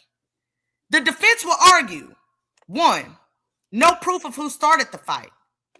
2, no proof of defendant's personal involvement. 3, this was a spontaneous altercation, not planning. 4, the incident ended without escalation to deadly violence. 5, this does not prove conspiracy to commit murder. They will also attempt to limit how much of the Instagram content the jury sees and the emotional framing of the assault. What the judge allows, likely admitted that the incident occurred, that Rainwater was assaulted, that the parties publicly addressed it, excerpts of the lives and posts, likely limited, inflammatory language, speculation about motives, any attempt to equate this assault with the later murder. Judge's instruction: this evidence is admitted only to show background, relationship, and state of mind. Let's go. For context, once again. All right. Why this strengthens the case? This is the last major escalation before the murder. To jurors, it shows the conflict did not fade. It was intensifying. It was spreading through both camps. Violence was becoming normalized. And again, if y'all want a full legal check, step by step, point by point breakdown on how that whole situation, Rainwater being jumped, the civil trial, and all of that, how they could play out in the trial, go back and watch the Rainwater versus Yella Beezy. Y'all would thoroughly enjoy it. Go back through our catalog. It's like a couple episodes ago. You know what I'm saying? Watch the Rainwater and Yella Beezy legal chess. Very interesting, y'all. Very, very interesting. And they give y'all a full understanding on how this situation will most definitely play out. Because y'all got to remember, Rainwater is testifying. Rainwater is testifying. And I just wanted to add to that point that by January 2020, the war wasn't about music or ego anymore, right? It had become physical, public, and once again, I'll say this, organizational. Yep. All right. So now, y'all, we move into Legal Chess Phase 5, Part 3. All right. So, boom. Hold on, baby. Let me read the thing. All right, go ahead. May 2020, I'm my brother's keeper in the song Ride, where rhetoric, rivalry, and alleged conspiracy. Rhetoric, rivalry, and alleged conspiracy intersect. This phase is powerful because it connects motive, messaging, potential, operational intent. All right, man. So check. Y'all ready to be the jury? Are y'all ready to be the jury? I need for y'all to let go of your biases if you can. Yesterday we tried this and y'all was y'all was cutting flips and everything, twerking and everything in the chat. You know what I'm saying? He said, Josh, why is there a death certificate for MO3? It probably is. You know what I'm saying? It's probably just not public. I think it's sealed, yeah. Yeah, it's probably just not public. You know what I'm saying? But, you know what I'm saying? Let me pull this up. I need for the check, y'all. Check. I need for y'all. They finna get your ass for this one. Hey, man, we got to go through it, though, man. We got to go through it to get to it. You know what I'm saying? Now, forgive me, y'all, for this song. You know what I'm saying? But we putting everything in its proper timeline. So we in the year 2020. No, all right. We already discussed everything that led up to the year 2020. But Rainwater get jumped in January of 2020, right? Now we are in May of 2020. Things continue to escalate. You know what I'm saying? Yella Beezy is getting more, he getting more tough. He didn't beat up Rainwater, this, that, and the third. You know what I'm saying? I beat him up. All this shit. Mo3 trolling him with the song. You know what I'm saying? So Yella Beezy is more than likely in the mindset to where, man, look, I'm sick of this shit. I'm about to start clapping back. Now, Yella Beezy is always, you know what I'm saying, made little innuendos and songs and all of this shit. But with that My Brother's Keeper album that he did with Trap Boy Freddy, who is also one of Mo3's ops, you know what I'm saying? And also being subpoenaed to testify in this trial on behalf of the state. They dropped the album together called I'm My Brother's Keeper. And that album, down there, every song on that album was a diss to Mo3. If you know, you know. You know what I'm saying? But today we're going to focus on the song Ride. Yes, sister, I'm going there. You know what I'm saying? So chat, I need for us to be the jury. Once again, I need y'all help. You know what I'm saying? Let me know if the details in this song mean anything. You know what I'm saying? Say anything. Let me know. So let's pull it up. Let's take a listen, y'all. That boy said they caught me slipping. Cause remember, Trap was also hit up in the Sprinter.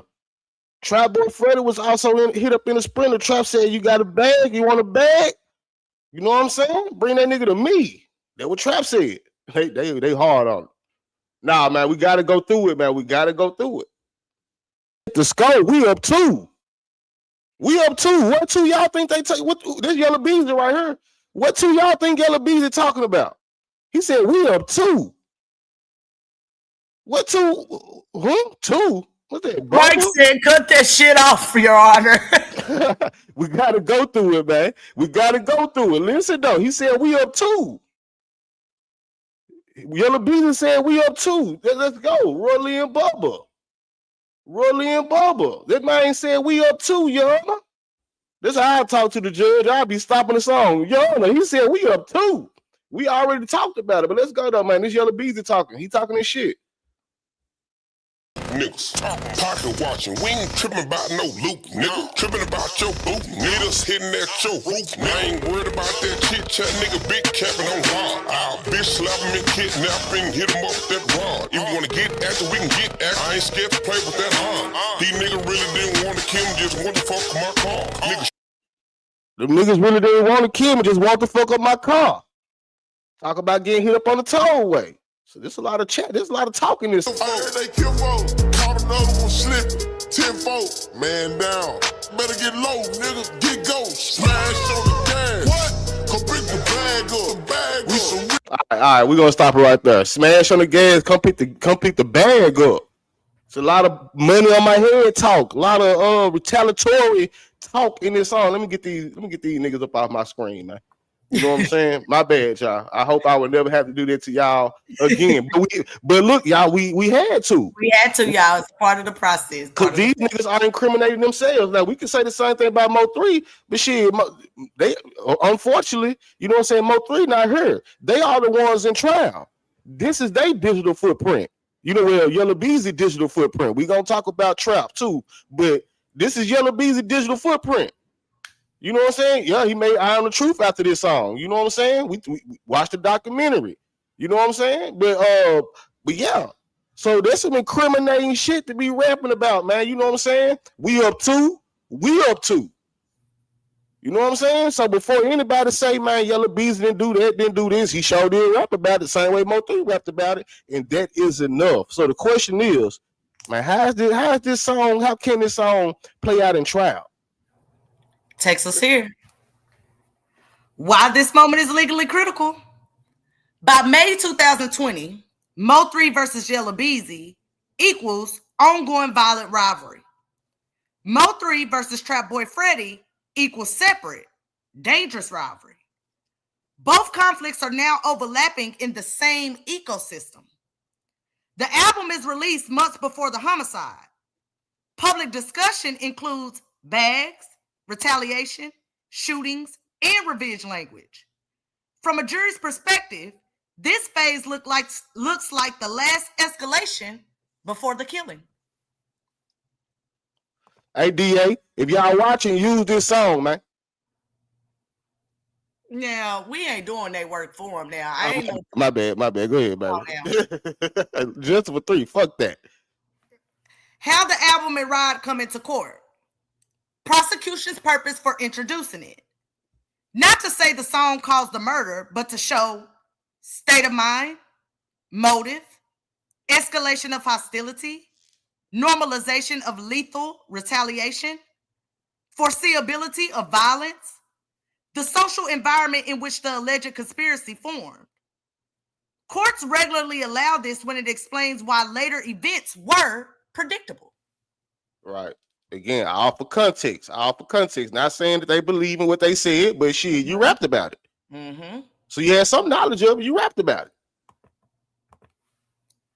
What is the prosecution strategy? 1, the album as escalation evidence. They will argue the album drops during peak hostility. Lyrics and themes revolve around shootings, retaliation, money on enemies, revenge. This mirrors the real-world conflicts involving MO3. This was the language of the conflict at the exact moment the case was moving toward its fatal end. Let's go. Ride as a state of mind and motive evidence. They will use selected portions of Ride to show the mentality of retaliation, the culture of paying for violence, acknowledgement that conflicts have moved beyond words.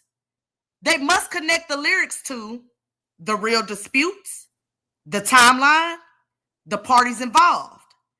If that link exists, judges usually admit at least targeted excerpts. And what I should have added in this, and what I should have provided to y'all is the songs in between this time and the interviews that Mo3 talked about. They want me dead, money on my head. You know what I'm saying? So not only did Mo3 rap about people wanting him dead and money being on his head, these niggas talked about putting money on a nigga head and responding to Mo3 in the same song. People not stupid, man. Number 3, Trap Boy Freddy's role. Because Trap Boy Freddy allegedly had a dangerous rivalry with Mo3 and collaborated musically with Yella Beezy during this period and is under subpoena by the state in the Mo3 trial, the prosecution can argue his testimony helps explain the climate of the rivalries, how information threats and reputations moved, the seriousness of the conflicts. They would use his testimony for background, context, and relationship mapping. Not to say the song itself equals a crime.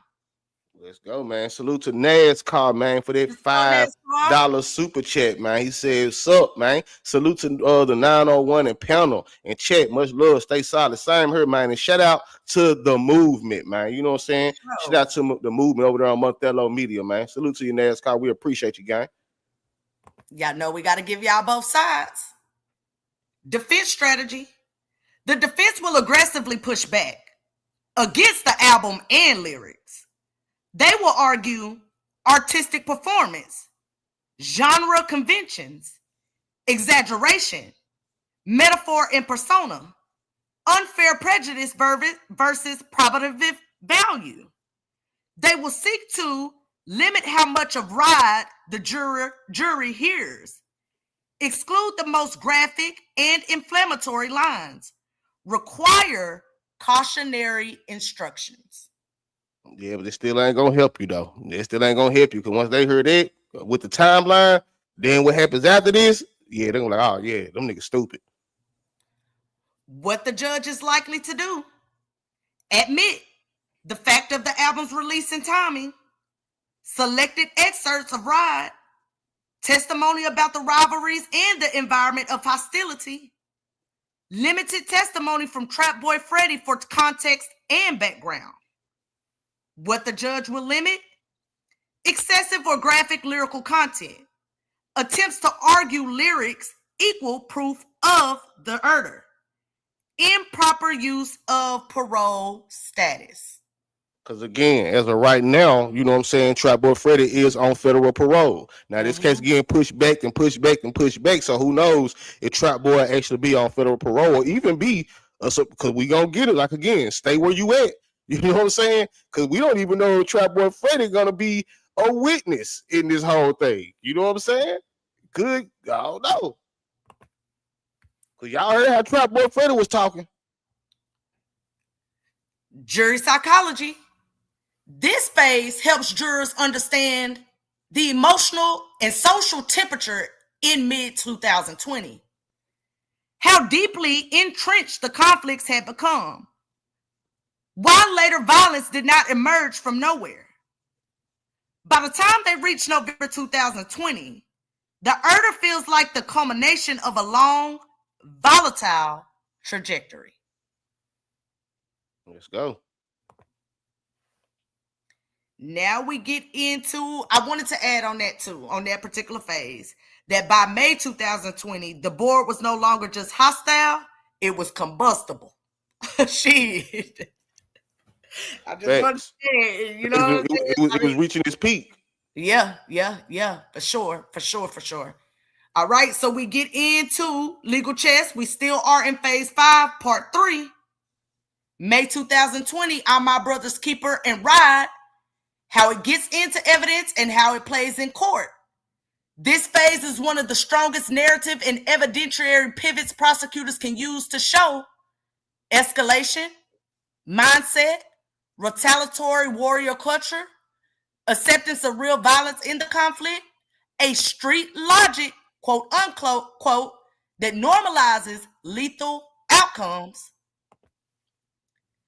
A judge allows music and video evidence only when it's relevant to motive, intent, state of mind, or context, not to prove the crime itself. The fact that this song was released during the heat of the feud makes it relevant. Pay attention, y'all. Don't be listening to nobody that be saying this can't be used, that can't be used. I'm telling y'all, man.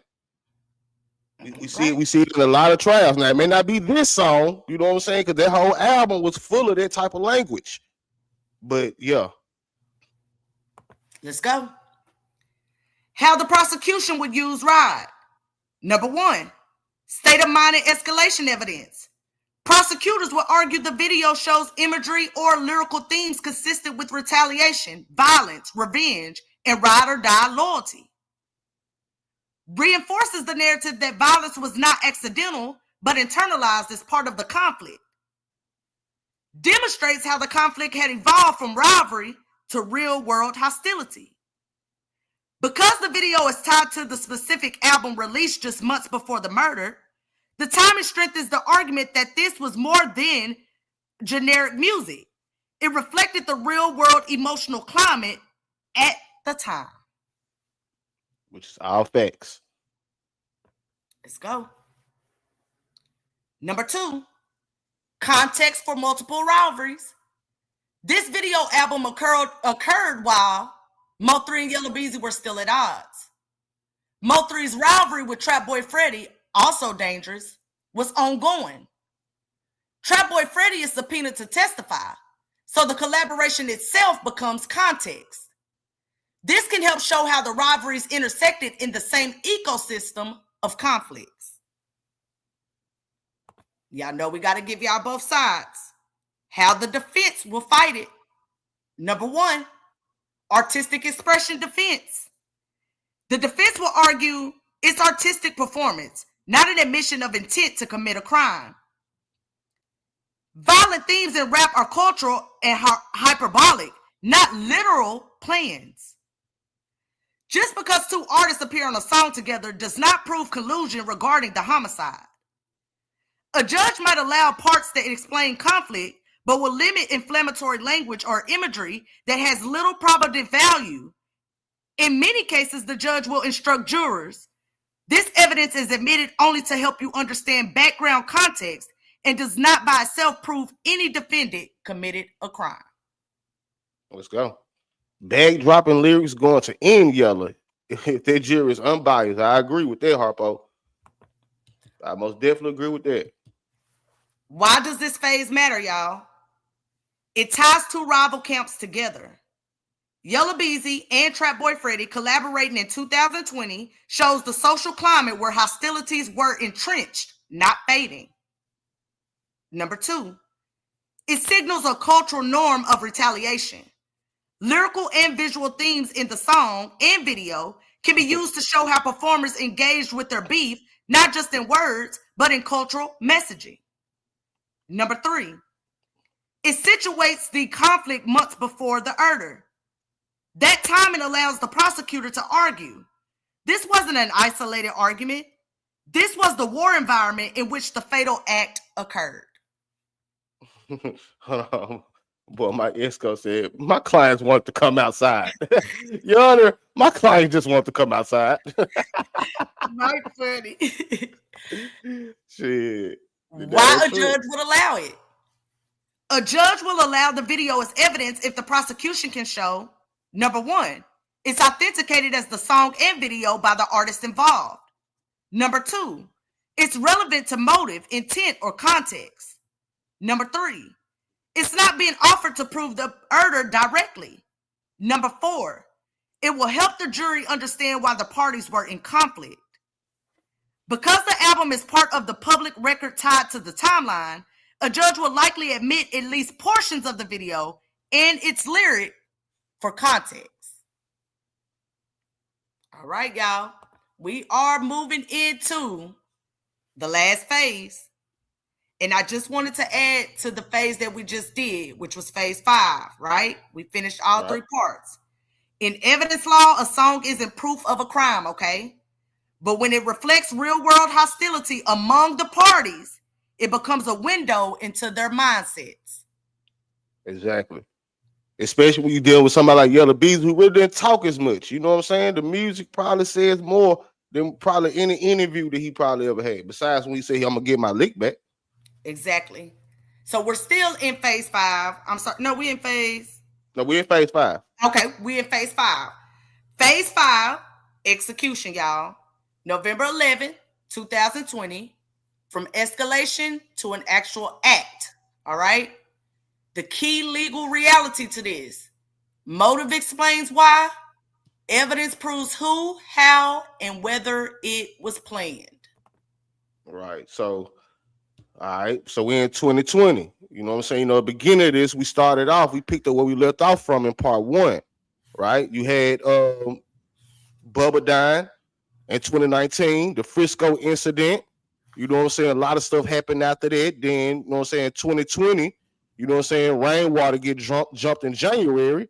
May of 2020, Trap Boy Freddy and Yella Beezy collaborate on the My Brother's Keeper album. A lot of bag talk, retaliation talk, a lot of that. You know what I'm saying? Then November 11th, you know what I'm saying? Of course, MO3 drop I Am the Truth, and a lot of interviews, a lot of back and forth was still going on during that time. But then the next major thing that happened, unfortunately, was November 11th, 2020. You know what I'm saying? On November 11th, 2020, when we lost the great MO3. Now, viewer discretion is advised for this, but we got to show y'all, you know what I'm saying? We got to show y'all what happened on November 11th, 2020. Let's get it. Just for context, this is approximately noon on I-35 heading northbound. This video is taken from a Kroger 18-wheeler, and this is heading north I-35 into downtown Dallas on noon on November 11th, 2020.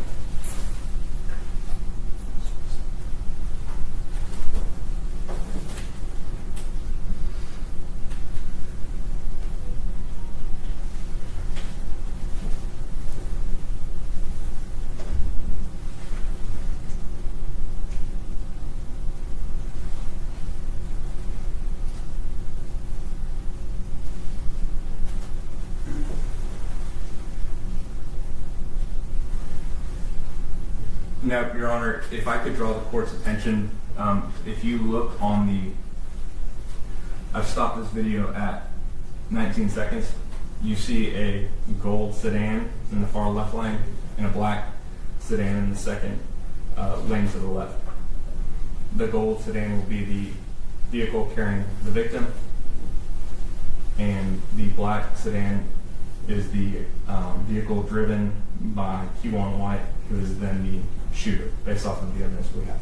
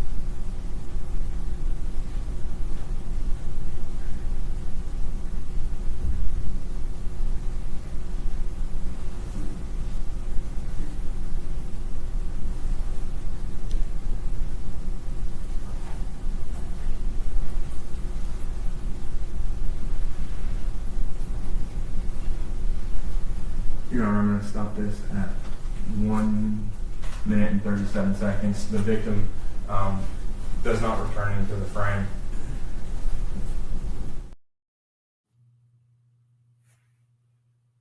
So November 11th, y'all. You know what I'm saying? November 11th, the conclusion, you know what I'm saying, to this ongoing feud, this ongoing war, you know what I'm saying, it stretched all the way back to 2017.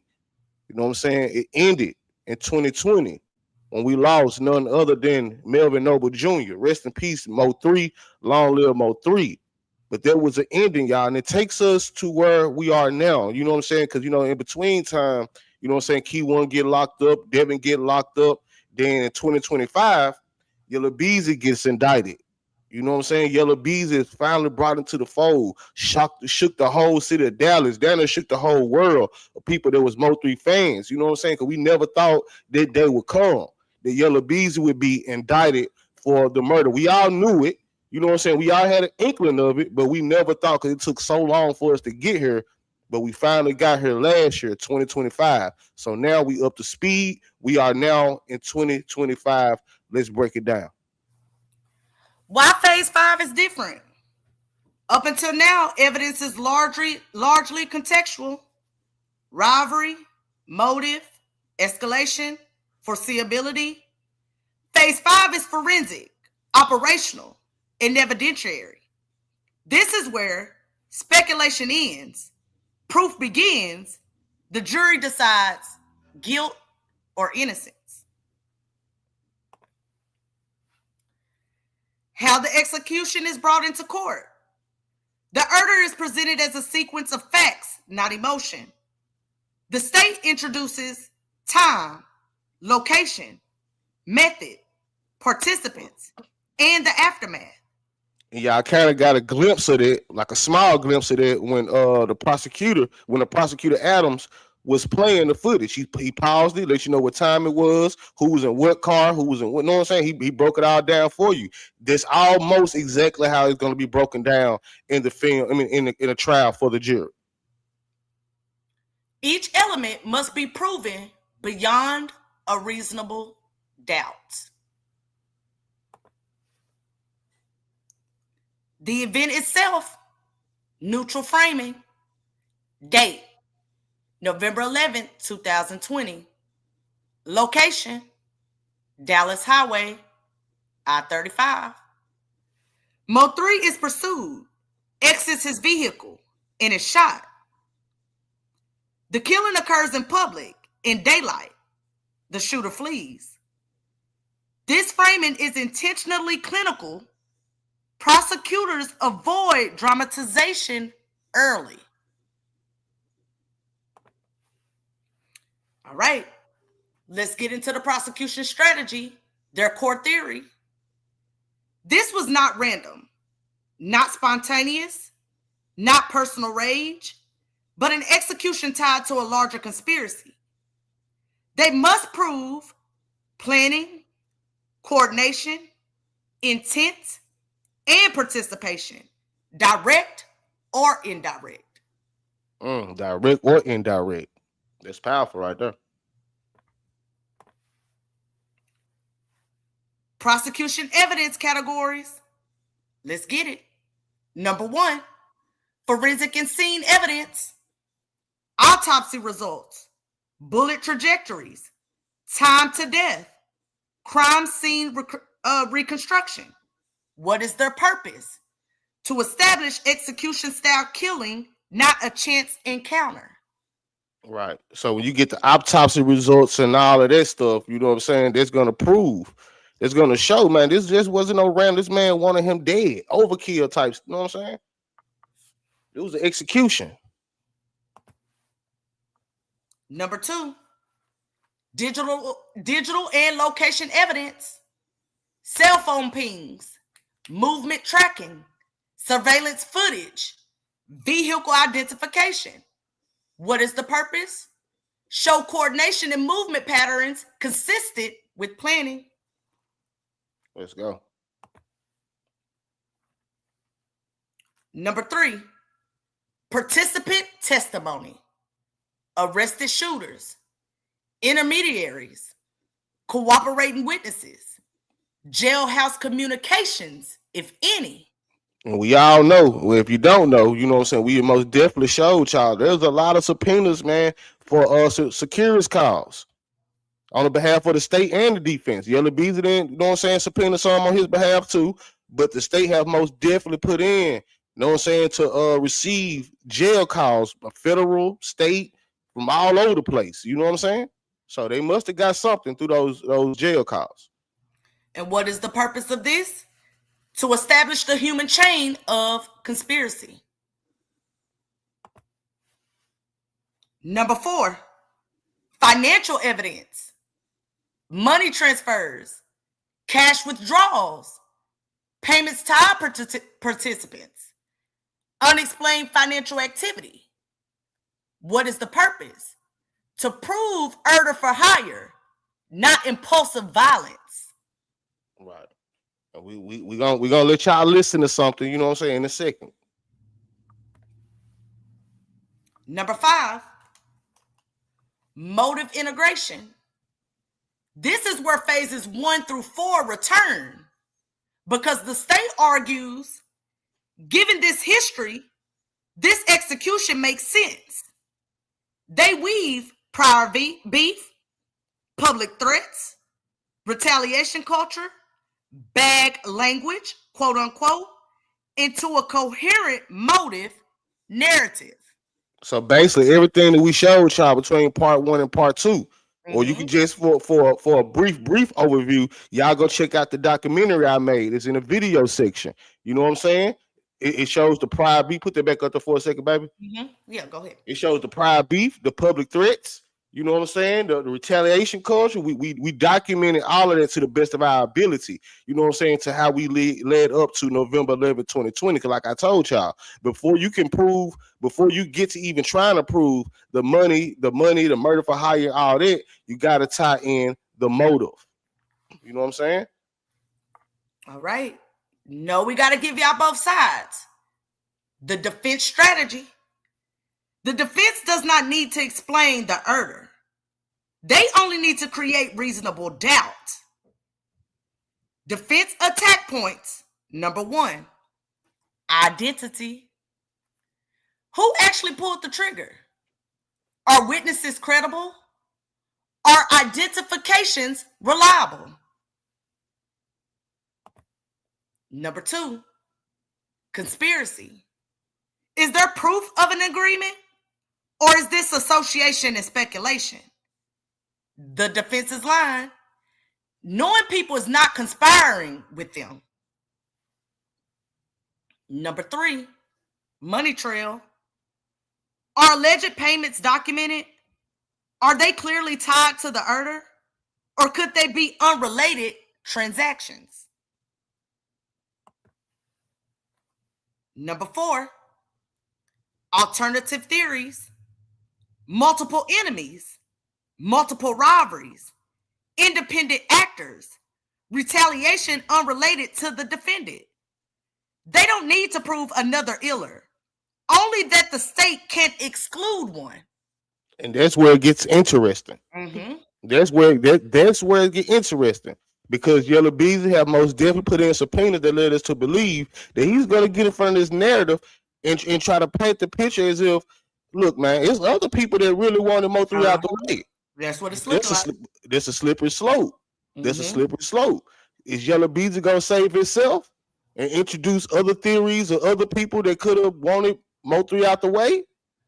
Well, I don't know, y'all. I don't know. Number 5, witness credibility, cooperators, inmates, witnesses with incentives, prior inconsistent statements. The defense will hammer. They're testifying to save themselves. All right, try to impeach or discredit the witnesses. What the judge controls closely. Allowed timeline evidence, physical evidence, direct testimony, digital records, financial records. What's limited? Inflammatory rhetoric, rhetoric, Y'all overuse conservatory. of music and social media at this stage, emotional appeals, speculation about uncharged actors. The judge ensures phase 5 stays evidence-driven, not narrative-driven. Exactly. Let me address this real quick because I've been seeing a lot about the undercover agent. There was in the GRC case, y'all. The undercover agent was in the GRC case. There wasn't in the MO3 case. Just to clear that up, y'all. There was in the GRC case. That wasn't related to the MO3 situation. All right, y'all. Let's get in. We almost finished. What is the jury psychology in phase 5? This is where jurors ask, does the story actually hold together? Is the conspiracy proven or just suggested? Does motive align with evidence? If phase 5 evidence is tight, motive reinforces guilt. If phase 5 evidence is thin, motive looks like bias. Right. So they work together, the motive plus the evidence. All right. And I just wanted to add for this particular part of the show, the opening explains the war. The mid-game explains the strategy.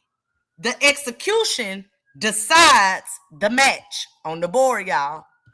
All right? So just know that the opening explains the war. The mid-game explains the strategy. And the execution itself decides the match. Let's go. All right? That legal chess.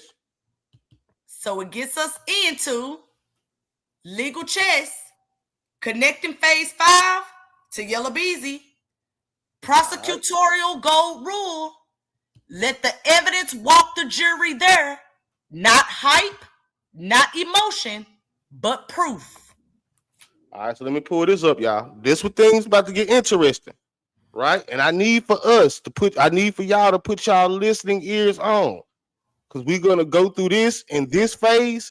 Then we also gonna be breaking this down a little bit more when we get done with this. All right. So listen to this close. This comes from Yella Beezy's bond hearing. Hold on, let me line this up for y'all. Let me get that out the way. All right. Hold on. Let me do this. Boom. All right. Let me pull this up. Put y'all listening ears on, man. Put y'all listening ears on. Let's go. How does this what happened on November 11th? How do they tie this into Yella Beezy? They broke it down for us. Let's listen. We'd also proffer the following information, Your Honor. A state's witness will testify to being present for a conversation about the payment for the murder of Melvin Noble. This conversation took place in the days following Mr. Noble's murder in November of 2020. The state's witness will testify to the individuals present and involved in this conversation. The state's witness will also testify to Marquise Conway, the defendant, being present and involved in this conversation.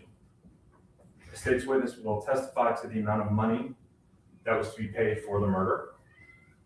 A state's witness will testify to the individuals responsible for the payment. That state's witness will also testify that Marquise Conway was one of the individuals responsible for a portion of that payment. A state's witness will also testify to the individual who would receive this payment.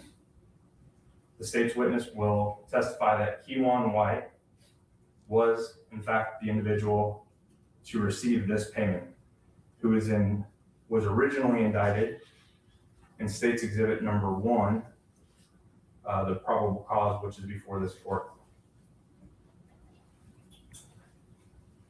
The state's witness would also testify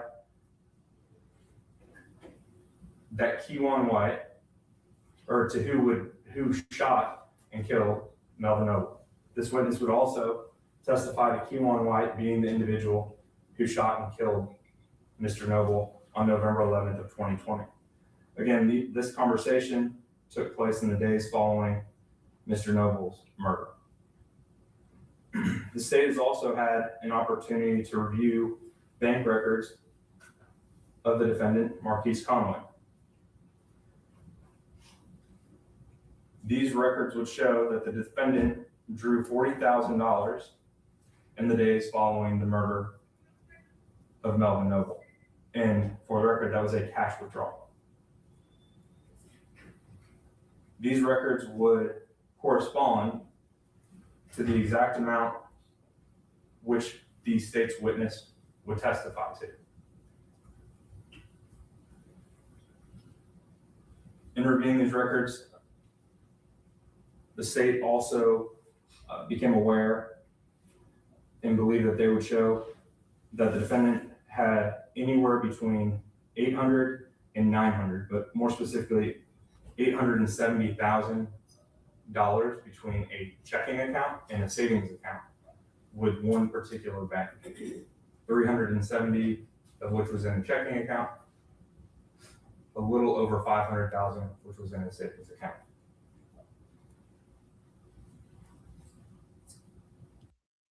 All right. That's it right there, y'all. Y'all, hey, let's go, Hoods Queen. Let's go, Hoods Queen. She said the state's witness, one of the individuals responsible for the paper. We're gonna break that down. When we get done with this, I promise you, y'all, some things is gonna be made clear. We ain't listening to y'all. I'm waiting to get to that portion of it. All right, let's go. Let me drop this. And you can cook, baby. All right, hold on 1 second. Let me get there to my point. The state's court theory. Clean and narrow, y'all.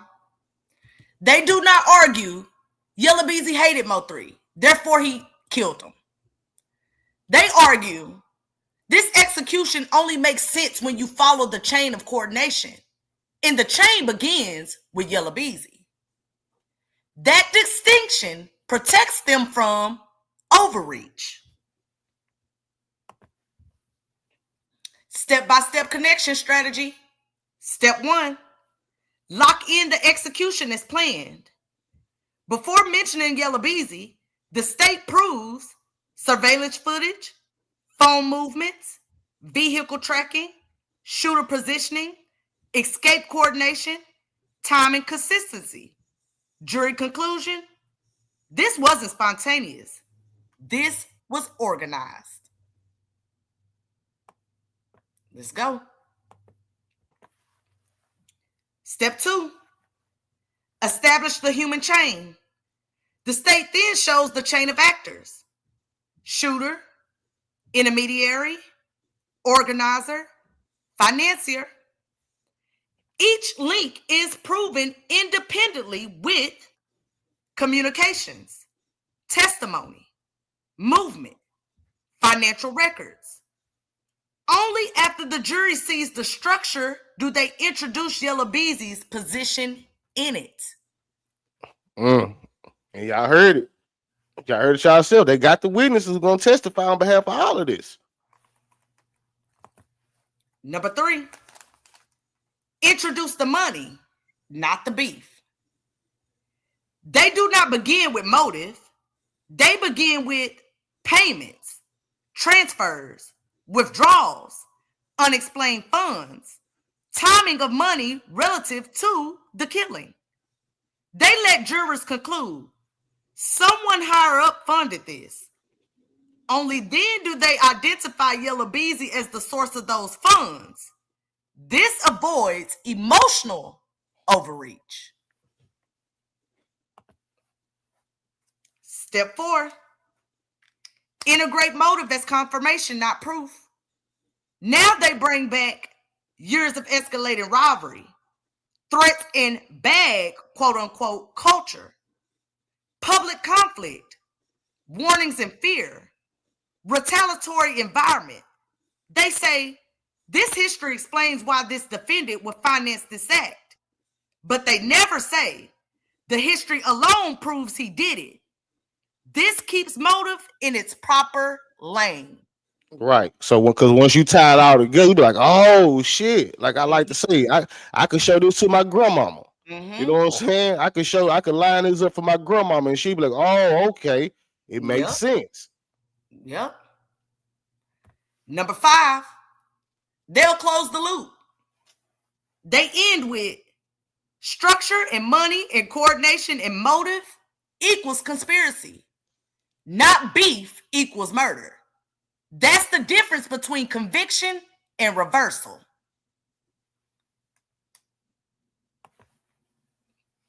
How they avoid overreach. We got the overreach on the left, the discipline on the right. Overreach, emotional appeals. Discipline, evidence sequencing. Overreach, overusing lyrics. Discipline, minimal and strategic. Overreach, leading with motive. Discipline, ending with motive. Overreach, painting a villain. Discipline, proving a financier. Overreach, arguing character. Discipline, proving coordination. Let's go. Let's go. We almost there, y'all. We almost there. Just a few. Jury psychology. Jurors trust receipts, timelines, movement data, financial records, corroboration. When motive appears last, it feels confirming, not manipulative. I want to add to that portion of our show that you do not accuse the queen. And we know the queen on the board is Yella Beezy. You show the board and the jury how to find her. All right. You line everything up and everything gonna make sense. You know what I'm saying? Like, oh, okay. Okay. All right. Let's get into it. Legal chess, the defense counter strategy. Objective, not to prove innocence, but to break the chain. If one link falls, the conspiracy collapses. Here we go with the defense. We got to show y'all both sides. Let's get into it. Attack number 1, shatter the human chain. The state structure, shooter, intermediary, organizer, financier, Yella Beezy. The defense attacks each connection individually. Tactic, you are stacking assumptions on top of assumptions. They argue association does not equal agreement. Communication does not equal conspiracy.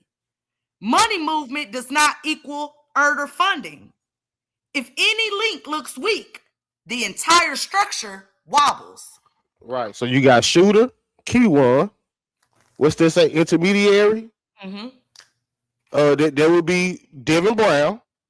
You got the organizer, Jerry Johnson, and the financier, Yella Beezy. All right. Attack number 2, poison the money trail. This is the most dangerous part of the state's case, and the defense knows it. They challenge whether the money is real, whether it's tied to the crime, whether it's properly traced, whether it has innocent explanations. They say, you see money, you don't see murder. And this is one of the reasons why I feel like the state don't mind taking time with this, because if you break that money chain, the whole case fall apart. So they want to make sure that factually, as long as they got to take, that they can prove this money. They got it. You know what I'm saying? They got it, but you got to prove it without reasonable doubt. You got to prove it. They got the money transactions, but they got to prove it without reasonable doubt, y'all. Yep. All right. We get into attack number 3, destroy the cooperators. If the state uses insiders, the defense will expose plea deals, highlight sentence reductions, expose inconsistencies, show motive to lie. They argue these witnesses are buying their freedom with his. Right, which we can see that coming into play with those subpoenas. Yella Beezy subpoena Jose Bodega, whole criminal background history and jail calls and some more shit. All right, let's get into it. Attack number 4, flood the board with alternative theories. They don't have to prove another iller. They only need to suggest another possibility. They remind the jury he had multiple enemies, multiple rivalries, chaotic street environment, prior violence. In this world, many people had reason to want Mo3 dead. I wouldn't say many people, but there's most definitely another person. You know what I'm saying? That you did a song with Yella Beezy. You did a song with Yella Beezy. You know what I'm saying? So even if you try to bring that in, it looks like a co-conspirator and not somebody that's isolated from you. But we're gonna get to that. We're gonna get to that.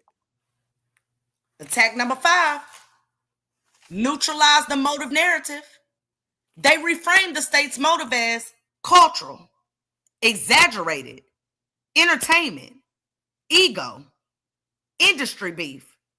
They argue you are convicting a man on his reputation, not evidence. Attack number 6. Turn precision into pressure. They accuse the state of overstructuring. They built a beautiful story, but stories are not proof. They suggest tunnel vision, confirmation bias, forcing facts into a narrative. What this feels like to jurors. If the defense succeeds, the case feels engineered. The evidence feels interpreted. The conspiracy feels constructed. This is where reasonable doubt lives. Right. So for people that's saying like, man, the state taking so long, this is a weak case. Nah, man. You know what I'm saying? You talk about a murder for hire case. You talk about money. You know what I'm saying? All these things, man. You got to tie these things in tightly.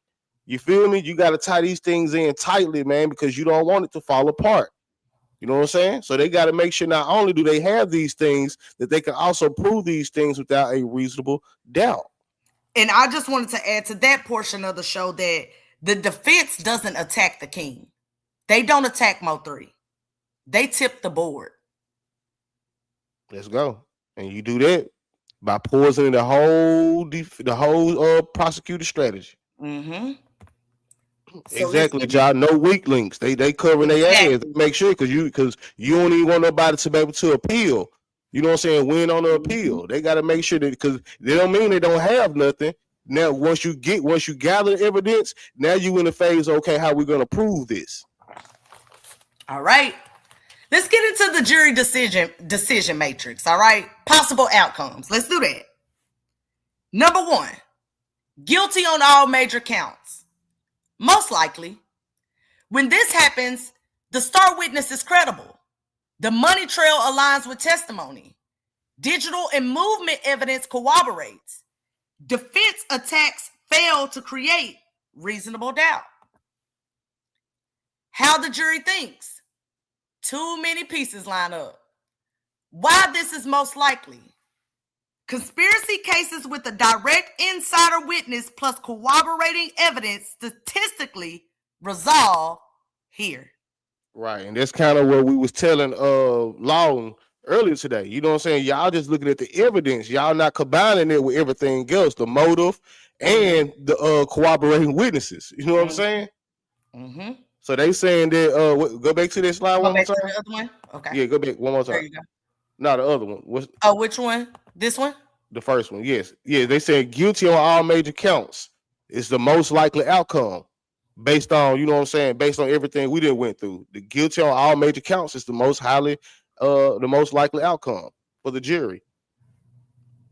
All right. Number 2, hung jury, mistrial.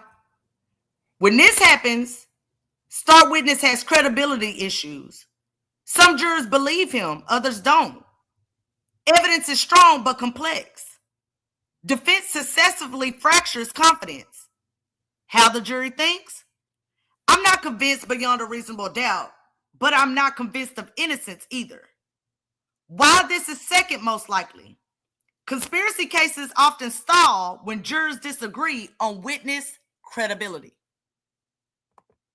Let's go. Number 3, partial conviction. Example, guilty on conspiracy, not guilty on capital murder, or vice versa.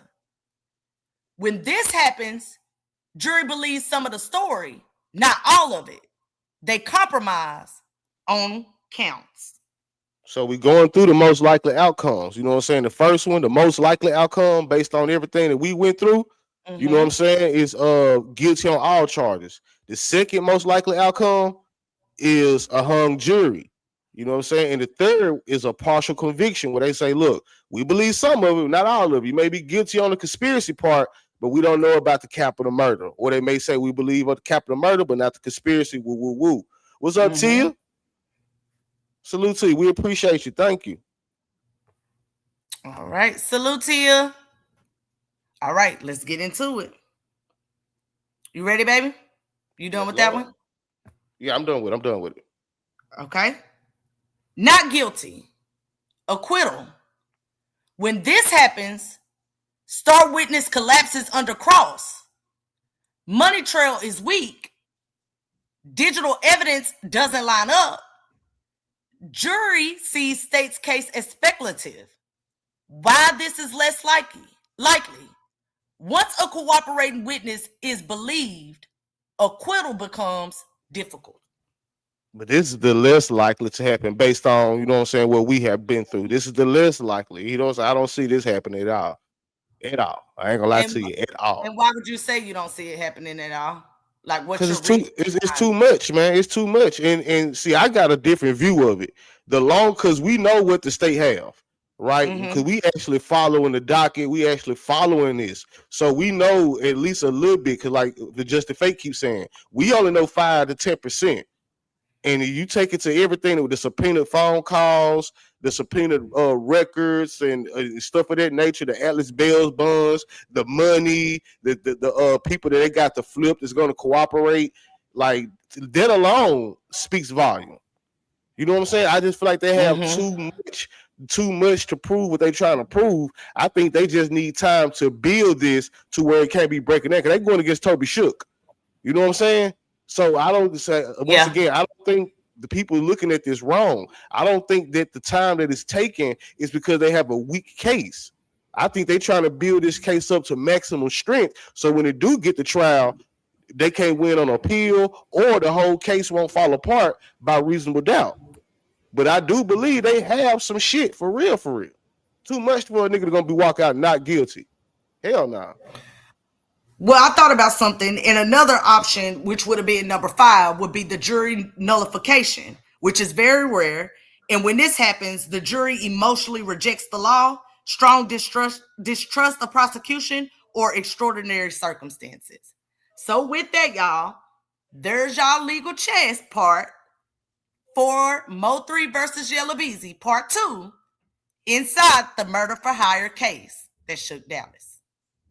Let's motherfucking go, man. You know what I'm saying? So if y'all haven't caught part 1, which we did yesterday, y'all know we usually don't do back-to-back legal chess. You know what I'm saying? So, but if y'all go catch the live we did yesterday, then watch that one first, then come back and watch this one. You know what I'm saying? We lined everything good for y'all, man. You know what I'm saying? We ended off letting y'all know the how the jury were most likely to least likely.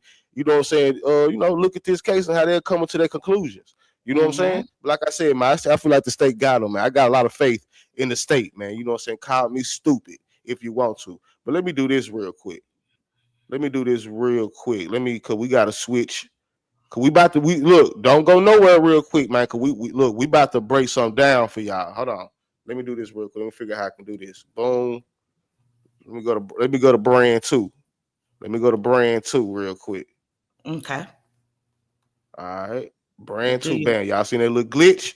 Yeah. We had to go to a whole nother brand to break this down. All right. So, boom. All right. Because y'all, we about to make something plain for y'all. All right. Y'all been hearing factually, not conspiracy, none of that. You know what I'm saying? The possibility of other defendants or co-conspirators being brought into this trial. You know what I'm saying? There's one thing that these continuances in this stage, you know what I'm saying, it kind of represent that the state is still building this case. This is still an open investigation, y'all. You know what I'm saying? And there's a high chance that other defendants and or superseding indictments can be coming down the turnpike. And how we know that? Well, we just heard it. We just heard it in the hearing, right? So we're gonna play that back for y'all. And we finna break this down for y'all, man. You know what I'm saying? We finna make this plain and simple. Salute to Tia, man, for that $4.99 super sticker, Let's man. go, Tia. We appreciate you, Tia. Thank you for rocking out a room 901, man. We break it down like a pine. You feel me? All right, let's go. Let's go real quick. Let me go back to the timestamp. I think it was 3:37. 3:27. Okay, 3:27. I forgot to put the trash out there, but we good. It ain't full. I heard them It's coming. okay. You heard them in my background? Nah, I didn't hear him, baby. Oh, okay. They been here rolling their goddamn bin. Hold on. Let me go to 3:20. I'll start right here. All right. So listen close once again, man. Some of y'all caught it the first time. All right. So let's go.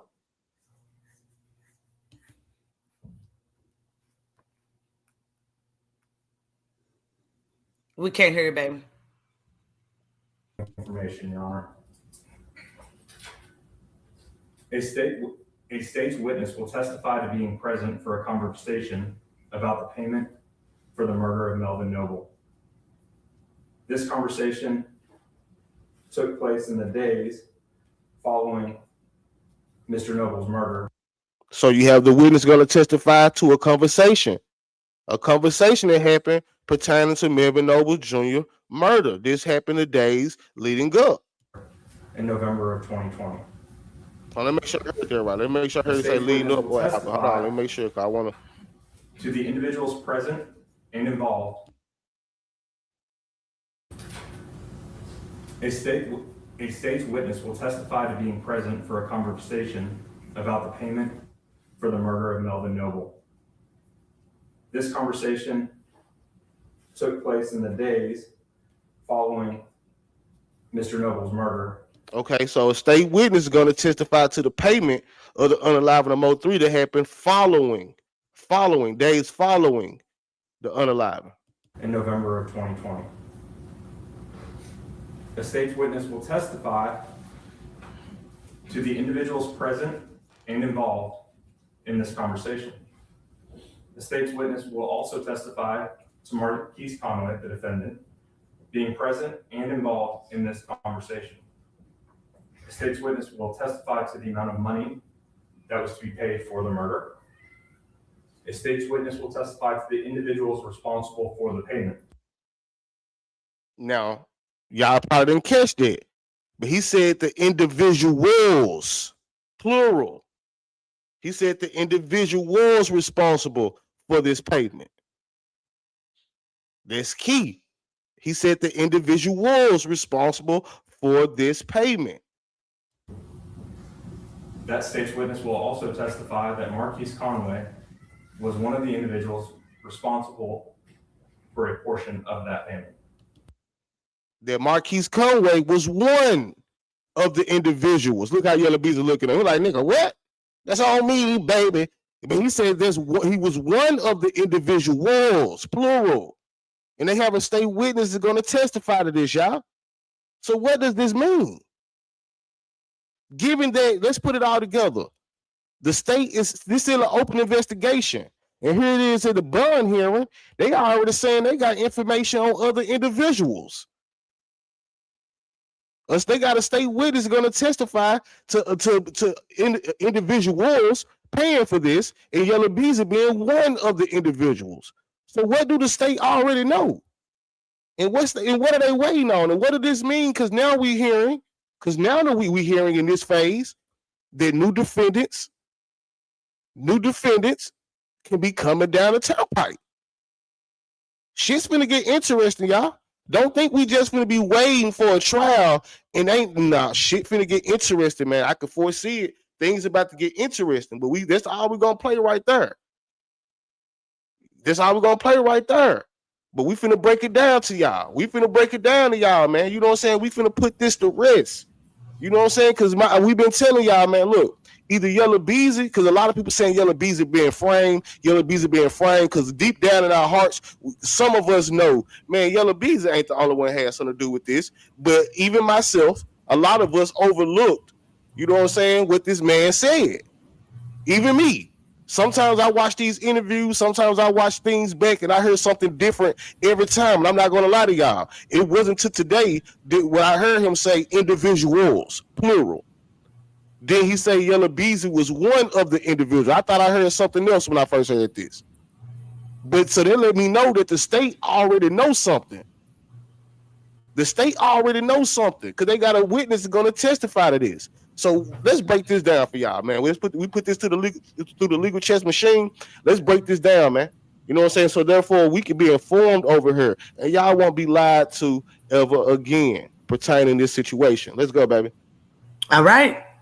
Here we go. And this is not long at all, y'all. All right. Let me unplug this because my computer getting hot, but it's all good. We're going to ride it out.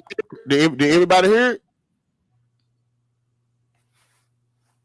Make sure y'all heard that. Number one, the prosecution's wording matters more than people realize. What the state said, and this is just paraphrased accurately, they have evidence of individuals responsible for the payment, and Yella Beezy is one of them. That sentence does three deliberate things. Number one, establishes plural actors, individuals. Number two, avoids naming others before indicting them. Number three, preserves flexibility for superseding indictments, additional defendants, trial sequencing. This was not accidental language. Most definitely wasn't. Number two, why no other payors have been charged yet? This usually comes down to proof posture, not lack of suspects. In capital murder by remuneration cases, prosecutors want clean financial linkage, clear intent evidence, corroboration, not just one data source. Common reasons for delay? Let's see. Oh, dang, I didn't. Oh, yes, I got it for y'all. Common reasons for delay. Evidence is derivative. Some payment evidence only becomes usable after phone data is decrypted, financial trails are mapped, cooperating witnesses lock statements. If one link in the chain is still weak, prosecutors wait. Yeah, so they got time, y'all. So don't think that these people, anybody telling y'all, man, that the state is taking too long, they ain't got no week. No, man. Trust me, these folks is getting this shit together. Cause y'all heard them in the bond hearing. This was last year. This was in 2025. Other individuals, Yella Beezy being one of the individuals. They just building this shit, y'all. They building it. Just wait. Justice is slow. Number three, prosecutors don't want to over-indict early. Overcharging too early creates problems. Severance issues, discovery complications, defense leverage if evidence is thin. Dallas County prefers to indict when they're confident they can survive pre-trial attacks, not just probable cause. It goes back to what you were saying earlier. You know what I'm saying? Yes, you, like they say, you can indict a ham sandwich, but you can also wait to indict somebody. Exactly. So the fact that they indicted Key One, Yella Beezy, they meant okay, we got them. You know what I'm saying? We got them. But whoever else they waiting on, they just waiting for a little bit more to come through. They got what they need, but they just wait on a little bit more so it can stick. And who could this person be? Y'all let me know in the chat. Who y'all think this other person be? Trap Boy? I don't know. Is Freddy the next to come down the turnpike? Number three, how other defendants would come into the case. There are 4 realistic pathways, and more than one can happen. Path 1, superseding indictment, most likely. This is the cleanest option. What it looks like, same case, same cause number or related, expanded conspiracy, additional named defendants, trigger, financial confirmation, digital corroboration, internal consistency across devices. This fits perfectly with the current continuance and discovery still coming in. It's all lining up, y'all. I pray that y'all following us, man, because, man, we line it all up for y'all. You know what I'm saying? We line it all up for y'all. You know what I'm saying? Every stage, every phase. You know what I'm saying? We just end up here freestyling.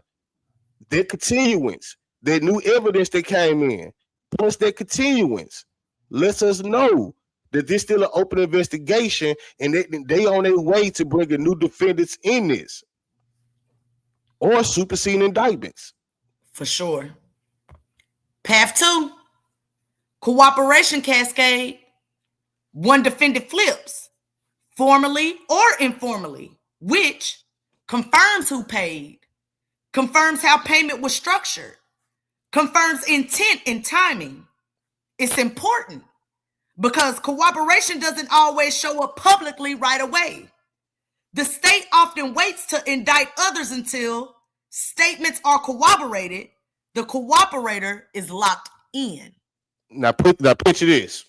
Let's step outside the facts and let me speculate for a minute. Because we also heard in that bond hearing, I ain't gonna play it again, but if you need to, just play it back.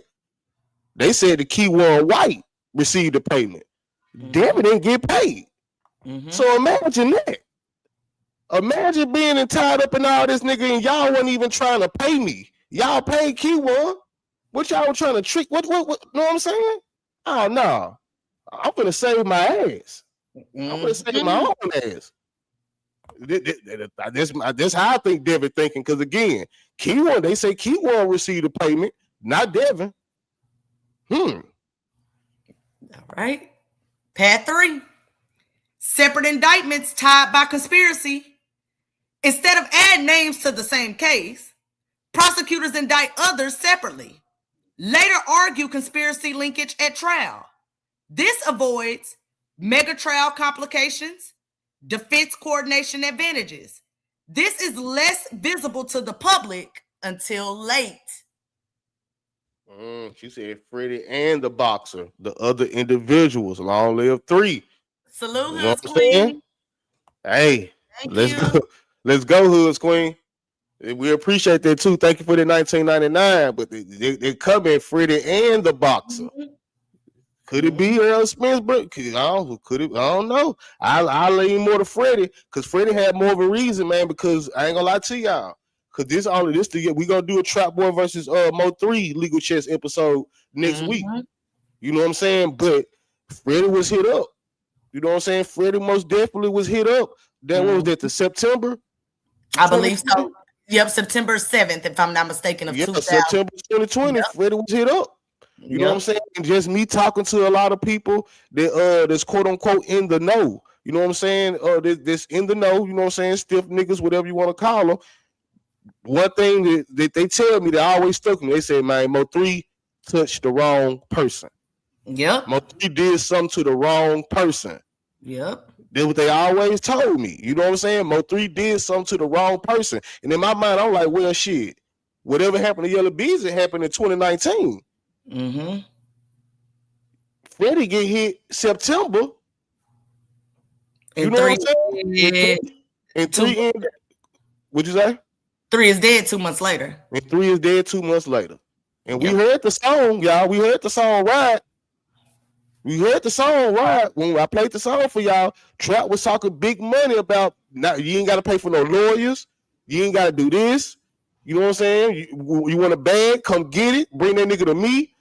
Trap was the one talking about putting the bag. Then just look at everything else that happened after that. Trap hit the IG Live. Trap on the highway. We gonna do Trap versus Mo3 next week though, so don't worry about that. You know what I'm saying? My bad, baby. I didn't mean to cut your wisdom. No, it's okay. They said don't forget Earl Spence car accident. Whole theory, but look, y'all, I'm gonna have one of these days. I'm gonna have to step outside the facts, and we really gonna have to go through a conspiracy theory bag because it won't be legal chess though. It won't be legal chess. Look, I promise to God, one of these days, soon, probably next week, we're gonna go full throttle. We're gonna get all our speculations because we don't like to speculate too much with legal chess. We like to be factual in how the paperwork flow. But trust me, y'all, how people even knew that Mo3 was in their Honda. How you think they knew? This the same Honda that was it. I ain't gonna do all that right now. Trust me, all these things I be seeing y'all type in the chat, I'm gonna entertain all of them, and I'm even gonna have my own theories. We're gonna open the link up, and man, we're gonna go in. We're gonna speak. I'm telling you, because some of them conspiracy theories just might be true. We put it all on the table, facts.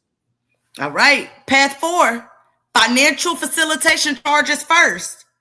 Sometimes prosecutors indict facilitators, money movers, intermediaries, then later roll those cases upward into the capital case. This is slower, but it's very effective. Let's get Chevy Boy time out for 24 hours, man. We'll see you next episode. We sound like the police. Oh, Chevy Boy. Fake, give him 24. He all right. He'll be back. If not, then you know what I'm saying. God bless you, brother. All right. Why Yella Beezy being one of the payers is critical.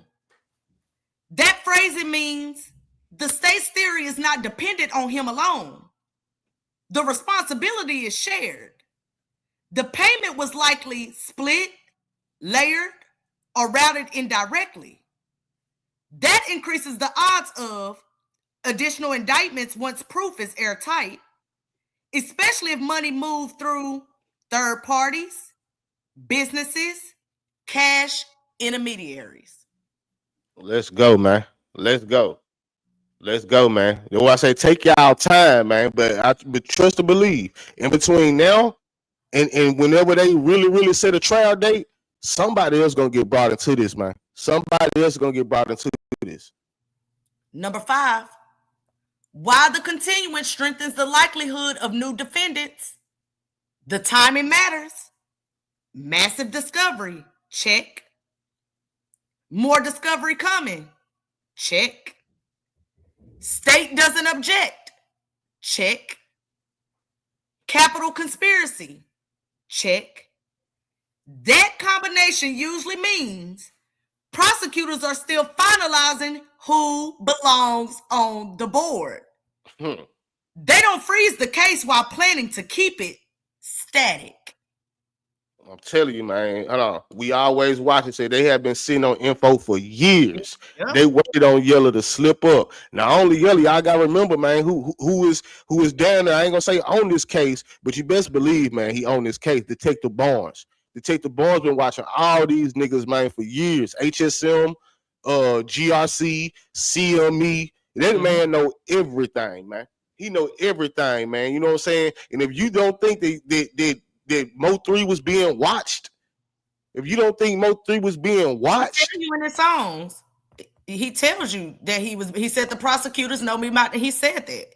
He tells you. Exactly. If you don't think these dudes was being watched and surveyed, come on, man. Put 2 and 2 together, man. They know. They just got to screw it in. It takes time. Probability assessment. And this is based on the posture. Being precise and honest. Other payers exist in the state's theory. Very high. Other payers eventually charged. Moderate to high. Charges coming before trials begins. Moderate. Charges never coming at all. Low, but not impossible. The biggest variable is proof completion, not intent. Right, man. Cause man, if we could prove it, we could prove it. Hold on, let me address this real quick. The reason why it can't be Jerry Johnson is because if you read Jerry Johnson's indictment, Jerry Johnson is indicted as an organizer. They all hit with the same charge, but they said Jerry Johnson received money from Yella Beezy. They don't have him indicted as one of the payers or one of the financiers. You know what I'm saying? Jerry Johnson received the money from Yella Beezy, and he was responsible for organizing the whole situation. So we can rule that. That what made me think like, nah, it can't be Jerry Johnson because they don't have him indicted as a payer. They have him as somebody who received the money from Yella Beezy. It's somebody else that haven't been indicted yet. And let me just say this, y'all know I have to make a visual for y'all. I'm not going to go over the whole visual, but it kind of puts it into perspective on how additional payers can get indicted. But I did want to add this. When prosecutors say someone is one of the people who paid for a hit, they're not speculating, y'all. They're signaling a broader conspiracy that isn't fully charged yet. The delay isn't about whether others exist. It's about when the evidence is strong enough to lock them in. Right. They left their door open. I leave the door open. I'm gonna leave the door open. They left the door open with that one. You know what I'm saying? And I ain't gonna lie to y'all, man. I just now caught on to that. What is all out there about Bebe? Is it just a connection to the film thus far? Be honest with you, I haven't looked too much into Bebe. You know what I'm saying? I haven't looked too much into Bebe. Yeah. Yeah, that's more so for the conspiracy theories and stuff. Yeah. I bring it up when Josh do conspiracy theories. Legal chess is more straightforward, going by paperwork, stuff like that. We don't like now, to really get too crazy with like because I believe there's nothing wrong with a conspiracy theory, right? But our theories should be based in facts. Just not enough facts to claim it as true.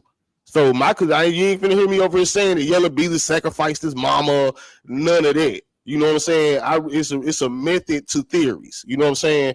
Just like a scientific theory. You just can't pull it out your ass. You know what I'm saying? It still got to be based in facts. Just not enough facts to say that it is the truth. Therefore, it is a theory. You know what I'm saying? As y'all know, Yella Beezy was scheduled for his pretrial status hearing today. They did put it in the news that Yella Beezy did not have that hearing today due to the death of his mother. So just to give y'all that as well. So yeah, man. All right. So we gonna see y'all next week. Don't forget, y'all. Don't forget, we about to get up out of here. I'm hungry. You know what I'm saying? We did a back-to-back. There's a reason why we don't do these back-to-back, y'all. I ain't gonna lie to y'all. This it be a lot of work, man. That's why we appreciate y'all for supporting the platform for real, man. Because getting this stuff together and man, like, look, y'all, we could easily, you know what I'm saying? We could easily be on some lazy blog and shit and just run our mouth to tell y'all what we think. But man, it's a mess. It's a mess, y'all, in these YouTube streets, man. You know what I'm saying? So man, we put it all on our back and as much as we can, because we're not the authority over this or nothing like that. But we like, man, look, if we gonna talk about this case, we're gonna make sure, man, that the people that choose to listen are informed. You know what I'm saying? So I hope and pray, man, that y'all really be informed. So therefore, man, when y'all go anywhere else for entertainment, that y'all won't be duped, y'all won't be lied to or persuaded. You know what I'm saying? Because the information is out there, y'all. Even though we probably a long way from a trial date, man, there's so much information out there. The state has lined everything up for us to at least peek into the window of how all this stuff gonna play out. Anybody that's still trying to bring the sisters into this, and I ain't knocking nobody in the chat that believe that too, but anybody look, man, the state lined it all up for us. That's why we know what we know. You know what I'm saying? That's how we able to do legal checks, is because of how the state then lined everything up. Everything is out there besides this other motherfucker that may get indicted. But even that, they telling us. But it could be multiple people to get indicted. So keep in mind, the door is still open. So I understand people's theories, but again, y'all don't know who could be indicted on this. So remember, just always remember, it is still an ongoing investigation. Right. But just know that one of the people that was indicted was one of the people that paid. Exactly. So I doubt if Jossie that will be indicted if they are. I doubt if Jossie to pull 40,000. You know what I'm saying? Or Jackie to pull 40,000 out somewhere and pay for the hit. Is you're referencing the bond hearing. What I'm saying is they're not just speaking to that. You know what I'm saying? It could be anything. You know what I'm saying? It doesn't necessarily have to be who paid. It could be, I'm just trying to tell the people, keep their minds and heart open, because at the end of the day, it's still an open investigation. They don't have everything they need right now. That's all I'm. Yeah. And I'm gonna say I'm this not trying to again. blame anybody either. I'm just saying it does. It's not just the other person they were talking about that paid. They're saying this is just an open investigation. So they're still investigating stuff. It's still Right. open. And to me, y'all, and I may say this, but hey, it's a reason why, man, especially in the last past months, man, they've been looking for more information on Roy Lee, Dro. I'm telling y'all, man, we don't know what's in that discovery. We don't know what's in that discovery, man. You know what I'm saying? But we're gonna leave it right there, man. Look, I can't wait to do this conspiracy theory, speculative live, man. I need to get it off. I've been factual too long, man. You know what I'm saying? I'm ready to get my speculations off, man. Tell y'all what I think. If I don't give a damn if it don't make sense. I just need to get it out of my system, man. So we're gonna do it next week for sure. We doing that next week, man. You know what I'm saying? So y'all come with y'all best conspiracy theories. It'll down be an open panel. You know what I'm saying? I'm probably go ahead and get ready for a 4-hour live or something. You know what I'm saying? Because I got a laptop full of shit, y'all. I promise y'all, my laptop is full of shit. Okay, Legal Chess limits me a little bit. I love doing it, but Legal Chess put me in a box to where I can't really, you know what I'm saying, speculate too much. But I'm gonna get my shit off, man. I'm finna get my shit off next week, man. You know what I'm saying? So we're gonna be back next week with a Legal Chess episode. You know what I'm saying? We're gonna be back next week with some more lives, even some more cases, man. You know what I'm saying? That we're gonna bring into the Legal Chess fold. We ain't just gonna mo3 y'all to death. You know what I'm saying? Even though we're gonna continue to cover this down there every week, every day something come out. But it's a lot of cases, you know what I'm saying? It's a lot of cases, a lot of lawsuits. Dunham and Clerkin, Tyler Perry, Will Smith, Javante Davis still beating females up. You know what I'm saying? We want to get into all of that. Even the Tyrone Davis Jr. guy. I seen someone come in the chat ask that. Can we please cover that? I seen somebody. The Tyrone Davis Jr. They came in the chat and I'm looking into that right now. So we probably won't be live again with Legal Chess next Thursday, but in between those times, we probably gonna be hitting y'all with a new Legal Chess series outside of next week for sure. It may be Tyrone Davis. I'm even looking into the takeoff situation. All right, I just been so engulfed with this MO3 for the last 5 years that my mind could even process the takeoff situation. I heard about it, but I didn't really process it. But I'm doing my research. We might bring Kanika Jenkins into the fold. You just never know. But that Tyrone Davis may be the one. You know what I'm saying? That's interesting right there. You know what I'm saying? It's interesting and it's fresh. So whatever the case may be, you know what I'm saying? Y'all gonna know. Y'all gonna know this week what we gonna do. But real quick before we get y'all up out of here, don't forget Saturday, man. Tomorrow, 7:00. You know what I'm saying? 7 o'clock tomorrow, only on Twitch, y'all. Only on Twitch. The link is pinned at the top of the chat. We will be watching the Triple D Revenge movie, all right? It's movie night. We chilling. We ain't gonna, you know what I'm saying, get too heavy on the content and nothing. Like, we just gonna chill, unwind. You know what I'm saying? Because I know this MO3 stuff could be a lot, even for us. You know what I'm saying? So and then we didn't cross so many barriers, y'all. Man, we didn't hit 4,000 subscribers. Man, y'all support the channel, man. Man, tough, man. So this is our way of just chilling and giving back, man, as a family, as a set. But we gonna be over on Twitch. YouTube won't let us play the movie, but Twitch will. You feel me? So y'all come follow me on Twitch, man. Follow my Twitch. It's pinned to the top of the chat. Moderators, if you can, drop the link in the chat for me. You know what I'm saying? If you can, well, I'll drop it. You know what I'm saying? But yes, we will be live tomorrow on Twitch watching this movie, man. You know what I'm saying? Watching the movie. So y'all go ahead and follow. Hold on, I'm going to drop the link in the chat for those that want to come through. You're welcome, Tennessee girl. Thank you for supporting. Hold on, man. Let me open up my YouTube now. You know what I'm saying? But the link is pinned. I don't know if everybody in the chat can see the link at the top of the chat, but it's most definitely at the top of the chat. Damn, why the fuck my shit? About Bruce Shiesty getting Gucci Mane. Yeah, we heard about it. We haven't looked into it, but I don't think I don't know. That might be more so Josh. Man, I even heard of a case where somebody sent it to me, man. Huh? Okay, go do your thing, baby. I'm gonna end it off. But I even heard of a case, man. For some reason, my YouTube tripping. But I heard of a case where I forgot how it was, man. Either the girlfriend was a blood, the boyfriend was a Crip, and they went on a killing spree. I'm telling y'all, man, we about to start bringing a lot of more stories, a lot of more situations into the fold. You know what I'm saying? Because I don't want us to get Mo3 fatigue, but Mo3 is the foundation. You know what I'm saying? Mo3 is the foundation. So any breaking news, we still got more legal chess series around the Mo3 to come.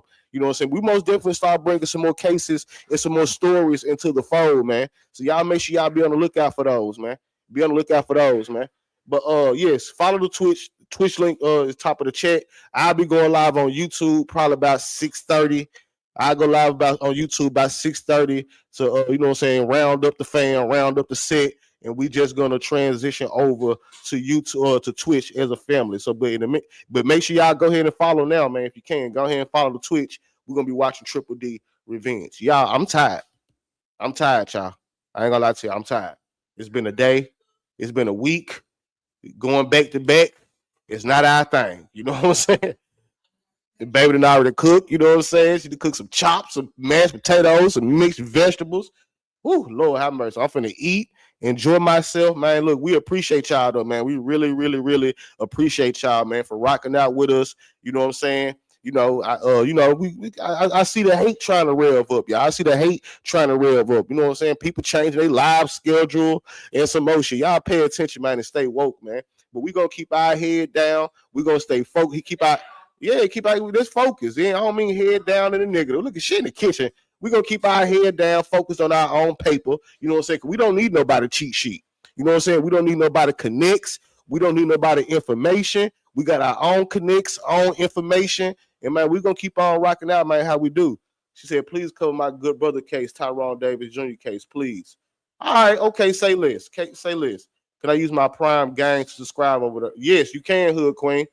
I believe you can. I know they used to do that, but I think you can still get it with the Prime.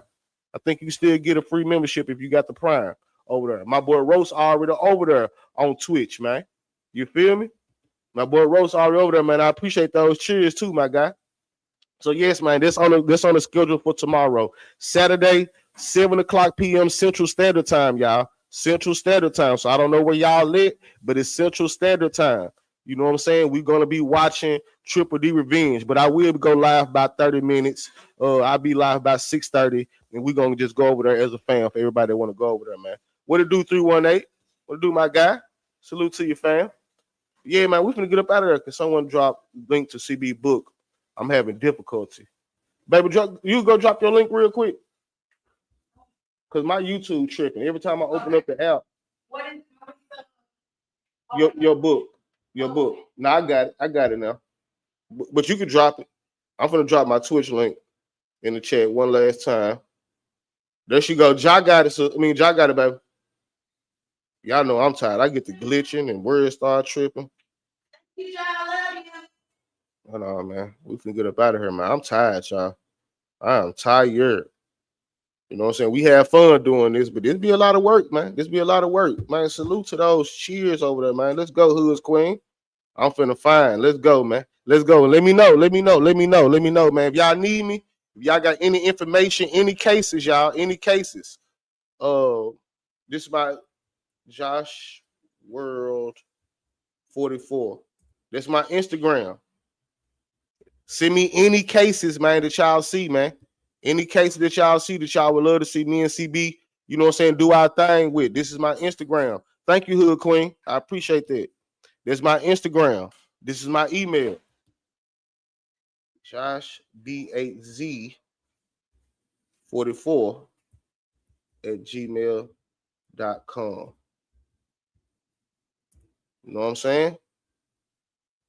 That's my email and that's my Instagram on the screen. Any cases, man, any cases, no matter how big, as long as it's interesting, you know what I'm saying? As long as it's interesting, send them to me. You know what I'm saying? We're gonna check them out, look into them, and see do it fit what we trying to do over here. But that Tyrone Davis Jr. is definitely next up. Appreciate that 318.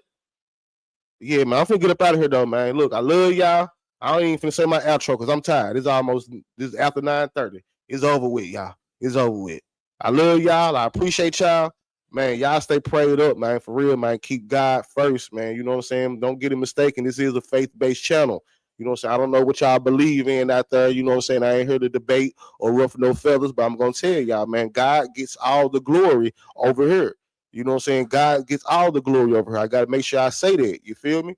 So all the love, you know what I'm saying? All the subscribers, the support, all of that. We appreciate y'all, man. But all glory be to God, man. You know what I'm saying? So y'all stay prayed up, man. And y'all have a good weekend, man. Stay safe out there, man. For real, stay safe out there. And we gonna see y'all tomorrow, man. I'll be live tomorrow about 6:30, and we're gonna move over to Twitch and do our thing over there, man. You know what I'm saying? Good night to all the fam. Good night to the set. See y'all tomorrow, man. Don't forget, it's only us, man. It's only us. Don't let them in. Do not let them in, man. It's only us in this motherfucker, man. Salute to y'all, man. Good night.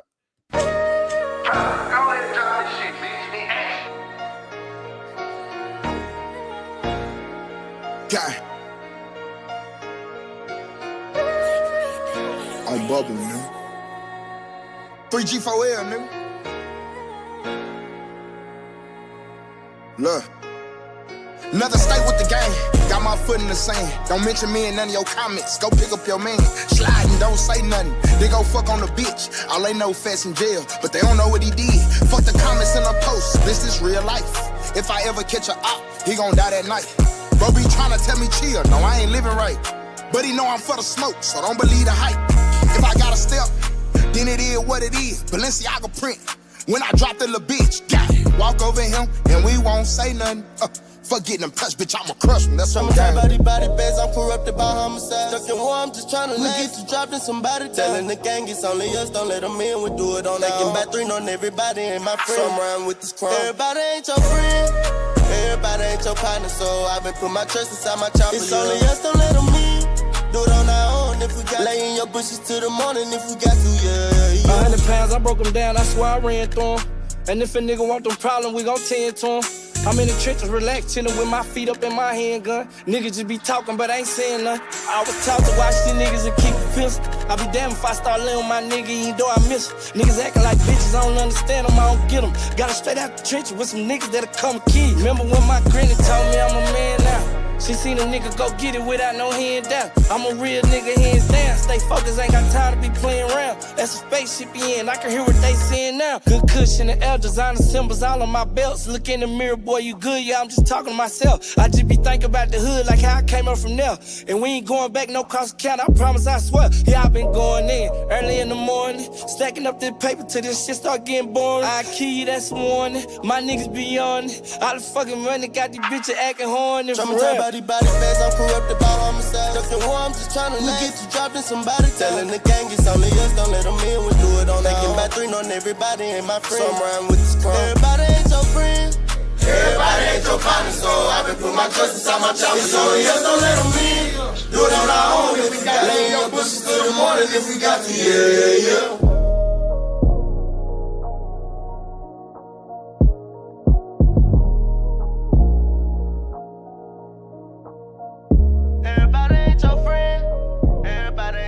So I've been putting my trust inside my chopper. It's only us, don't let them in. Do it on our own if we got it in your bushes till the morning if we got to, yeah.